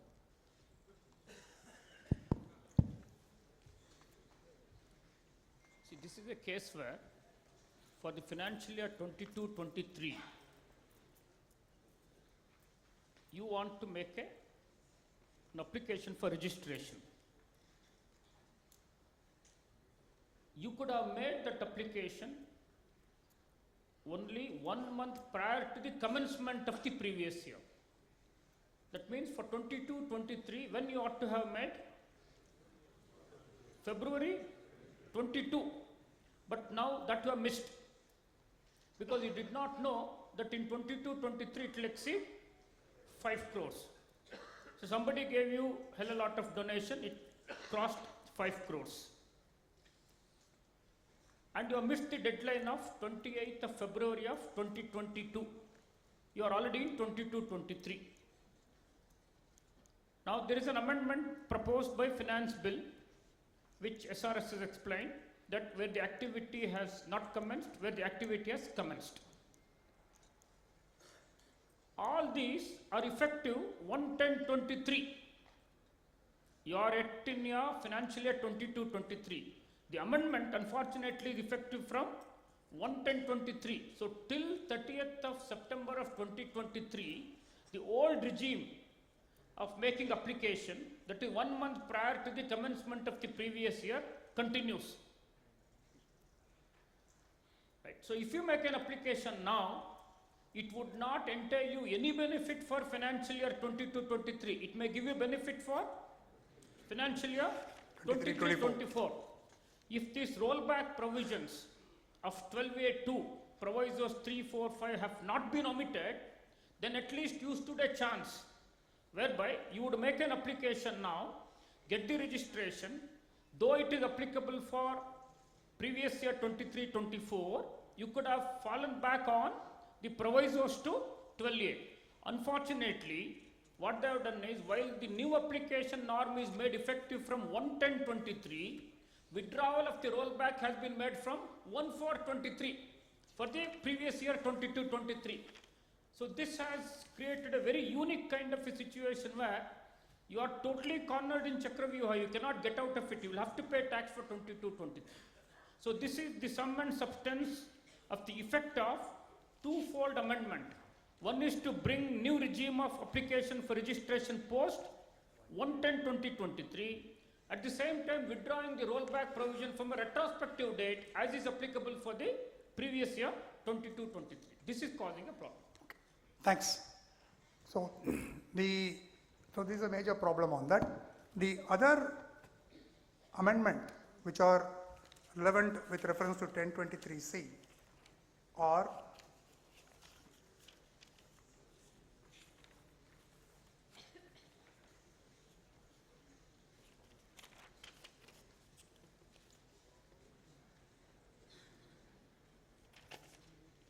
yeah, that's all. Basically, this covers these amendments, and this withdraw the proviso which Chythanya explained now is not there in 1023C.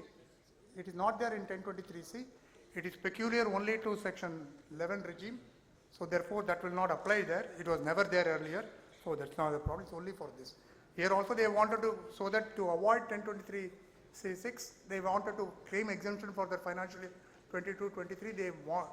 They could have gone under section 11 regime and claimed exemption also for the financial 22-23 by getting registration subsequently. Now we have section 115 TD. 115 TD was brought a long time back. Last year, first it applied only to section 11 trust institutions, etc. Last year they brought in also section 1023C institutions within the scope of section only. By sum and substance of section 115 TD is this, that if the trust loses its exemption under section 11 or institution loses its exemption under 1023C due to various reasons, okay, then they have to pay a tax called accreted tax. Accreted tax, as I explained earlier, was that on the fair market value of the asset on the date of conversion less liabilities at the maximum marginal rate. This is a sum and substance of the logic or philosophy behind this is that you had claimed exemption over a various period of time, and then after enjoying the exemption, after building up all these assets out of the exempt income, you are opting out of that and trying to, and therefore this one issue was there, and they brought in the section. Okay, fine, whatever the reason, it is okay, it is there. And what is conversion into a form under which the exemption under section 11 or 1023C is not available is defined in 115 TD clause 3. And 115 TD contains various, the main section contains about 4 or 5 contingencies on which that section will apply. One of the contingencies is conversion into a form which makes you ineligible for exemption. I am putting it very simply. So therefore, then when it is deemed to be converted is defined in section 115.3. This year, this finance bill brings a new condition or a new fiction into this one. It says that when you are not making an application under clause 1, 2 and 3 of the first proviso to section 1023C or items number 1, 2, 3 of the section 12A 1AC, that is where an existing trust did not make the application within the time specified, a trust which has been granted provisional registration has not filed for final registration within the time, or an application has been given, a trust which has been given final registration for a period of 5 years, and the period of 5 years is about to expire. So before the expiry, 6 months before the expiry of all these things, you must make an application. Now, if you fail to make this application, you are deemed to have converted yourself.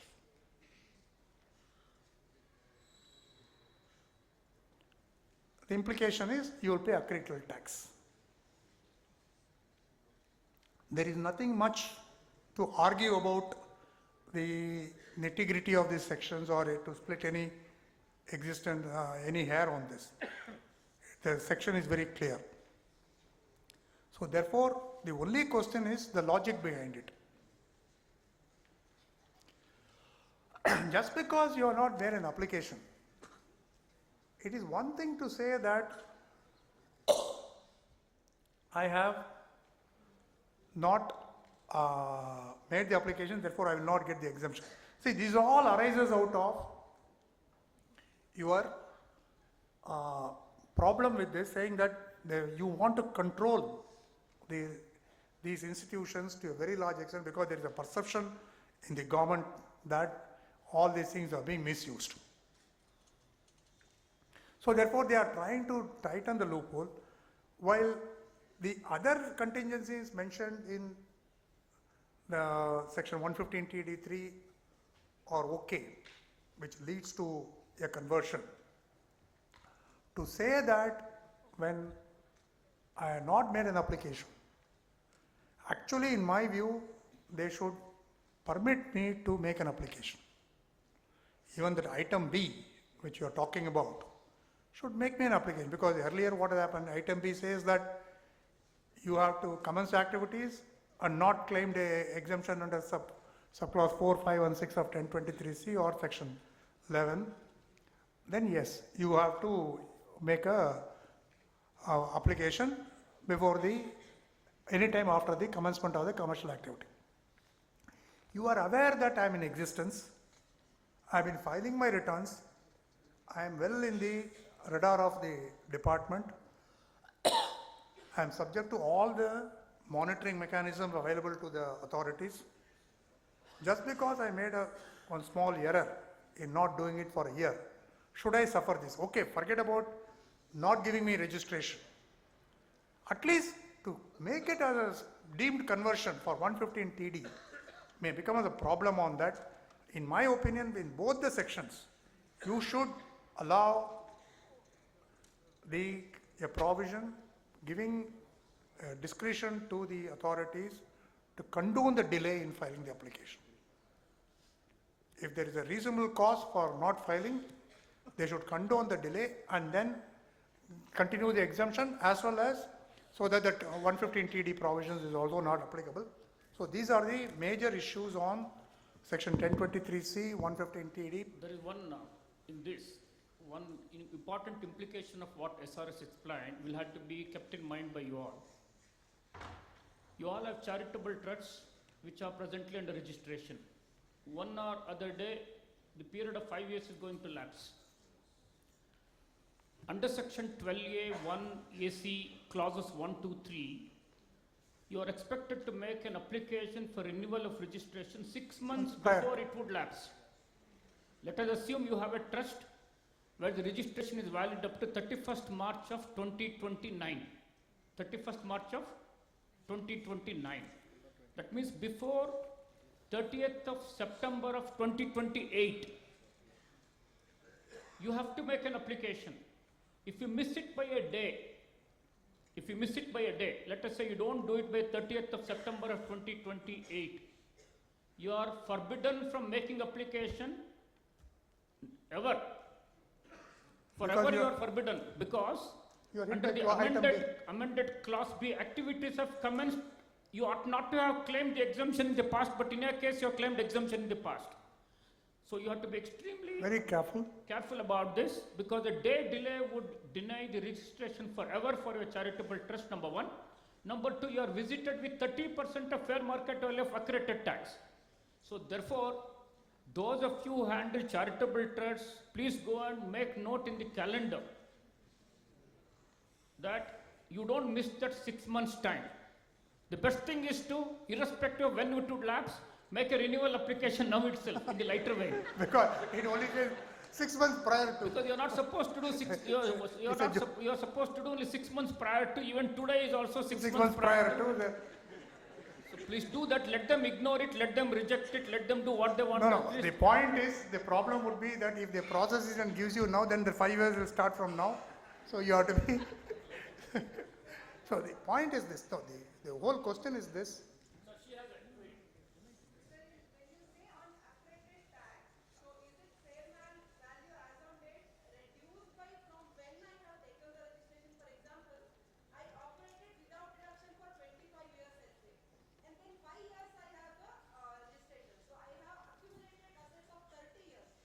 See, there is one is, this is not a question arising out of the finance bill, because accreted tax, how it is to be computed, is very clearly provided in 115 TD. TD2.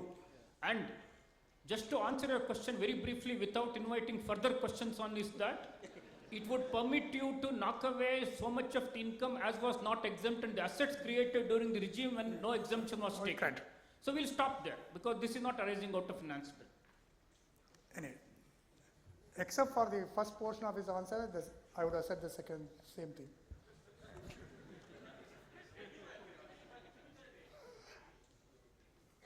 Yeah. So now we will come to section 1046. Where?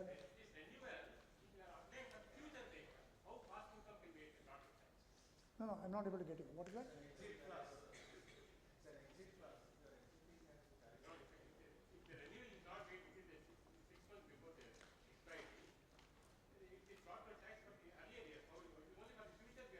No, that is for registration and exemption. That is one consequence. Another consequence is because you have not applied in time, you are deemed to have converted your charitable into non-charitable, thus inviting accreted tax under 115 TD. So why have they done it is a question which will have to ask Mrs. Nirmala Sitharaman. But this is the law. See, anyway, now it's almost 4 o'clock, so I would like to wind up. You have a new section which is being introduced under section 1046A. Most of you would have been or are aware of the Supreme Court judgment in Ahmedabad Urban Development Authority and others versus Commissioner of Income Tax, Union of India, whatever the various respondents in 449 ITR 1, running into in ITR in some 151 pages. So I presume you have read that. So for the benefit of those who have not read, as far as these urban development authorities are concerned, or what the Supreme Court characterizes as statutory bodies, most of them will come under the fourth category of definition of the charitable purpose, that is objects of general public utility. So in respect of objects of general public utility, you have the proviso below section 215, which says that if they carry on any business or carry on an activity which serve business, then it will not be a charitable purpose. So the question was, with all these urban development authorities like BDA, various district urban development authorities in Karnataka, which are all formed under a statute. And in fact, the Urban Development Authorities Act was almost similar across the states. Okay, there is some possibly a model law was given by the center and then that has been followed by various states with their required variations. Then the Supreme Court said there also that if an urban development authority can do whatever business they are doing, like acquiring land, selling land to various persons, including auctioning of the corner sites, etc., is all incidental to attainments of its objects, and it comes under section 11(4)(a), etc. But they should not make more than nominal profits, insignificant profits, or some profit. Depending on the mood of the judge, he has used these expressions in various places. Okay. So therefore, the legislature now wants that these statutory corporations should not be subject to any of these kind of restrictions. You had section 1046 which would cover this one, but then there were two important restrictions. First restriction was that you should not carry on any commercial activity. And Supreme Court in Ahmedabad Urban Development Authority said that the commercial activity referred to in section 1046 is akin to the business specified in proviso to section 215. So they are same. So therefore, that's the first thing. The second thing is under 1046, what is exempt is a specified income in the notification, not all types of income. Because all these statutory authorities are fully under the government control, the Act now introduces a new section called Section 1046 capital A,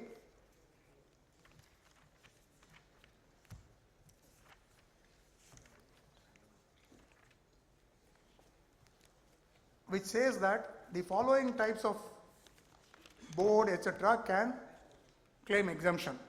Can be given exemption under Section 1046. It is full income which will be exempt. What are those things? Those boards, etc., which deal with satisfying the need for housing accommodation, planning, development or improvement in cities, towns and villages, regulating and developing any activity for the benefit of general public, or regulating any matter for the benefit of the general public arising out of the objects for which it has been created and is notified by the central government. So if these conditions are satisfied, the entire income of those authorities would be exempt. So this is something which they have introduced with effect from the assessment year 24-25 and 1046A is it. So with this, I would wind my this session of this one. Then now we have a break now, or so we'll have a break now. Then Chythanya will continue.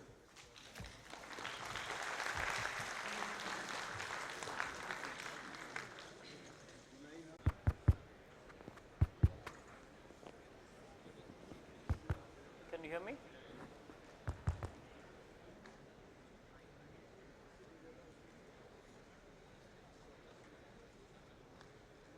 We have several material provisions yet to be discussed.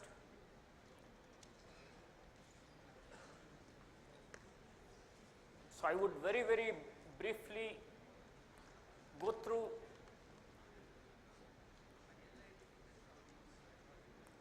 some of the provisions which may not require a lot of deliberation.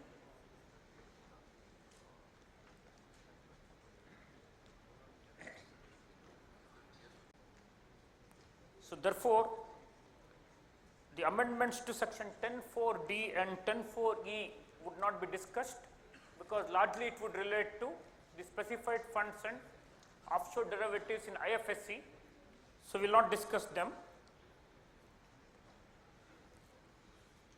And there is an amendment to section 10AA SEZ, only two amendments. One is that there was earlier no condition to get your proceeds received within 6 months in convertible foreign exchange. The provisions are made in 10AA similar to that of 10A. So beyond this, I don't think we need to discuss, except that if you are claiming under 10AA, now it is mandatory for you to file a return of income on or before the due date. This condition was not there earlier.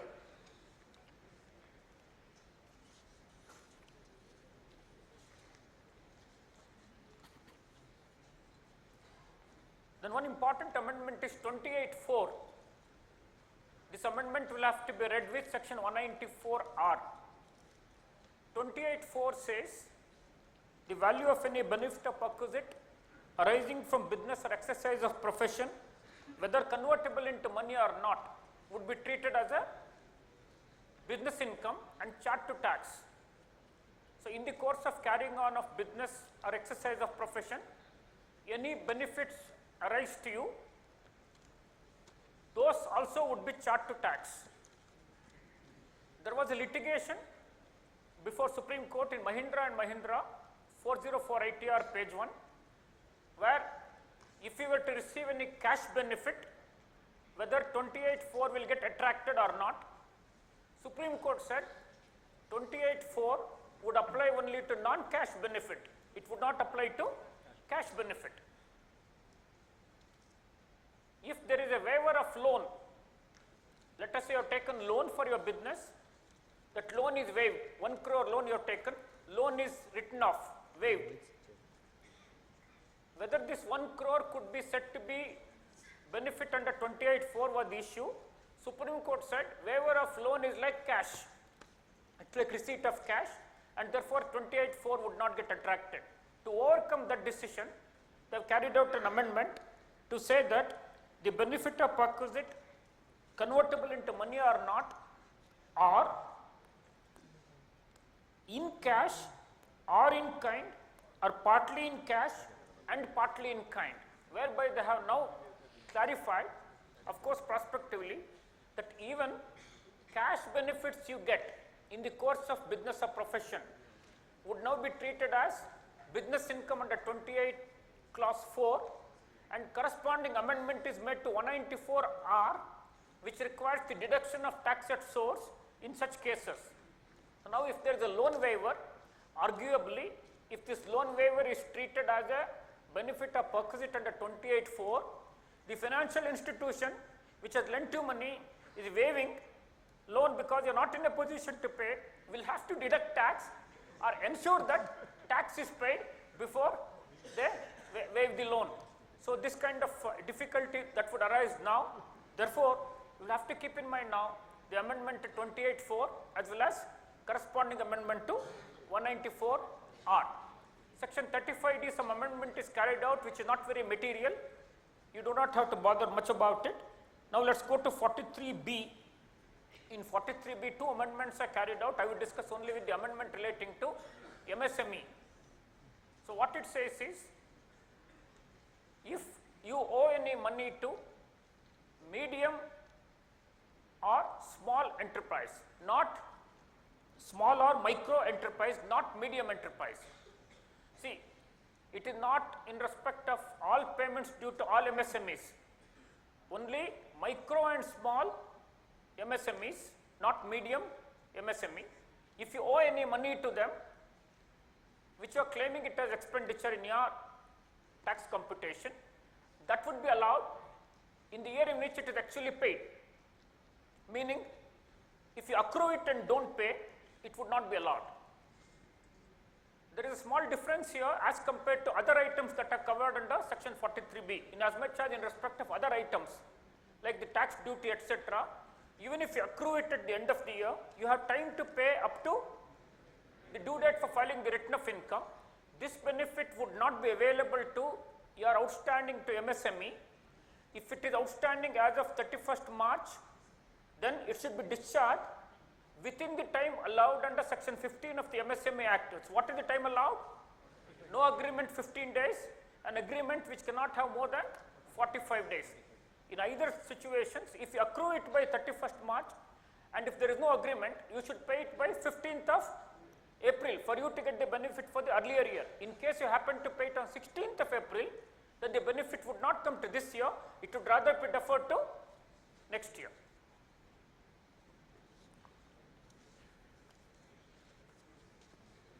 And during the year, delays would not be troubling you. You would be allowed all the payments made to MSME during the year. So during the year, delays beyond section 15 of the MSME Act would not trouble you. There is an amendment to 43D. Again, it is only a consequential amendment post classification regime changed by the SEBI. Now let us look at 44AB. In 44AB, you know, you are liable to get the tax audit if you are into business, 1 crore or 10 crore depending on non-cash payments. If you are into profession, 50 lakhs. If you are covered by 44AD, presumptive taxation, then you are not covered under 44AB tax audit, provided your turnover did not exceed 2 crore. So it came with an additional condition of turnover limit as such. Now they have simplified it in as much as if you are eligible to come under 44AD or under ADA, as the case may be, whatever be your turnover, if you are eligible and you have opted for it, you do not have to get your tax audit done. That is the amendment made to 44AD. In 44AD, for you to get into presumptive tax of 8% or 6% as the case may be, what is your turnover limit? 2 crore. So they have made it to 3 crore if you would not have more than 5% of your business receipts in cash. So similar amendment is made to 44ADA where the present limit of 50 would become 75 if you do not have cash receipts exceeding 5%. They have clarified cash receipts as meaning only through account payee cross check. Non-account payee checks or whatever would mean cash receipts only.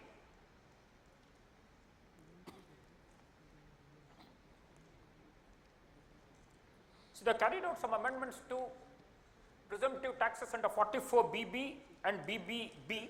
I would not discuss with them because they will not apply to generally most cases. They would apply to non-resident carrying out oil exploration project in the turnkey project. Considering the paucity of time, we would not discuss it.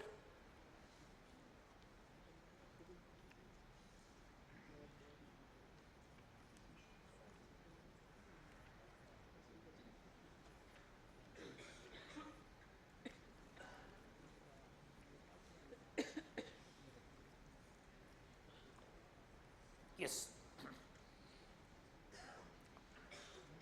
Now we will go to an important amendment carried out, that is about the online winning from any online game. See, the various amendments are carried out and new sections have been introduced. Firstly, they have made an amendment to 115BB, which dealt with all winning from all games of whatever sort, which included even online games in the past.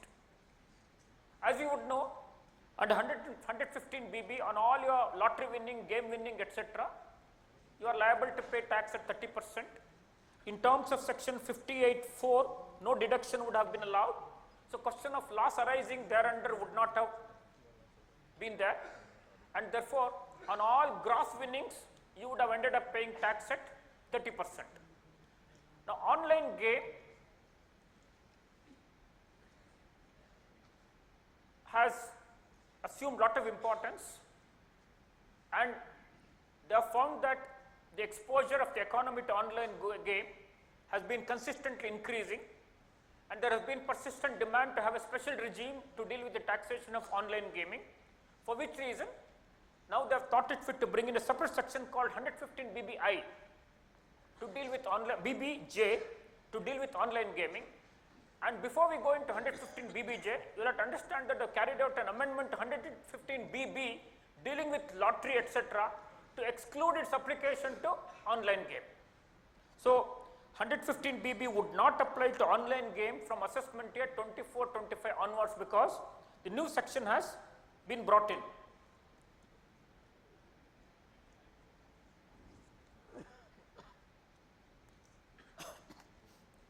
Now, 115BBJ says that notwithstanding anything contained in any other provisions of this act, it will override the whole of the Income Tax Act, where your total income includes any income by way of winning from any online game, that the income tax shall be the aggregate of clause 1. Look at this carefully.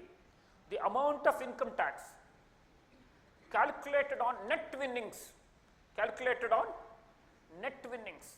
you would see the material difference from 115BB, which deals with lottery, etc. Question of net winning would not arise there. So, net winnings from such online games during the previous year computed in the manner as may be prescribed at the rate of 30%, and the rest of the income would be charter tax, how it would have been normally charter tax. So, if you look at this carefully, there are two things here. One is your 30% tax is on the net winning, and how do you get the net winning? We will have to avoid the rules for this. So, the board is going to notify rules as to how to compute the net winning. Now, net winning will have to be the net winning in the user account. Now, what kind of user account will a player have? He will have the deposit vault, he will have the winning vault, he will have withdrawals from the deposit vault into the, and money would be put into winning vault if the game is won, and he may further utilize from within the winning vault. So, how net winning will have to be computed, whether the cost of getting into game would be allowed, whether the loss that arises therefrom will be set off against the gain. All these, any amount of debate we get into now will be hypothetical, for the reason that the board rule has to come. So, assume that the board has to give rule so as to give effect to the legislative intention of net winning. They cannot bring a rule which will take it beyond the net winning. So to that extent, the rule will have to be compatible to the legislative intention. This part needs to be kept in mind. That apart,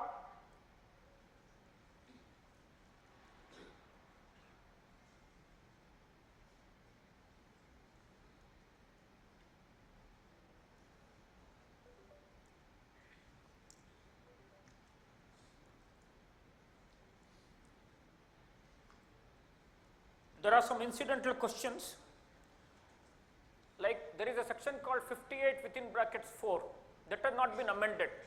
58.4 will bar all deductions in case of any games, including online games.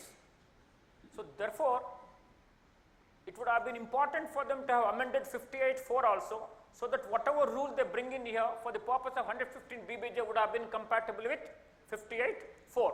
If the 58.4 is unamended, they bring a rule here to provide for deduction that would not be in compliance with 58.4. It could result in unintended litigation. They would talk about winning in online games. When you keep participating in online games, you might also get promotional gifts which may not be as a result of winning. A question would still arise as to whether that also would be called as winning from online game.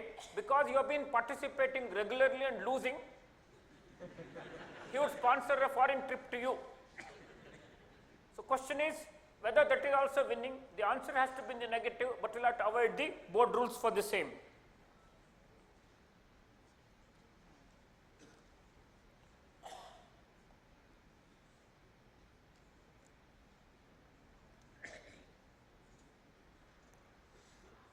And consistent with this 115 BBJ, they have brought 194 BA, providing for deduction of tax at source. So under 194 BA, before we go to 194 BA, two sections also have been amended, 194B and 194 BB. 194B deals with TDS in respect of winning from lottery. So online game is excluded therefrom, point number 1. Point number 2, the limit was 10,000. So people were exploiting this 10,000 with reference to each lottery, each game. So now they have said that 10,000 will have to be for aggregate. This is an amendment made to 194B, and similarly for horse race winning under 194BB, 10,000 is made aggregate. So how many server horse races you win? You won't get 10,000 per horse race as the threshold exemption from TDS. 10,000 will have to be in the aggregate. Now with this we will go to 194BA, which is an exclusive section for the purpose of online game. What it says is, again this section starts with a non-obstante clause. Any person responsible for paying to any person any income by way of winning from any online game during the financial year shall deduct income tax on the net winnings. He has to deduct income tax on the net winnings in his user account, computed in the manner as may be prescribed at the end of the financial year at the rates in force. So if you look at this section carefully, what it says is, any person responsible for paying any amount to you which is on account of winning on online game, he has to deduct income tax on what? Not on the winning amount, but on the net winning amount. And net winning amount for the entire financial year at the end of the financial year as is computed in the manner prescribed by the board. So the deduction of tax at source will be at rates in force on the net winning.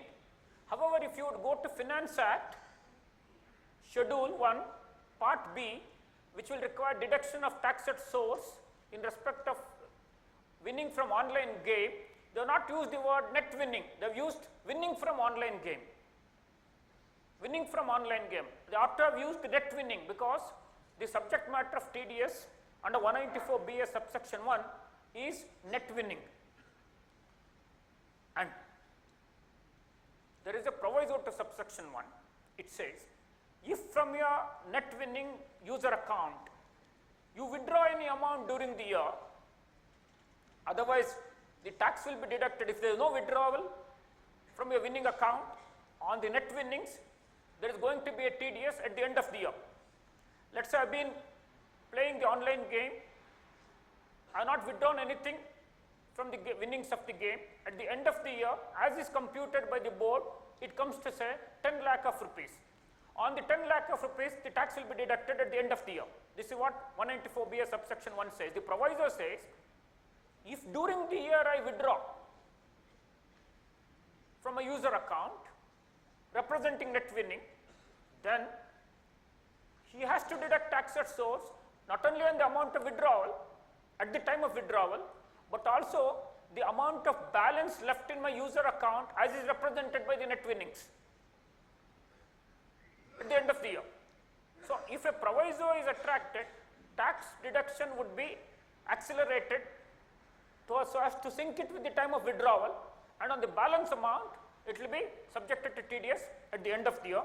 See, we may get into a lot of discussion here, but for want of time we will not discuss as to whether the amounts utilized from the deposit account, at what point in time, what sequence would you do?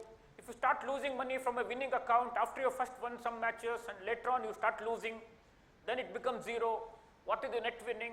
How it has to be determined? Let us await for the rules in this regard. Then one more aspect that needs to be kept in mind here is that the double taxation avoidance agreement, if you are into online gaming as part of a profession, it becomes a business income, then it becomes a business income, and you would argue that you do not have a permanent establishment, in which case the question is whether these provisions would still apply to you, or could you take resort to the double taxation avoidance treaty and avoid payment of tax. And one more thing which will have to be understood here is that the 194BA would apply in respect of payments to all persons, resident and non-resident. So therefore 195 would not apply here. This is a more specific section. So in the case of payment of online games winnings to a non-resident, also 194BA will get attracted. But unfortunately, if 194BA gets attracted, you don't get the benefit of 195.2 where you will make an application for lesser deduction. 195.3 will not apply, 197 will not apply. So you will have no recourse to go to the assessing officer seeking deduction of tax at source at a lower rate or nil TDS. You will have to go ahead and deduct the tax at source, and at the most you can claim the refund.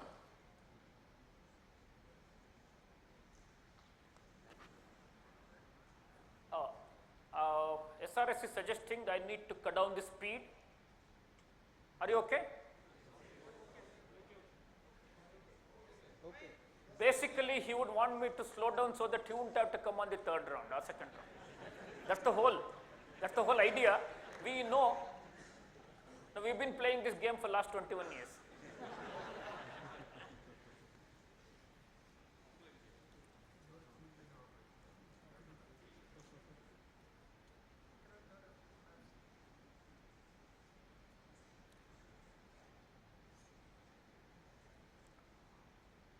Tax has to be deducted at source at what rate?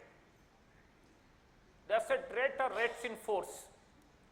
Rate in force is defined in section 2 within brackets 37A. The applicable clause there is clause 2 and 3. They have not amended those clauses to include this section.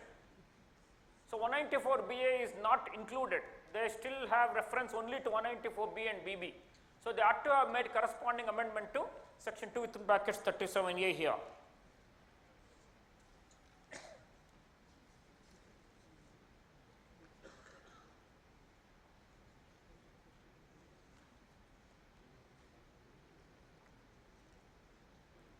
Yes, with this we have done with 194BA. Then we will go on to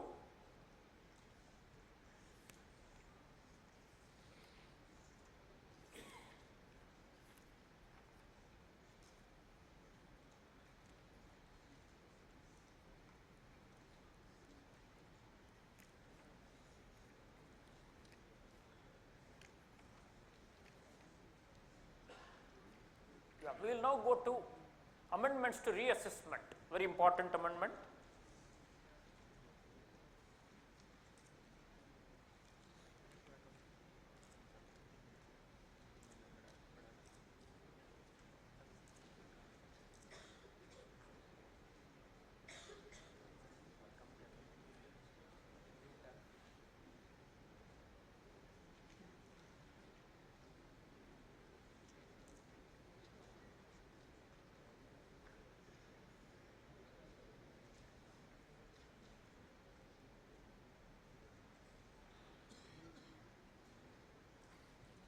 aware that Finance Act 2021 brought in a complete new regime of reassessment.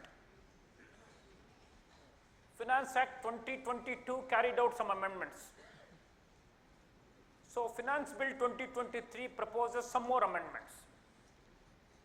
If you look at section 148, an amendment is sought retrospectively with effect from 1/4/2023. When a notice is issued to you under section 148, in the notice the AO would ask you to file a return, correct? Within such period as may be specified in such notice. Even prior to change in regime by Finance Act of 2021, he could have given you such time as he would have deemed fit to enable you to file the return. This was not taken seriously by anyone. They would have either asked for greater time, and even if you filed later on, that would have been accepted by the department. Now they have sought to amend 148, saying that a notice will have to be issued requiring him to furnish within a period of 3 months from the end of the month in which such notice is issued, or such for the period as may be allowed by the assessing officer on the basis of application made in this regard by the assessee. That means notice has to now mandatorily give you 3 months. Now, 2-3 interesting things will have to be kept in mind here. They have to now mandatorily give you a period of 3 months, and no one has the power to reduce this period of 3 months. So in case they give you a notice of a period less than 3 months, don't immediately object. Allow it to linger on. Let the time lapse. Then raise the ground of invalidity of notice, so that you would have then bought the time for 149 time to lapse. Don't be so prudent enough to raise the flag immediately, so that he will replace it in another notice. Right? Allow him to, encourage him to make the mistake. Let him live with the mistake for some time. Let the time limit under 149 lapse. Then you raise the objection. Point number 1. So he has to give you minimum 3 months, and he cannot see about to extend the time. You have to ask for extension of time. Law does not provide what if you don't seek extension of time but file the return belatedly. Law does not provide consequence of it, nor does law invalidate it. If you take a case of 139(5), if it is filed beyond 139(5), it is considered as non-est. No, although there is no law. There is no law as such declaring it non-est, but they are taking it as non-est. However, here, if you would see a proviso that is added here, very interestingly, that would not make it non-est. It rather only says that any return of income required to be furnished by the assessee and furnished beyond the period shall not be deemed to be a return under 139. That's all.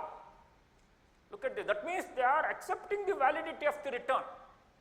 Only consequence is, if you look at the erstwhile section 148, just look at this for a while. Look at the ending words there.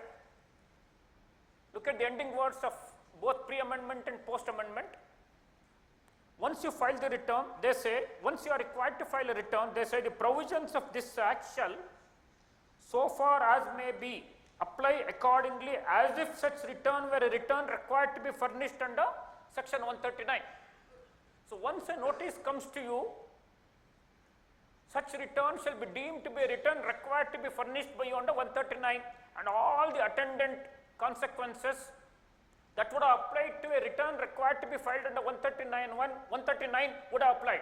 So what are the attendant consequences? When you file a return under 139, then only you can issue a notice under 142(1). If you have filed a return under 139, then only he can issue a notice under 143(2). If only he has issued a notice under 143(2), he can do an assessment under 143(3). Now, what are the implications of this proviso, which will deem that a return filed by you beyond the time allowed to you shall not be deemed to be a return under 139. The memorandum says the objective of this fiction is to dispense with the requirement of issue of 143(2) notice. Meaning what? If you file a return under 148 beyond 3 months, then it won't be treated as an invalid return. However, revenue would not be required to issue notice under 143(2). This is what they wanted to achieve, because you are aware of the decision of Supreme Court in Blue Moon's case, Blue Moon Hotels case, where if your return of income is filed, then that has to be picked for scrutiny by issue of a notice under 143(2), and if you don't issue notice, it is deemed, applying circular 549 of 1987, circular 495 of 1987, the return of income is deemed to be accepted.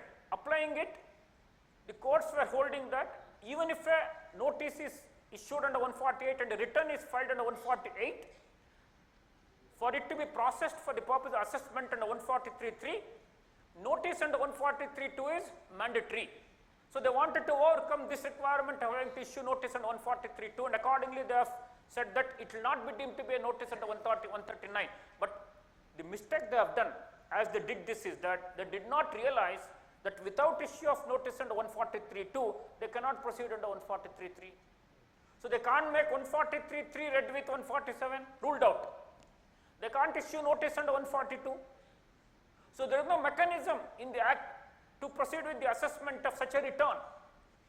The only possible mechanism is the faithless assessment scheme under 144B. Under 144B also, it requires a notice to be issued under 143(2). It requires a notice to be issued under 142(1), and you will have to do sufficient damage to 144B(1) to make the faithless assessment of reassessment workable. So therefore, in their zeal of having to overcome the requirement of issue of notice under 143(2), I must say that they have shot the bullet to their own leg. Now, 2 complicated amendments are carried out. Out of these 2 amendments carried out to section 149, we must admit that one amendment we have not been able to understand.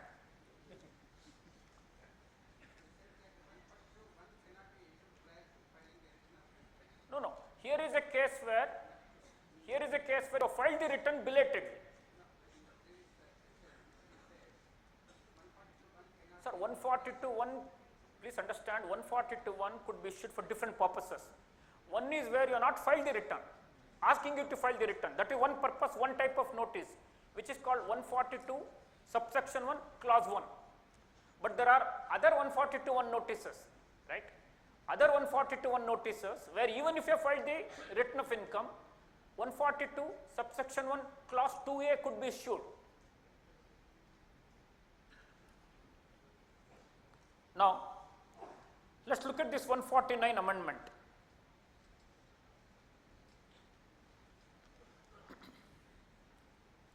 See, what is the time limit under 149?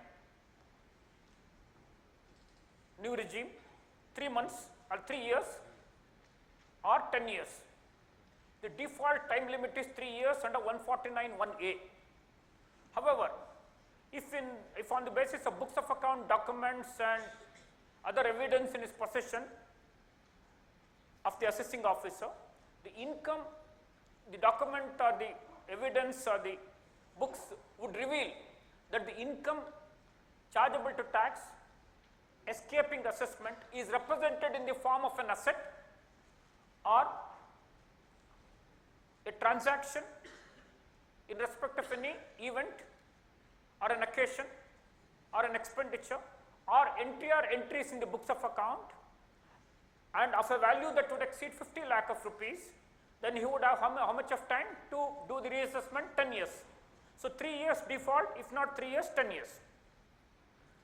Now there are provisos to 149(1) which would deal with extension of these time limits. So presently, whatever time limit that is available for him to issue notice under 148 would be extended if there is a stay by court, or whatever time that is allowed to the assessee to give response to notice issued under 148A within bracket small b. You know, now the reassessment procedure has undergone a change. Except in exceptional cases, in all other cases, before he would issue notice under 148, he has to issue notice under 148A capital small b. Then he has to pass an order under 148 capital A small d.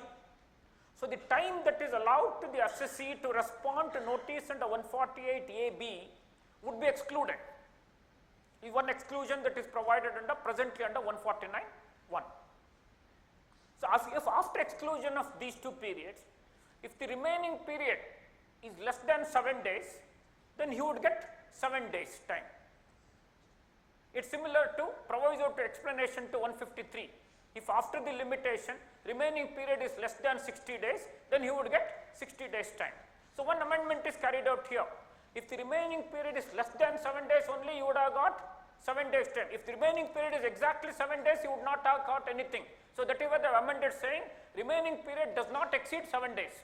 That means under earlier law, 6 days remaining, you would have got 7 days. 5 days remaining, you will have got 7 days. 1 day remaining, you will have got 7 days. But 7 days remaining, you will not have got anything. Now, even if 7 days is remaining, but not more than 7 days is remaining, you will have this 7 days extension.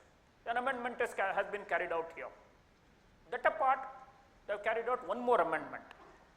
Look at this amendment.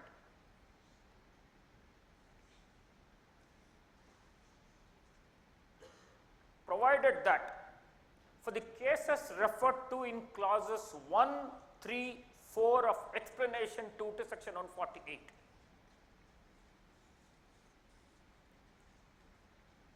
where a search is initiated under 132 or a search under 132 for which last of the authorization executed or a requisition is made under 132A after 15th of March of any financial year and the period for issue of notice under section 148 expires on 31st March of such financial year, a period of 15 days shall be excluded for the purpose of computing the period of limitation as per this section, and the notice issued under 148 in such cases shall be deemed to have been issued on 31st March of such financial year. Yenadru artha aita? Okay, let me now explain. Let me now explain this. This proviso would apply only when the limitation is lapsing. When will limitation lapse? End of third year. End of third year is when limitation would lapse, correct? Now, this situation they are explaining should happen. Take an example where your relevant assessment year is 21-22. Take an example. Normal limitation will lapse when? 3 years. When it will lapse? First year 22-23, second year 23-24, third year 24-25. What is the last date? 31st March of 25. For him to issue notice for which year? I will repeat, for 21-22, the last date for issue of notice is 31st March of 2025. Please keep this in mind, otherwise it becomes extremely difficult to understand this proviso. So now, 31st March of 2025 is the due date for him to issue notice, otherwise it gets time barred, correct? Now, you are a case covered by explanation 2 to 148. Clauses 1, 3 and 4. What are these? You are a person on whom a search is initiated. You are a search party, one situation. Another situation is, you are not a search party, somebody else is a search party. A search has taken place in SRS premises and he is found to have some assets. He will not own it up, he says it belongs to Chythanya. For whatever reasons we have had during the budget sessions, he has an axe to grind, Some documents found, he would say, it doesn't belong to me, belongs to Chythanya. So then I would become a case covered by clause 3 or clause 4 of explanation 2 to 148. So these 3 clauses deal with search takes place in my own premises in one case. Another case is search takes place in somebody else's premises. Asset found with him is found to belong to me. Documents and books found with him are found to relate to me. And the information which is contained in the document found in him is found to pertain to me. With this satisfaction reached by my assessing officer. These are the requirements you will find in clauses 1, 3 and 4 of explanation 2 to 148. Let us say I am one such person. He wants to reassess me for assessment at 21-22. The last date is 31st March of 2025. However, such takes place or such may have taken place earlier, but the last Panchanama is drawn or a requisition is made under 132A. Any one or more of these events takes place between a time interregnum. What is the time interregnum? After 15th of March of 2025 and before 31st March of 2025. Last 15 days. The due date would expire on 31st March of 2025. So financial year is 24-25.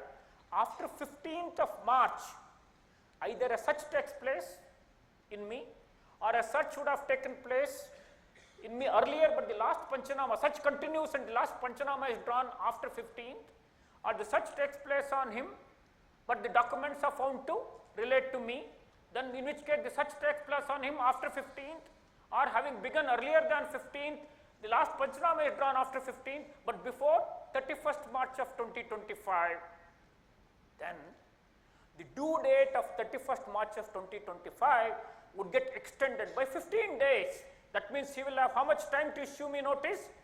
By 15th April of 2025.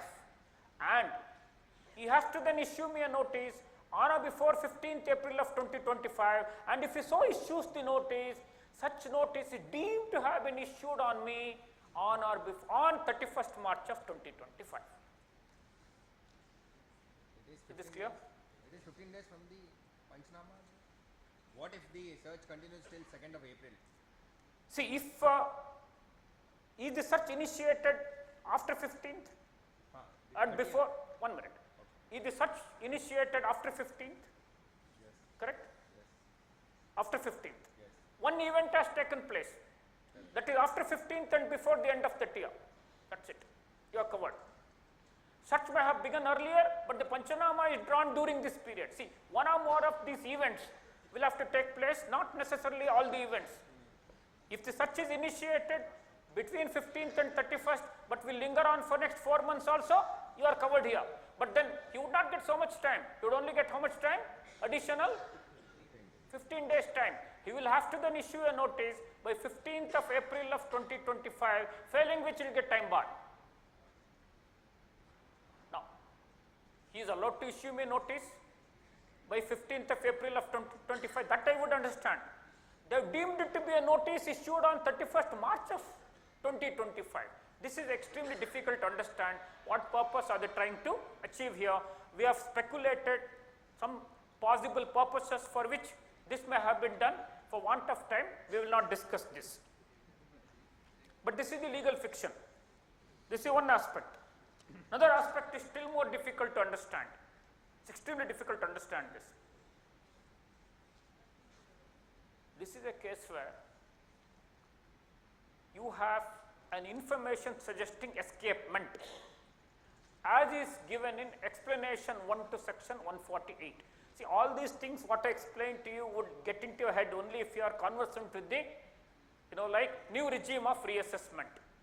So therefore, I would try to make it as simple as possible that if the information suggesting escapement, which is the foundational requirement for issue of notice under 148 and 148A,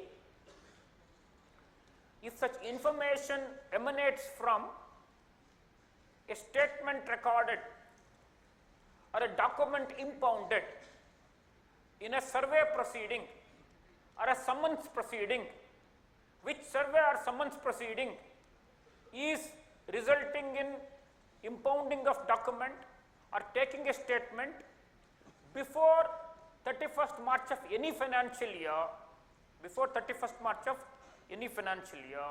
However, such summons, such survey emanates from a search that has taken place by virtue of 132 being initiated, or last Panchanama being authorized, or a requisition being made under 132A after 15th of March, but before the end of the financial year, even in such a case, the limitation of 3 years, whatever you had, will get extended by 15 days. And the notice under 148AB, whenever issued, will be deemed to have been issued as at the end of the relevant financial year. One thing you will understand, that unlike in the earlier case where I have given an example of 21-22, 3 years, and 24-25 the last year, third year, and the search should take place between 15th of March of 25 and 31st March of 25, wherein they refer to last financial year. There is no such reference here. They refer to any financial year.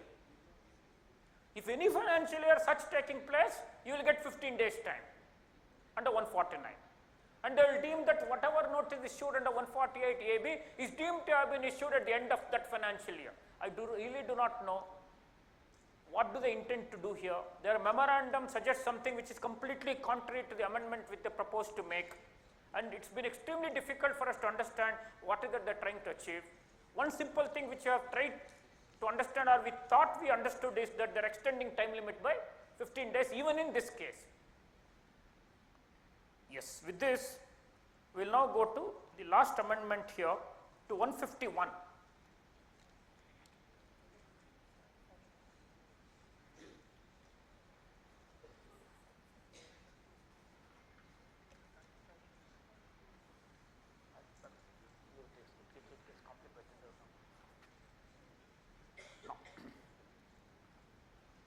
See, section 151 also underwent a change after 1421. 151 will now give you two categories of officers. One category of officers would be the commissioner, the principal commissioner. Another category of officers would be the chief commissioner, principal chief commissioner. If in the new regime, wherever an approval is required of a specified authority, if such approval is to be taken within 3 years, then the approval will have to be obtained from the commissioner or the principal commissioner. If it is beyond 3 years, then the approval will have to be taken from the chief commissioner or the principal chief commissioner. This is the amendment that is carried out. This was the provision under 151. Now, two problems arose as 151 came to be interpreted, and some of us filed writ petitions as well. If it is beyond 3 years, then the specified authority has to be necessarily the principal chief commissioner. It's only when the principal chief commissioner is not available, then the chief commissioner. So, by default, only principal chief commissioner could have granted the approval if he is available. Only when he is not available, then some of us started making RTA application. If the chief commissioner has approved, then we would question. Tell me on that day whether principal chief commissioner was available or not, RTA application. Then they have found that, okay, this is too difficult to digest. That is why they have said, whether principal chief commissioner is available or not, it is fungible. Whether principal chief commissioner approves or chief commissioner approves, it does not make any difference. This is one amendment they have carried out. Another amendment they have carried out is that this 3 years time was watertight. Whereas under 149 limitation, you have understood that there are provisos that would extend the limitation. Like in one case, I have given an example of limitation lapsing on 31st March of 2025, but it got extended up to 15th April of 2025, correct? Though it got extended, under 151, it would have still been beyond 3 years, and who would have to approve under the present law? Only the principal chief commissioner, the chief commissioner will have to approve. Many times what department was doing is, because it got extended under 149, they were getting the approval of the commissioner or the principal commissioner. We were challenging it because 149 is subject to 151. So we have raised a challenge in several writ petitions saying that extension of time under 149 has got nothing to do with 151. Now they have corrected it, saying that 151 time limit for deciding who the approval authority is will have to be determined after taking into account the extension of time limits given under section 149. And this amendment to 151 is carried out with effect from 1/4/23 and would apply to 1/4/23 onwards. It would not in any manner validate incorrect approvals given in the past years. So with this we will conclude whatever we have to say about the reassessment and the changes carried out there. With this, I guess I have completed the critical aspects which are in my portfolio to deal with, and we'll move over to Mr. Padamchand for. No, I don't think I have anything. I've covered everything. Yeah.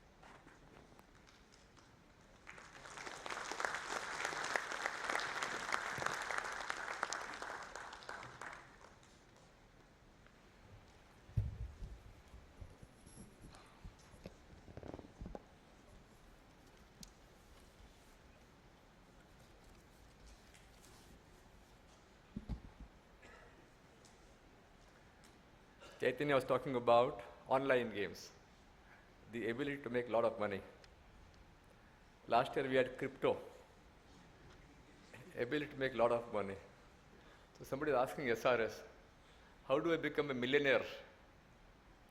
By having this crypto or having this online games. SRS said, answer is very easy.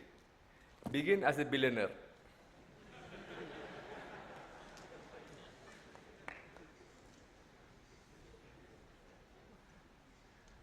Before I begin with the topic allotted, let me make a correction statement I had in relation to a particular comment I had made in the morning. And this thanks to Shivanand for pointing this out to me. It's a case of the comment made in relation to LIC policies where the amount of premium is more than 5 lakhs. And I did give an example of ULIP to say that ULIP had also an amendment undergone from 1st of February 2021. And I did make a mention that there is no specific provision of law providing for the taxability of incomes from ULIP where the premium is more than 2.5 lakhs. I stand corrected. There is a 45(1) capital B that is there in the statute that deals with taxation as capital gains on the proceeds received from ULIP.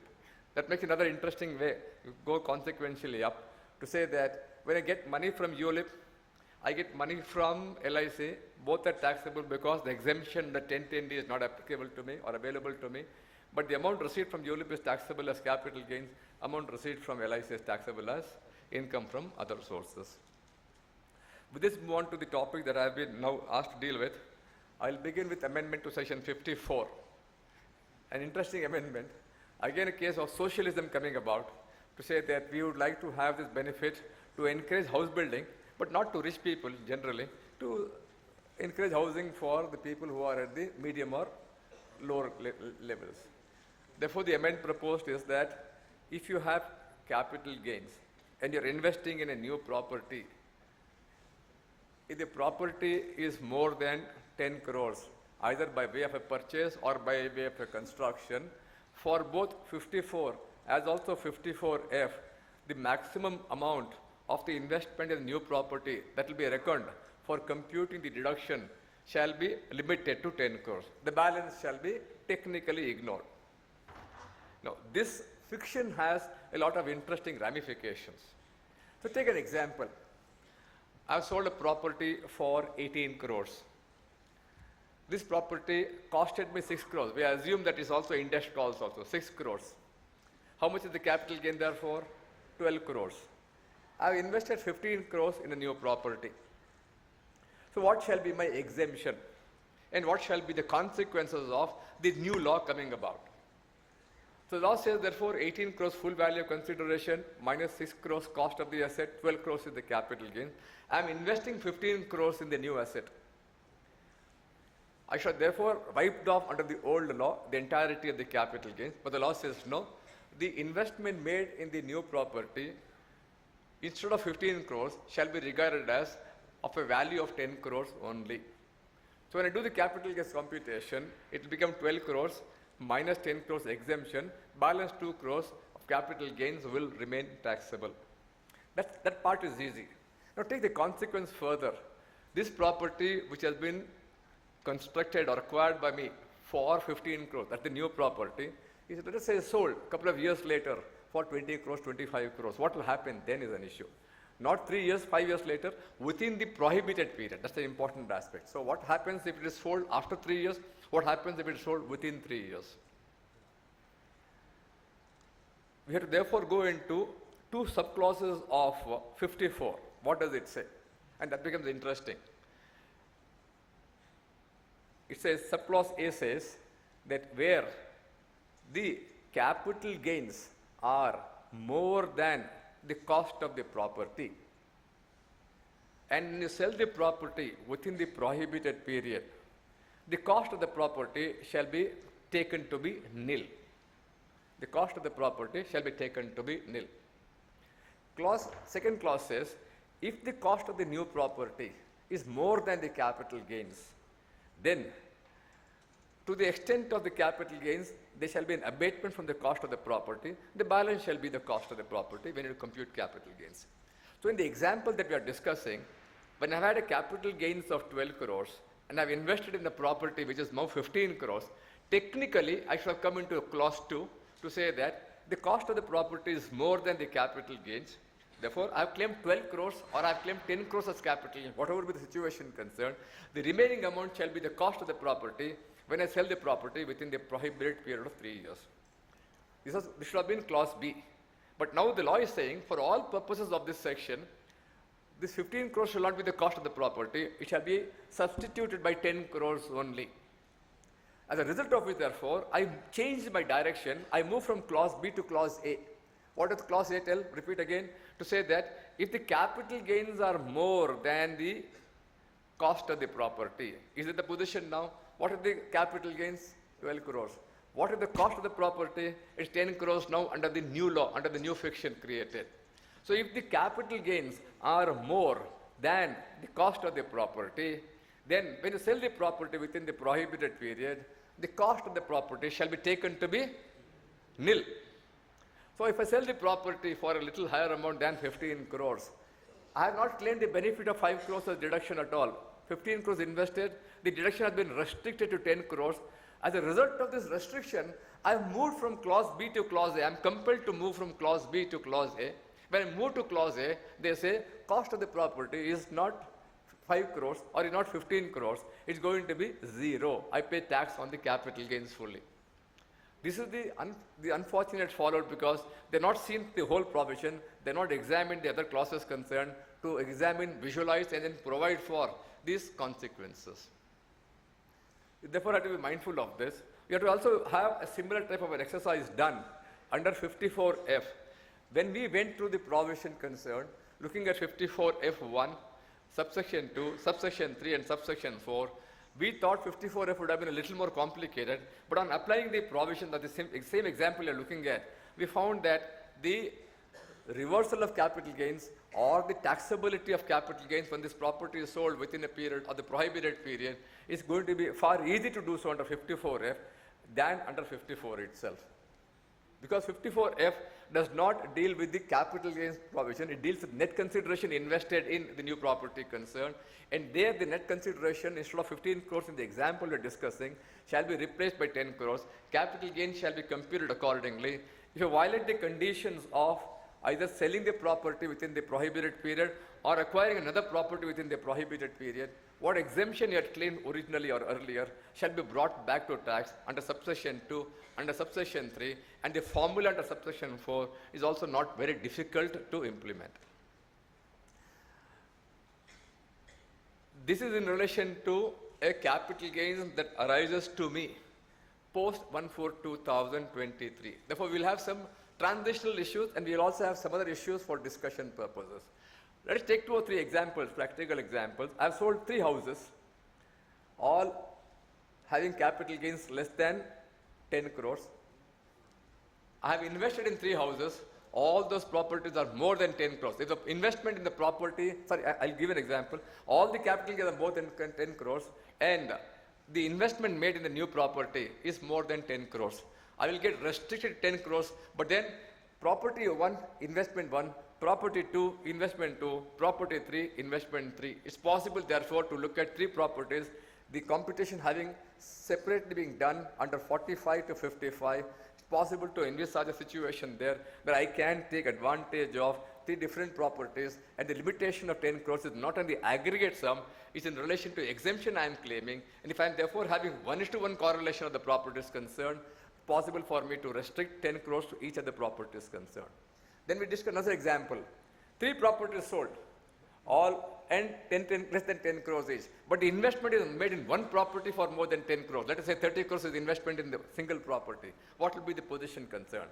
Can I apply the same logic to say, I'll do computation separately, independently, and then make a statement that although one property is there, which is more than 10 crores, 30 crores, but the individual exemption should be limited to 10 crores for me. I should therefore be able to exhaust the exemption in relation to all these 3 properties sold. We had a difference of opinion, ultimately to say that both the views are possible, that by virtue of the provision of law, computation has to proceed source-wise.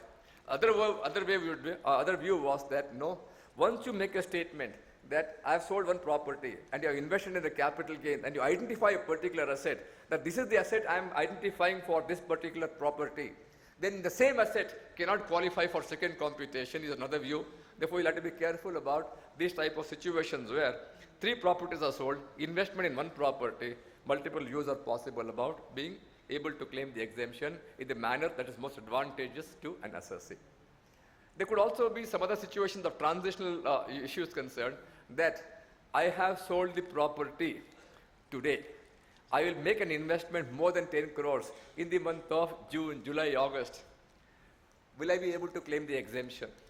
Because the property is more than 10 crores, it is happening after 1st of April 2023. One view was that this law is applicable from assessment year 1/4/2024, assessment year 24-25. Therefore, it will be applicable to capital gain chargeable to tax with effect from 1/4/2024 onwards for 24-25. That means the investment made by me in relation to property, capital gains earned by me today will not be impacted by this limitation of 10 crores. The reverse position, I sell the property post-April. Law provides that I can take an investment prior to 12 months also. Property purchase can happen 12 months prior to the date of sale of the property concerned.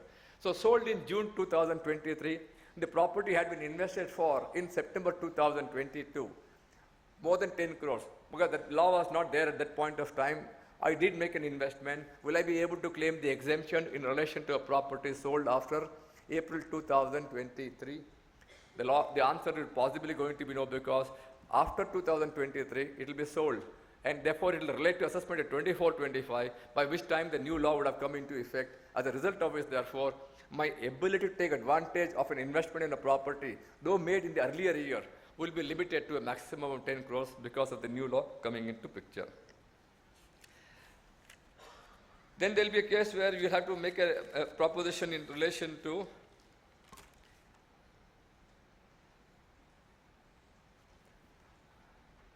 I will not go into, I'll get into market-linked debentures briefly.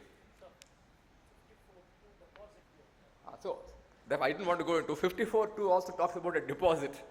So in the example you're discussing, let us say my investment is my investment in the new property is 15 crores, bifurcated into 9 crores in the property, 6 crores in the deposit. 9 crores in the property, 6 crores in the deposit. Now, I have the wordings of the law in relation to deposit are a little peculiar.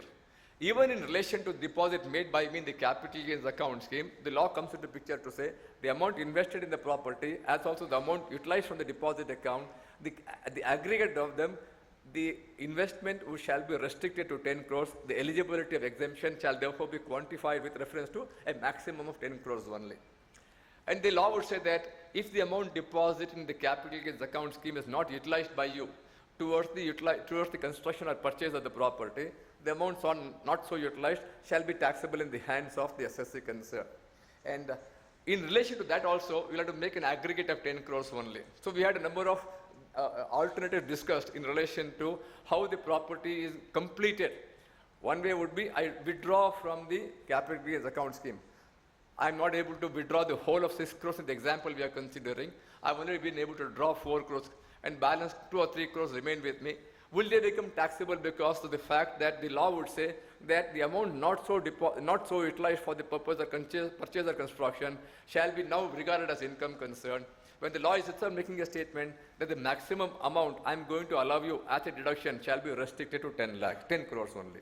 So one way of looking at things would be 9 crores plus if you have utilized 4 crores, 13 crores is the aggregate.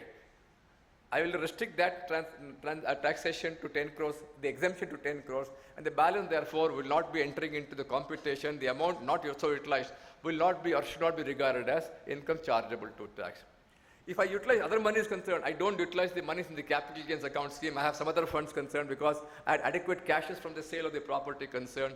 What is now required is to be the investment of capital gains only. I have therefore some more consideration available with me for the purpose of investment. If I utilize that amount of consideration which is available with me free and I don't utilize the amount available with me in the capital gains account scheme, what shall be the law? We ultimately came to a conclusion. It's not just 1:1 mapping, the question of identifying the amount in the capital gains account scheme and looking into your investment in the property concerned. If the property therefore has been invested, not necessarily 1:1 from out of the deposit scheme, but also from your other sources, the same consequences to say that you are eligible for exemption, subject to a maximum of 10 crores, that law should apply. We'll then go into market-linked debentures.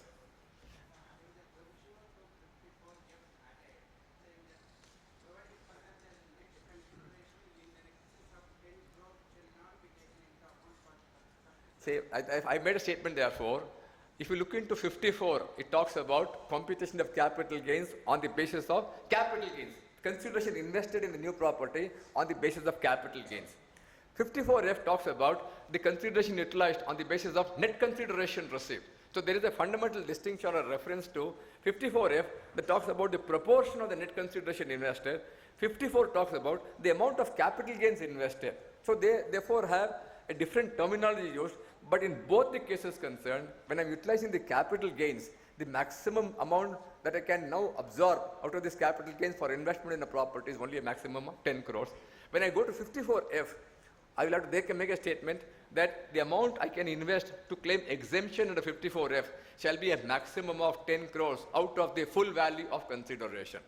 Therefore, I made a statement. I'm giving you one example only. We'll have to work out the examples separately for the purpose of 54F. Net consideration in excess of 10 crores shall be ignored. Therefore, I make a statement. Let us say the example you're discussing, 18 crores, 12 crores, and 15 crores invested in the new property concerned. They will say net consideration above 10 crores shall be ignored. That means I'll have to say I've invested in new property 10 crores. 15 crores will not be taken into account. What is the aggregate consideration received is 18 crores. What is the capital gains? 12 crores. So what shall be the exemption I'm going to get? So 10 by 18 into 12 is 6.67 crores. I'll be able to gain only that exemption under 54F. That's the way we'll have to work out. We'll have to work out that provision by applying the formula and then coming to the quantum of capital gains. Market-linked debentures is a non-convertible debenture having a hybrid type of characteristics. These are from what I have read from the articles concerned dealing with MLD. I don't have personal knowledge on this. It says that it has some sort of an element of a debt security. There's some sort of a principal amount secured. And there's an element of chance attached to it. Therefore, there is a hybrid derivative against that itself, where this derivative will link you to return on some other security or some other indices, and therefore your returns on this market-linked debenture will be based on how the price or the movement in interest of a corresponding security is happening. To put it very, very crudely, and this is an example in one of the articles concerned, it says, if the weather is good today, I'll give you 8% interest. If the weather is bad tomorrow, I'll give you 6% interest. That means the stock where I'm comparing myself with has done well, I'll maintain the 8% interest. If the stock has not done well, I'll reduce the interest proportionately. Therefore, based on the movement of some other security, maybe a government security, or maybe based on a particular index, what happens in the movement of index there, they are going to give you the rate of return. But your principal is protected. Your principal is fully protected, and only the question is about the fluctuation in the rates of interest concerned. What is the taxability of these items concerned? It's a debenture. I'll be able to therefore get a return. This is going to be taxed as interest income, therefore taxable as normal income. What happens when I'm transferring this? What happens when I'm redeeming it? So I can have a transfer, I can have a redemption, I can have a maturity of this MLD is concerned. If I transfer, can I have capital gains? The answer is yes, because I'm transferring a capital asset. If I were to redeem it back to the company before the maturity of the bonds concerned, what is the nature of income? Again, it can be taxable as capital gains under the general provision of law. What happens if I were to surrender the MLD at the time of maturity concerned, the amount I'm receiving, will it be called as capital gains? Possibly yes. So law has visualized all three situations concerned, either a transfer or a redemption or a maturity, and they are providing for a situation where they say that the amount received on either of these instances or events will be taxable under 50 capital A as capital gains arising from the transfer of a short-term capital asset. Therefore, they will ignore the period of holding, they'll make it capital gains, but call it as taxable or at short-term capital gains only. Therefore, it says, notwithstanding anything contained in 242 capital A as also section 48. So I will therefore ignore the period of holding. I don't apply 242 capital A to ascertain a period of holding. Regardless of the provision there, this shall be regarded as a short-term capital asset. 1. I will therefore also not go into section 48. I will not therefore give you the benefit of indexation, except for the fact that I will give you the cost of acquisition, and I shall only give you the expenditure in relation to the transfer of the debenture as allowable deduction. Anyway, under 48, only capital indexed bonds or debentures were allowed for indexation. Normal debentures wouldn't have qualified for indexation, but nevertheless they made a statement that notwithstanding anything contained in 48 as also under 242A. Even securities transaction tax will also not be allowed as a deduction. And there is a definition of MLD to say that that's a security which will be therefore having a sort of a principal component which is in the form of a debt security and which is so classified to be an MLD, and also includes, interestingly, anything that is classified as an MLD by the authorities concerned or is regulated as an MLD by the authorities concerned. So classification or regulation as an MLD will make a underlying security a market-linked debenture and will therefore be of a nature governed by 50AA. Now, when you talk about this section's concern to say that it shall override 242A, it shall override section 48, you then start asking questions, what about other sections now? Because let us take for example, an MLD can be a subject matter of a transaction between a firm and a partner. I contribute the MLD into a firm, I have to look into 45.3. I take the MLD away from the firm, either on a dissolution or on a reconstitution. I may have 45.4, I may have 9 capital B. So therefore you start examining questions. When I have a slum sale, MLD will to go as a part of a slum sale, section 50B. You will therefore have situations where you will have to look at all of this concern. I convert an MLD from a capital asset into stock in trade, 45.2 will come in. I convert an MLD from a stock in trade into a capital asset, 28 will come in. Section 49.9 will come in to understand the cost of acquisition when a stock in trade is converted into a capital asset. So therefore, we are looking to these provisions, the wordings of these provisions concerned very carefully. For example, I'll just give one example. Otherwise, we have worked out and detailed the law in relation to all the situations concerned. Take an example of 9B, where I'm getting a capital asset in the form of an MLD from the firm itself. The firm has held it for a long period of time. It is taxable. It's taxable as what? Long term or short term? The law under 9B says, in accordance with the provisions relating to capital gains computation. So 9B draws a reference to capital gains computation. If you come to capital gains computation, this will be regarded as a short-term capital asset, and therefore under 9B also, the gains referable to this type of a transaction between a firm and a partner will be taxed as short-term capital gains. If you go into 45.4, the law does not make a mention at all that A plus A is equal to B plus C minus D, or the formula is there. What will be the gains taxable? Formula worked out. On whom it is taxable? On the partnership firm. How is it taxable? Law doesn't say anything on this matter. What are you going to do now? Because it says notwithstanding anything contained in section 242A and section 48. Are you now going to say it comes under 45 subsection 4? There's no specific mention made, but this is a long-term capital asset, or I have been a partner in the firm for more than 3 years. Therefore, the gains resulting from the movement by retiring from a firm concerned should be taxed as long-term capital gains under 45.4, could be a debate. So you have to go on making a comparison of the language under various sections concerned, look at what the law is providing for, and accordingly draw a conclusion that this shall be taxed as long-term or short-term depending upon the coverage and of 50 AA is overriding power over those sections concerned. Let us make an analysis of all of this. Then we also went into the aspect of whether you are entitled to exemption under 54F, because we are looking at the provision that it's only for 50 AA that this is regarded as a short-term capital asset. What about others? What about 54F?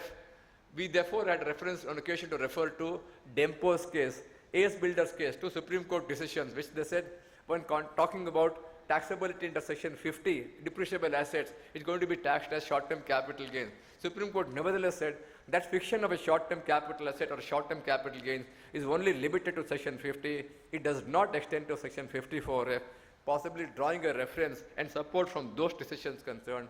One may argue that even for the purpose of exemption of under 54F pertaining to a market-linked debenture, by relying on this Supreme Court decision, you'll be able to get the advantage of 54F. How are these going to be taxed? When I'm selling these debentures, then I have to go back to 111A, 112A, 112, and see what is the law providing for you there. If you go into 111A, for example, it says taxation on sale of listed shares, transfer of listed shares, or units of an equity-oriented fund, or unit of a business trust. Only 3 items are covered. MLD will not satisfy either of this, not an equity share listed, not an equity-oriented fund, not a unit of a business trust. 111 will not cover this. 112 capital A has the same 3 items, will not cover this. 112 says yes, on a transfer of a security which is of long-term in nature, we'll be able to get the concessional rate of tax. Now the question therefore is again, 112 fiction, whether it superimposes itself on the fiction that is created under 50 AA may be a difficult situation, but then that remains as a controversy for us to be handling this as the situations will emerge over a period of time. We had seen in the morning that there could be a situation of the treaty position being different. How is it going to be taxed? Capital gains, business income, other sources. We have already seen the outline of those provisions concerned. Therefore, I will not go into the detailing of these provisions all over again. There is now an amendment to section 45(5) capital A, specified agreement, joint development when there is a revenue share or there is a space share. How is it? We are having a controversy as to how the joint development agreement should be, the timing of the taxation of a joint development agreement. We therefore had 45(5) capital A for an individual and a HUF. When there is a space sharing joint development agreement, whatever be the year of transfer, the chargeability will happen when the completion certificate is received from the specified authorities, and the stamp value of the property at that point of time shall be the value taken into account for the purpose of computing capital gains. The law then said, when I am getting a space share and any other consideration in cash, I add these two and then compute the capital gains in the year in which the completion certificate is received. Now, what do you mean by this cash? What happens when I get a check? What will happen? Whether it will come under 45(5)A or it will remain outside itself.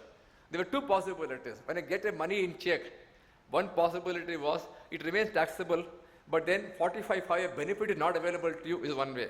Other extreme would have been, look here, every amount received on transfer of a property is essentially and intrinsically a capital receipt. It can come into being taxed only when the law provides for it. If the law has not provided for a check, then it will be a situation where it will remain non-taxable at all. Multiple possibilities, multiple arguments are possible. They are now clarifying to say, not just money is received in cash, but by money is received by a check or draft or any other mode. So, having clarified this, we start debating about all of these situations again. So check, draft, cash, or any other mode. What would the word any other mode refer to adjustment general principle and then talk about something that is equivalent to checks, cash, something in kind, something in TDR given to you, for example, will not be covered within this phrase. Is an interesting proposition. One. Two, they're saying that this shall be prospective in nature. That means getting check today from after the law comes into effect was only going to be charged to tax. What about the cash receipt prior to? What about checks receipt prior to? What about draft receipt prior to? Cash, 45(5)(a) covers it. If it is check and if it is bank draft, what will be the position concerned? As we stated initially itself, that there could be two views possible on this matter. If you want to be very aggressive, you can make a statement that it's not covered within the 45(5)(a) as was then existing because check is only covered from a prospective date. This can be a capital receipt, not chargeable to tax in the hands of the person concerned.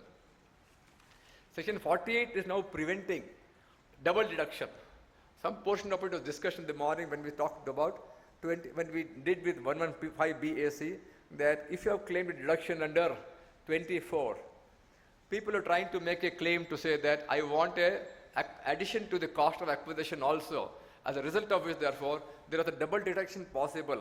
I am claiming this interest under 24B of the Income Tax Act and at the same time adding it to the cost of acquisition, making a statement that this interest is linked to or referable to or integral to the property being acquired, therefore it should be adding to the cost of acquisition. We had some sort of support from the judiciary also, Karnataka High Court and Delhi High Court saying that it's possible for you to add this cost of acquisition, the interest as a cost of acquisition. They're now trying to say that we would like to prevent this double deduction, as a result of which, therefore, they're making a statement that we are going to make a statement that which items you have claimed as a deduction under 24B as interest will not again form part of the cost of construction, cost of acquisition. This again gives rise to the same debate. What happens that I have claimed a deduction and has been allowed to me under 24B. If there is an interest beyond the specified limits under 24B, I am not able to claim a deduction. I have to necessarily forego that claim. Will it now add to the cost of acquisition today? Because the law is only talking about and clarifying that which has been claimed by you as a deduction, only that will be prohibited from being added to the cost of acquisition. Does it therefore negatively give rise to an inference that other type of interest can be added to the cost of acquisition? Is again going to be an interesting debate. So excess interest not allowed as a deduction is one way. The other argument is therefore, look here, this law of barring double deduction is only from 1/4/2024 onwards. Does this amendment therefore indirectly bless and permit you for all earlier years to claim a double deduction, because double deduction is barred only from assessment year 24-25? Could be again a matter of dispute and debate, because you're making a statement that the courts have blessed this and you're only removing this law prospectively, meaning therefore that the legislature has accepted the judicial verdict and therefore you will be able to claim the double benefit of 24B deduction as also being part of the cost of acquisition. We'll then move on to 153 amendments and 142 capital A amendment. The two amendments I'll deal with very briefly, and therefore I am taking my third round also into this round and completing the job concerned. 55, I'll go into intangible. 55, there is a worry in the department wanting to say that a lot of assets do not have some sort of a cost of acquisition. That's what everybody believes now. So over a period of time, trademark, trade names, loom hours, stage carriage permits, goodwill, battles have been argued, battles have been won by the assessors concerned that there is no cost of acquisition, no cost of improvement, as a result of which, therefore, you will not be liable to pay capital gains. Now, the list of intangibles, those specifically mentioned, are of two natures. One is under 55(1), one is under 55(2). 55(1) talks about cost of improvement, 55 subsection 2 talks about cost of acquisition. There you find out that there is some sort of a lack of overlap. Some items are there in 55 subsection 2, which are not there in 55 subsection 1. So we'll have therefore some sort of a difficulty already to say some items mentioned in 55.2 are not there in 55.1. So in relation to those assets concerned, I'll have the benefit of cost of improvement not being ascertained. Again, applying Evans Fraser's case, not chargeable to tax. What they have done therefore now is that they have made statements now. There is a reference to goodwill of a business or goodwill of a profession, and they've added to say, or any other intangible asset. And at the end of the session, they have said, or any other right. So, any intangible asset apart from those mentioned specifically, or any other right, will now be covered within the presence of 55 subsection 1 as also 55 subsection 2. And in this situation, therefore, the law would say that if you're not able to demonstrate otherwise, then the cost of acquisition or cost of improvement is going to be nil. So, for example, TDRs, you can now call it as goodwill, no. Tenancy, no. Loom hours, no. Stage commission, no. Then it will be called as any other right, or may also fall as any other intangibles. What is an intangible asset? Not defined for this session. Some hint is available to us under the definition of 92 capital B dealing with transfer pricing. There are a huge list of items called as classifying or satisfying the definition of intangible asset. Possibly we have to go there to find out what intangible assets are contemplated. A huge list is available there. And also possibly go back to subsection 14 and the explanation thereunder to say rights in relation to a company will include right of management control, blah, blah, blah. It talks about those. Therefore, those are also rights available to us under 214. Make a comparable analysis of 214, 92B, and then go back to 55 to say comprehensively, quite a few of these, comprehensively all rights, whether they're explicitly mentioned or they are intangible or they are any other right, they will be covered within the aspects of 55.1 and 55.2. And therefore, if these are acquired by you without cost, self-generated, possibly you will have no argument now to say that they are self-generated, therefore no cost of acquisition. The statute itself compulsorily mandates that in relation to these type of assets, the cost of acquisition is going to be nil. 142 capital A talks about audit of account. That's what your 142, there is a substitution to say that I can get the accounts audited by third party. Under what circumstances? A number of circumstances are listed out. Nature of accounts, specialization of accounts, multiplicity of transactions, complexity of accounts, or any other reason, or for the purpose of protecting the interest of the revenue. I can get your account audited. To that, they have made an amendment to say not just accounts audited, but also stock valuation verification. So, inventory value that can be referred to a cost accountant, and he can therefore be called upon to issue a certificate to assess the assessing officer to complete the assessment when there is a possibility of a complicated stock available, or there are certain components of stock which are not able to be deciphered easily. So when there are complications, special nature of stock, multiplicity of stocks, maybe for whatever reason satisfying the main body of 142 capital A, then a reference can be made to a cost accountant for the purpose of valuing this inventory, certifying the inventory, which possibly will come to the aid of assessing officer when he completes the assessment. But interestingly, stock valuation, you have to be aware of the fact that 145 capital A deals specifically with stock valuation. It says therefore that stock valuation will be what? On the basis of the ICDS standards. Will also take into account all taxes, duties, cess to bring the stock to the present location and condition. Item 1, item 2. Limb 3 talks about non-listed securities held by a person concerned, how they are to be valued. Limb 4 talks about listed securities held as stock in trade, how are they to be valued. There's a reference done through ICDS in all of this concern. ICDS 2 will deal about all of these valuations of stock inventory. And there's a mandate under 145 capital A that the valuation has to be in accordance with the ICDS standards, income computation and disclosure standards. So therefore, the ability to rely upon cost accounting standard number 4 is what SR is telling us. That will not be there because there's a reference mandatorily to the ICDS standard for the purpose of stock valuation. Although a cost accountant therefore is appointed, I don't think he'll be able to rely upon the ICDS, the cost accounting standards for the purpose of valuation because 145 capital A mandatorily says how the stock has to be valued, in what manner it has to be valued, and that shall prevail.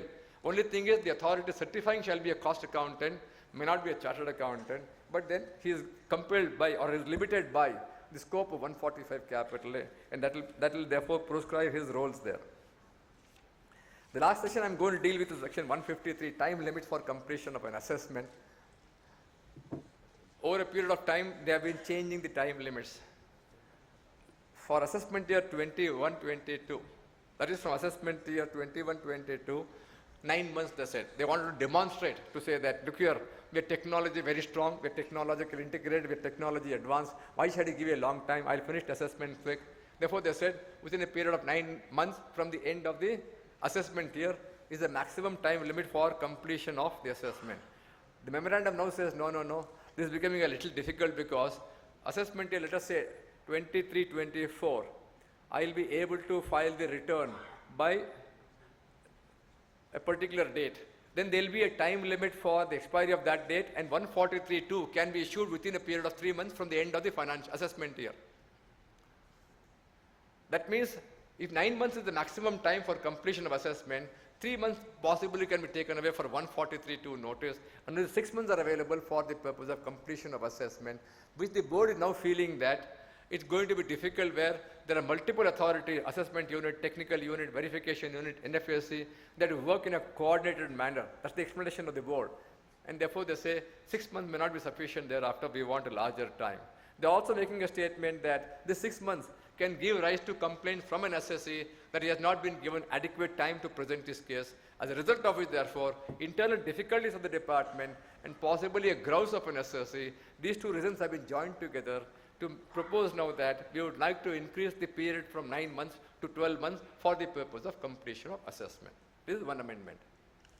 Then we also have under 153(1) capital A, updated return and the assessment available. There also the period of 9 months were there. They are now saying that we'll increase this period also from 9 months to a period of 12 months for the purpose of completion of assessment.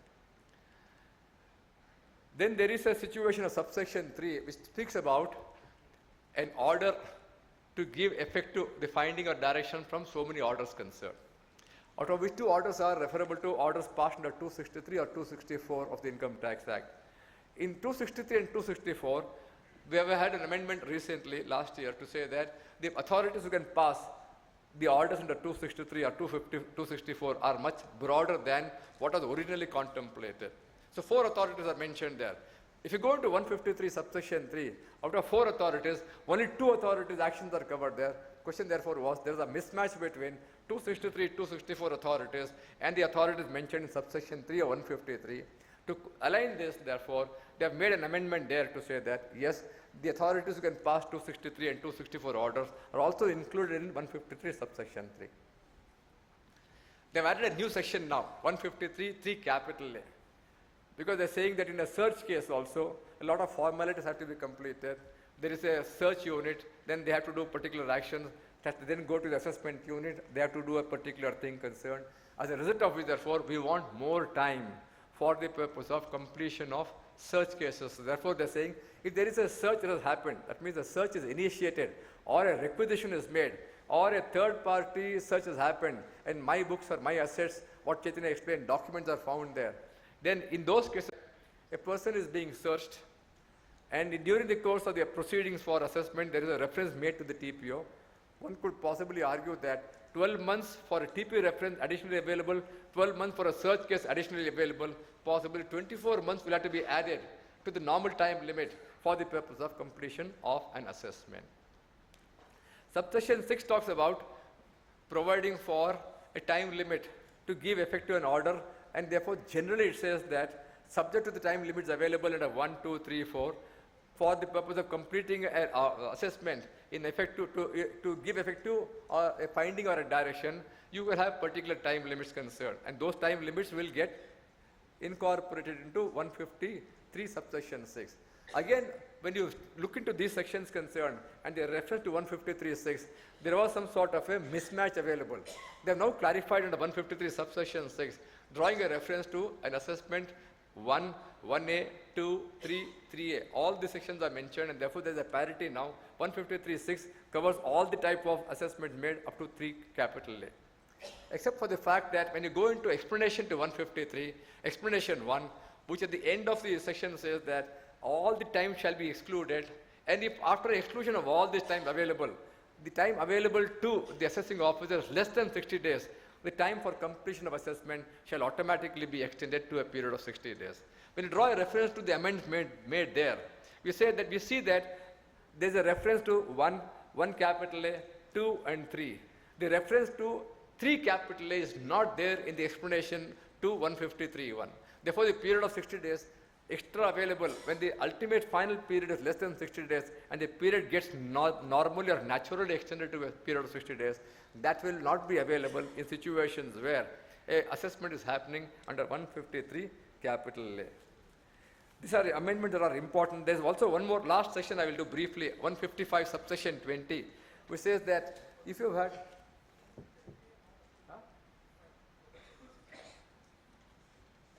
153C, actually there is a case of an interplay between 153(3), 153 subsection 5. When you are making a fresh assessment, you go under 153 subsection 3. You have a longer time period because you have to make a fresh assessment to give effect to the finding or a direction in an order of a tribunal or a commissioner or to a revision authority. So 9 months are available. When you have to give effect to an order, a lesser time is available to you under 153 subsection 5, 3 months generally. Unless you have an interaction that is mandated. That means the tribunal gives a finding to say, this is the addition, this is the deletion, this is the final direction.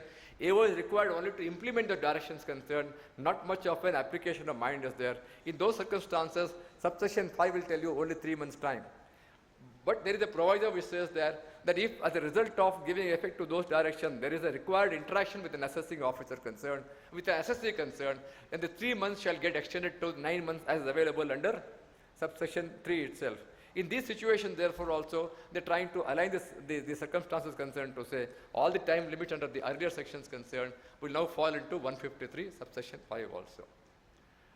155 subsection 20 is a case where I have had income received by me, income offered by me for tax on an accrual basis. I have filed my return, paid my taxes concerned. Thereafter, the person who is paying me that interest or that item on which tax is to be deducted at source, he in a subsequent year on payment basis deducts tax at source. So some examples are there under the statute where payment, the TDS has to be done on a payment basis only. So the TDS happens on a payment basis, the income is being offered on an accrual basis. There's a mismatch therefore. TDS happens on a payment basis, for example, in a government security, when at the maturity period only they'll do the TDS. Before that maturity period, I have offered the income for tax on an accrual basis to the tax department. When the government does this TDS on a payment basis subsequently, what should happen to that amount of TDS there? Because the time limit for revision is over. I have to only go to the board to tell them, look here, yeah, there's a TDS now done relatable to an income offered for an earlier year. Kindly, therefore, condone the delay and give me the credit for that. To get over all these problems concerned, 155 subsection 20 is proposed to be added to say that if the income has already been offered for tax and TDS on that income is deducted by a person concerned in a subsequent year, fine, let him do this from the financial year end in which that TDS is deducted and 2 years thereafter. You can make an application to the assessing officer and he'll go back to the relevant year where the income has been offered for tax.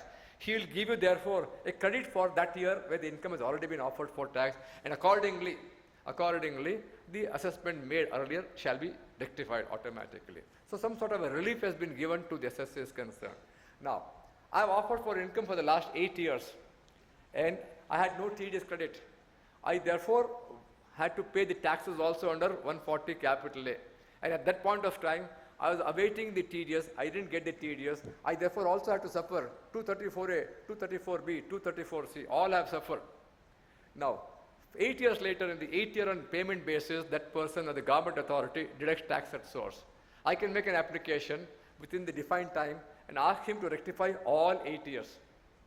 And therefore tell him to give me credit for all these 8 years now. Absolutely fine. Now, the question therefore arises, what about interest? Am I entitled to interest for all these years concerned? Because if you go into 244 capital, it says from a particular date, which is referring to 1st of April of that assessment year, till the date the refund is granted, you will be entitled to the interest concerned. Therefore, this 155(20) has to be read with the amendment made to 244 capital A, which says that no, from the date the application was made, not even from the date the TDS was deducted by the payer concerned, from the date the application was made till the date of grant of refund, only for that period I will give you the interest. For the earlier period, earlier years, I will not give you the interest at all. And logically, there should have been an amendment to 234A, B, and C, that those items of interest automatically should have been reduced, and the corresponding adjustment should have been made in terms of determining the refund to you, rightly or wrongly. They have not made amendments there, and therefore there will be a problem there. This is also a case where, therefore, a situation of a TDS on a payment basis. We'll also have to be looking into, this happens in not all situations concerned, because if you're having some normal commercial transactions between, let us say, businessmen, we have a provision under 191 as also under 201, that if I have offered the income for tax and I give a declaration to the payee concerned, he can be absolved of his TDS liability, because the law would say that I've offered the income for tax, I've paid discharge the taxes, therefore this certificate I give it to him, it will absolve him from the TDS obligations itself. So I can therefore avoid TDS implication by that mechanism. But if somebody is not willing to abide by these provisions, but the law says that you shall do a TDS on payment basis, he doesn't want to take a risk, and he therefore does TDS, especially in government and under banks itself. You will have a situation where you may have to therefore go back to the assessing officer for rectification concern, and that is provided for us, to us, by virtue of an amendment under 155 subsection 20. Thank you all very much.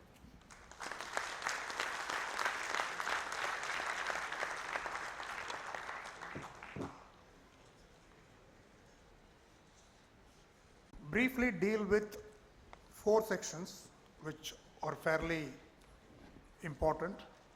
One is section 115 BAE, which deals with the cooperative societies engaged in manufacturing to a concession rate of 15%, this one.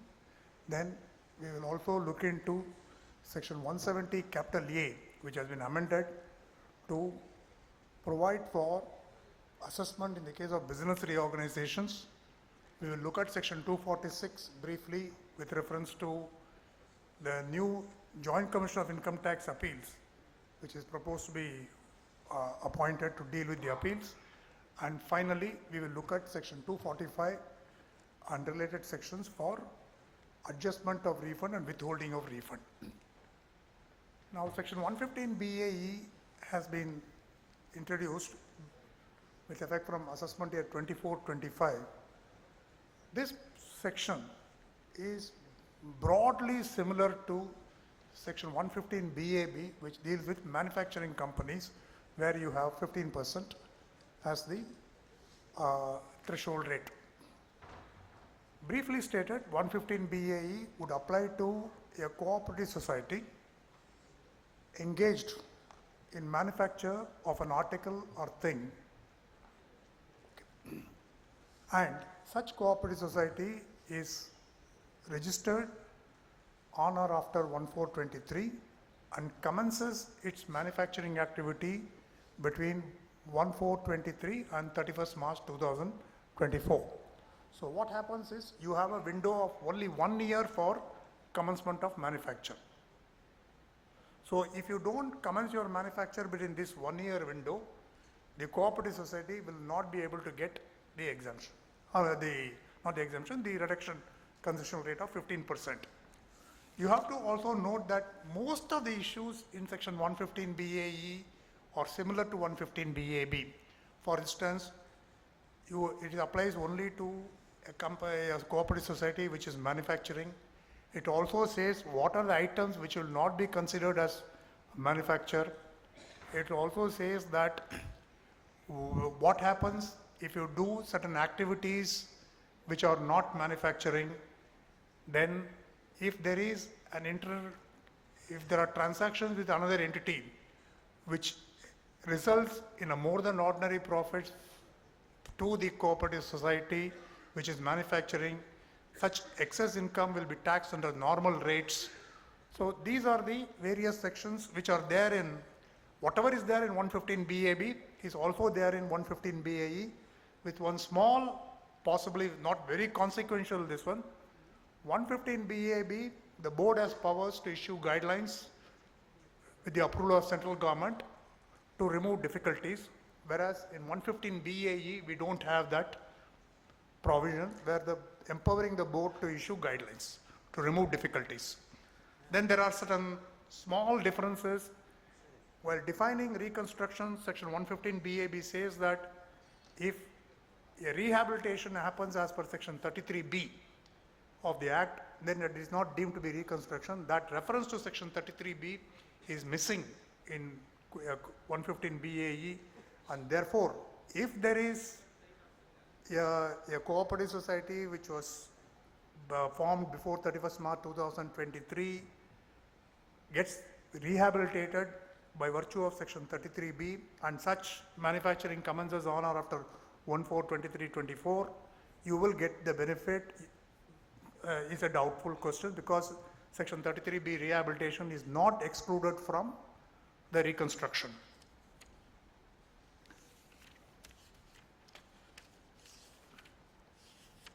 Then, so all the other attendant insult is what is the vineyard manufacture, what is the incidental activities to manufacture, what happens if a cooperative society engaged in manufacture also trades in those items, whether they are incidental or separate, or is involved in a installation and commissioning of the equipment manufactured by it, whether it is incidental or a separate business. Because if the cooperative society carries on any business other than the business of manufacturing, then it is not entitled to benefit unless it is incidental. So therefore, that issue which is there in 115 BAB will continue here. So these are the issues which are there for cooperative society. Now we'll come to section 170 capital A. Last year, section 170 capital A was introduced to cover a business reorganization. If you look at the business reorganization, in the case of an amalgamation or a demerger, what happens to the period between the appointed date and the court order? See, normally in the case of a demerger or in the case of an amalgamation, you have to either earlier you have to make an application under relevant provisions of the Companies Act to High Court to sanction your scheme, or now you have to go before NCLT, or it can also happen due to the NCLT's order under insolvency and bankruptcy code, so under the IBC Act. So you may have a appointed date as 1/4/2022. I'm just giving an example. 1/4/2022. The court order may take any time. It can take 6 months, it can take a year, it can take 2 years also. Let us assume it happens in 30th May 2025. So until these two dates, each company, each entity which is involved in the business reorganization will continue to carry on its business and file the returns accordingly. Though the scheme may provide that during this interim period, whatever business is carried on by the company which is sought to be merged is deemed to be carried on behalf of the amalgamated company, they may continue, but they file returns because the court order is not there. The court order will say that the appointed date is 1/4/22. So as per the decision of the Supreme Court in Marshall's case, once the court gives an order saying the appointed date, all transactions entered into on or after 1/4 that particular appointed date is deemed to be that of the amalgamated company. So this being the position, it creates a very piquant situation, how to go about it. Meanwhile, what happened that many assessing officers were making, even after amalgamation order is passed and the information is given to the assessing officer, they used to make an assessment on the amalgamating companies, which does not exist anymore. When I say amalgamating, for sake of convenience, let's say it's a transferor company, which doesn't exist. So the assessment made on a non-existent person is void. This is what the Supreme Court said in Maruti Suzuki, subject to certain aberrations in Mahagun Realtors. We will not discuss that. So the point today is section 170A was introduced last year. Though it was introduced last year, it just said that in the case of a business reorganization, the successor company shall file a modified return in the prescribed manner. It defined what is business reorganization. it defined who is a successor. Business reorganization means amalgamation or demerger of one or more entities by virtue of a relevant orders, court orders, tribunal orders, adjudicating authorities orders. Successor means the resulting company. You look at this, business reorganization would be one or more persons. They don't restrict it only to companies. But when it comes to the definition of successor, the successor definition makes it very clear it's a resulting company. So what earlier 170A said was that in the case of this one, the successor shall file a return covering the transactions between the appointed date and the court order. That means what, during this period, whatever income which was earned by the transferor company would be treated as the income of the transferee company and shall be assessed accordingly. Similarly, if any transferee company is there, its income, if it is offered in its hands, it should be made nil. This is the position in law, but this was not. 170A only said that you make a modified return. It did not proceed further what the assessing officer should do with that modified return. How he should proceed with that, what he should do, how he has to make an assessment, etc. So having realized that this is a serious lacuna, now they have made the amendment to section 170 capital A, making it into two portions. The first important amendment they make in subsection 1 is that it applies to all entities which are covered by the order of the court, tribunal or the adjudicating authority. In respect of such income of all the entities, the successor should file the modified return. Say for instance, if 3 companies are merged into one company, that resultant company should file for all the 3 other companies' returns, include all their income and file a modified return. Then subsection 2 says that it envisages 2 kinds of contingencies. The first contingency is that if an assessment has been completed of any of the entities to the business reorganization, those assessments between the appointed date and the court order date, whichever assessments have been completed, covered by that period, they will modify the assessments taking into account the order. So this is one issue. They will say modify. So one issue is that modification is very simple. Assuming that all the entities' assessments have been completed, it is just transposing one total income into the other total income and then recalculating your tax, making suitable adjustments wherever it is needed. But there could also be a possibility that one of the entities' assessments involved in the reorganization business is complete, the other entity is assessments are pending, or both the entities' assessment may be pending. So subsection 2 of section 170A says that where the assessments or reassessments of these entities are pending, the assessing officer shall take the order, after taking into account the effect of the order of reorganization, shall frame the assessment accordingly.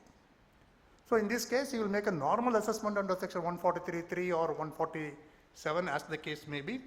So it is not a case of a modified assessment. Whereas subsection 1 is a case of modified assessment, subsection 2 is a case of regular assessment. And subsection 3 of section 170A says that all the other provisions of the Act shall apply accordingly. Now, a few things on this.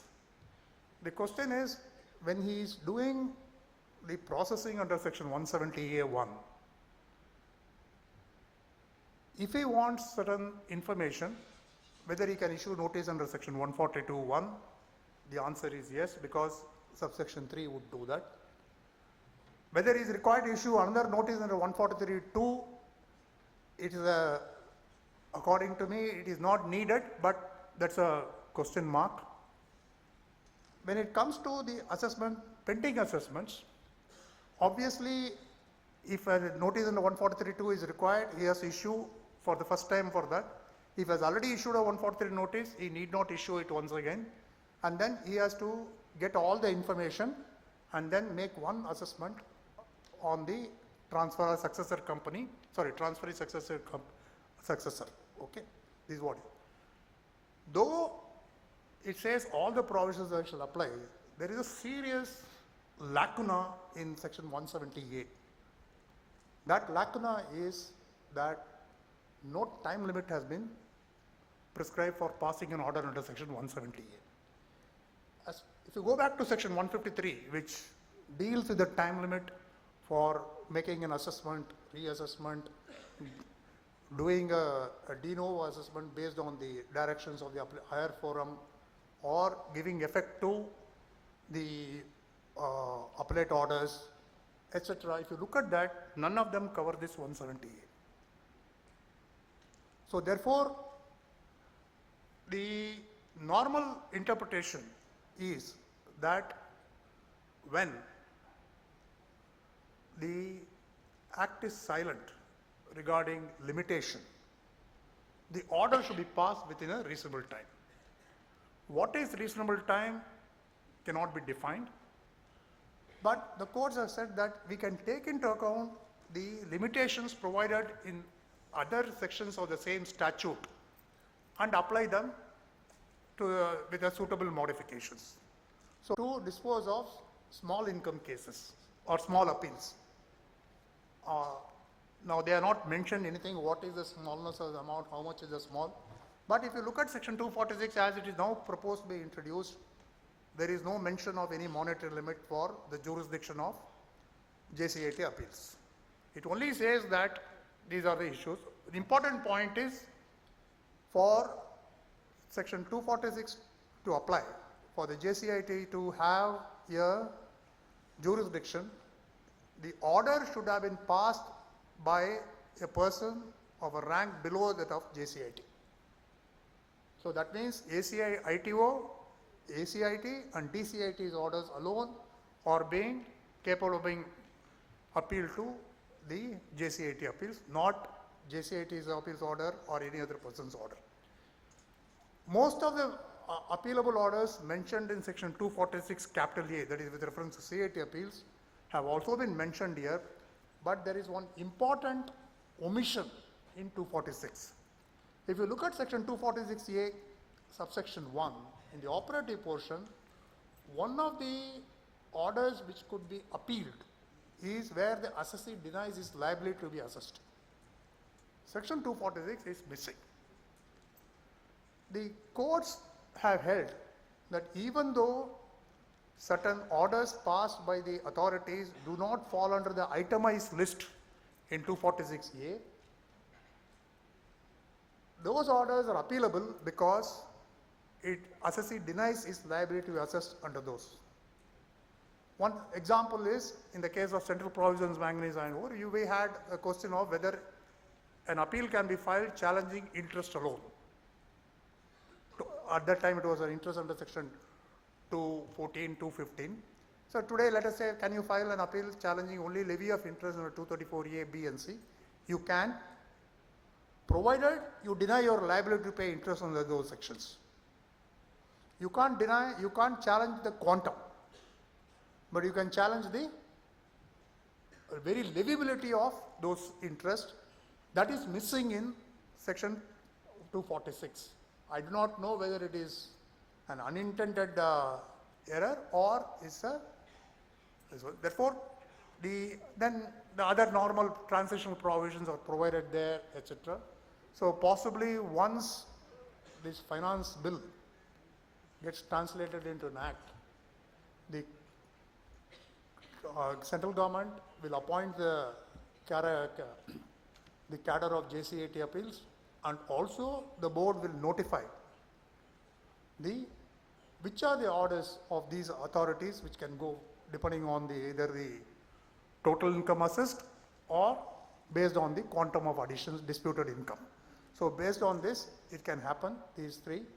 So with this, and since there is almost time is up 6:30, On behalf of the co-panelists, I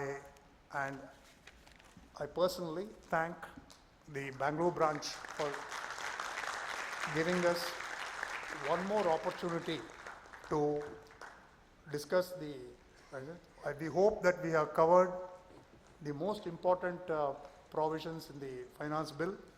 There might be a few things which are not that important, but which we can't brush aside as simply consequential, have not been discussed, but that doesn't matter. I'm sure that you'll be able to do it on your own later. It's not much of a difficulty in understanding. And thank you for being with till 6:30 and giving us a patient hearing. Thank you.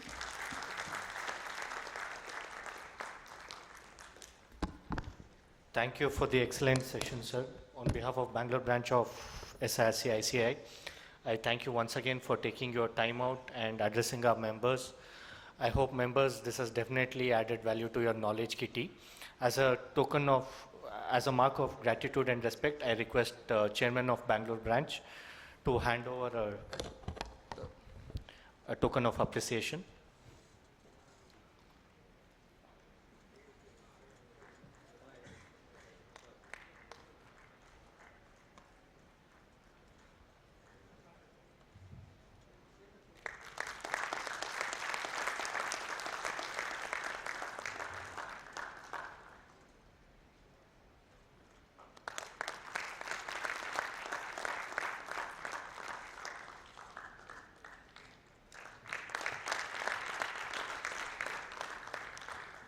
I request CA Prashant also to come up on the dais. I request Chairman to hand him over a floral bouquet for actively coordinating for this session.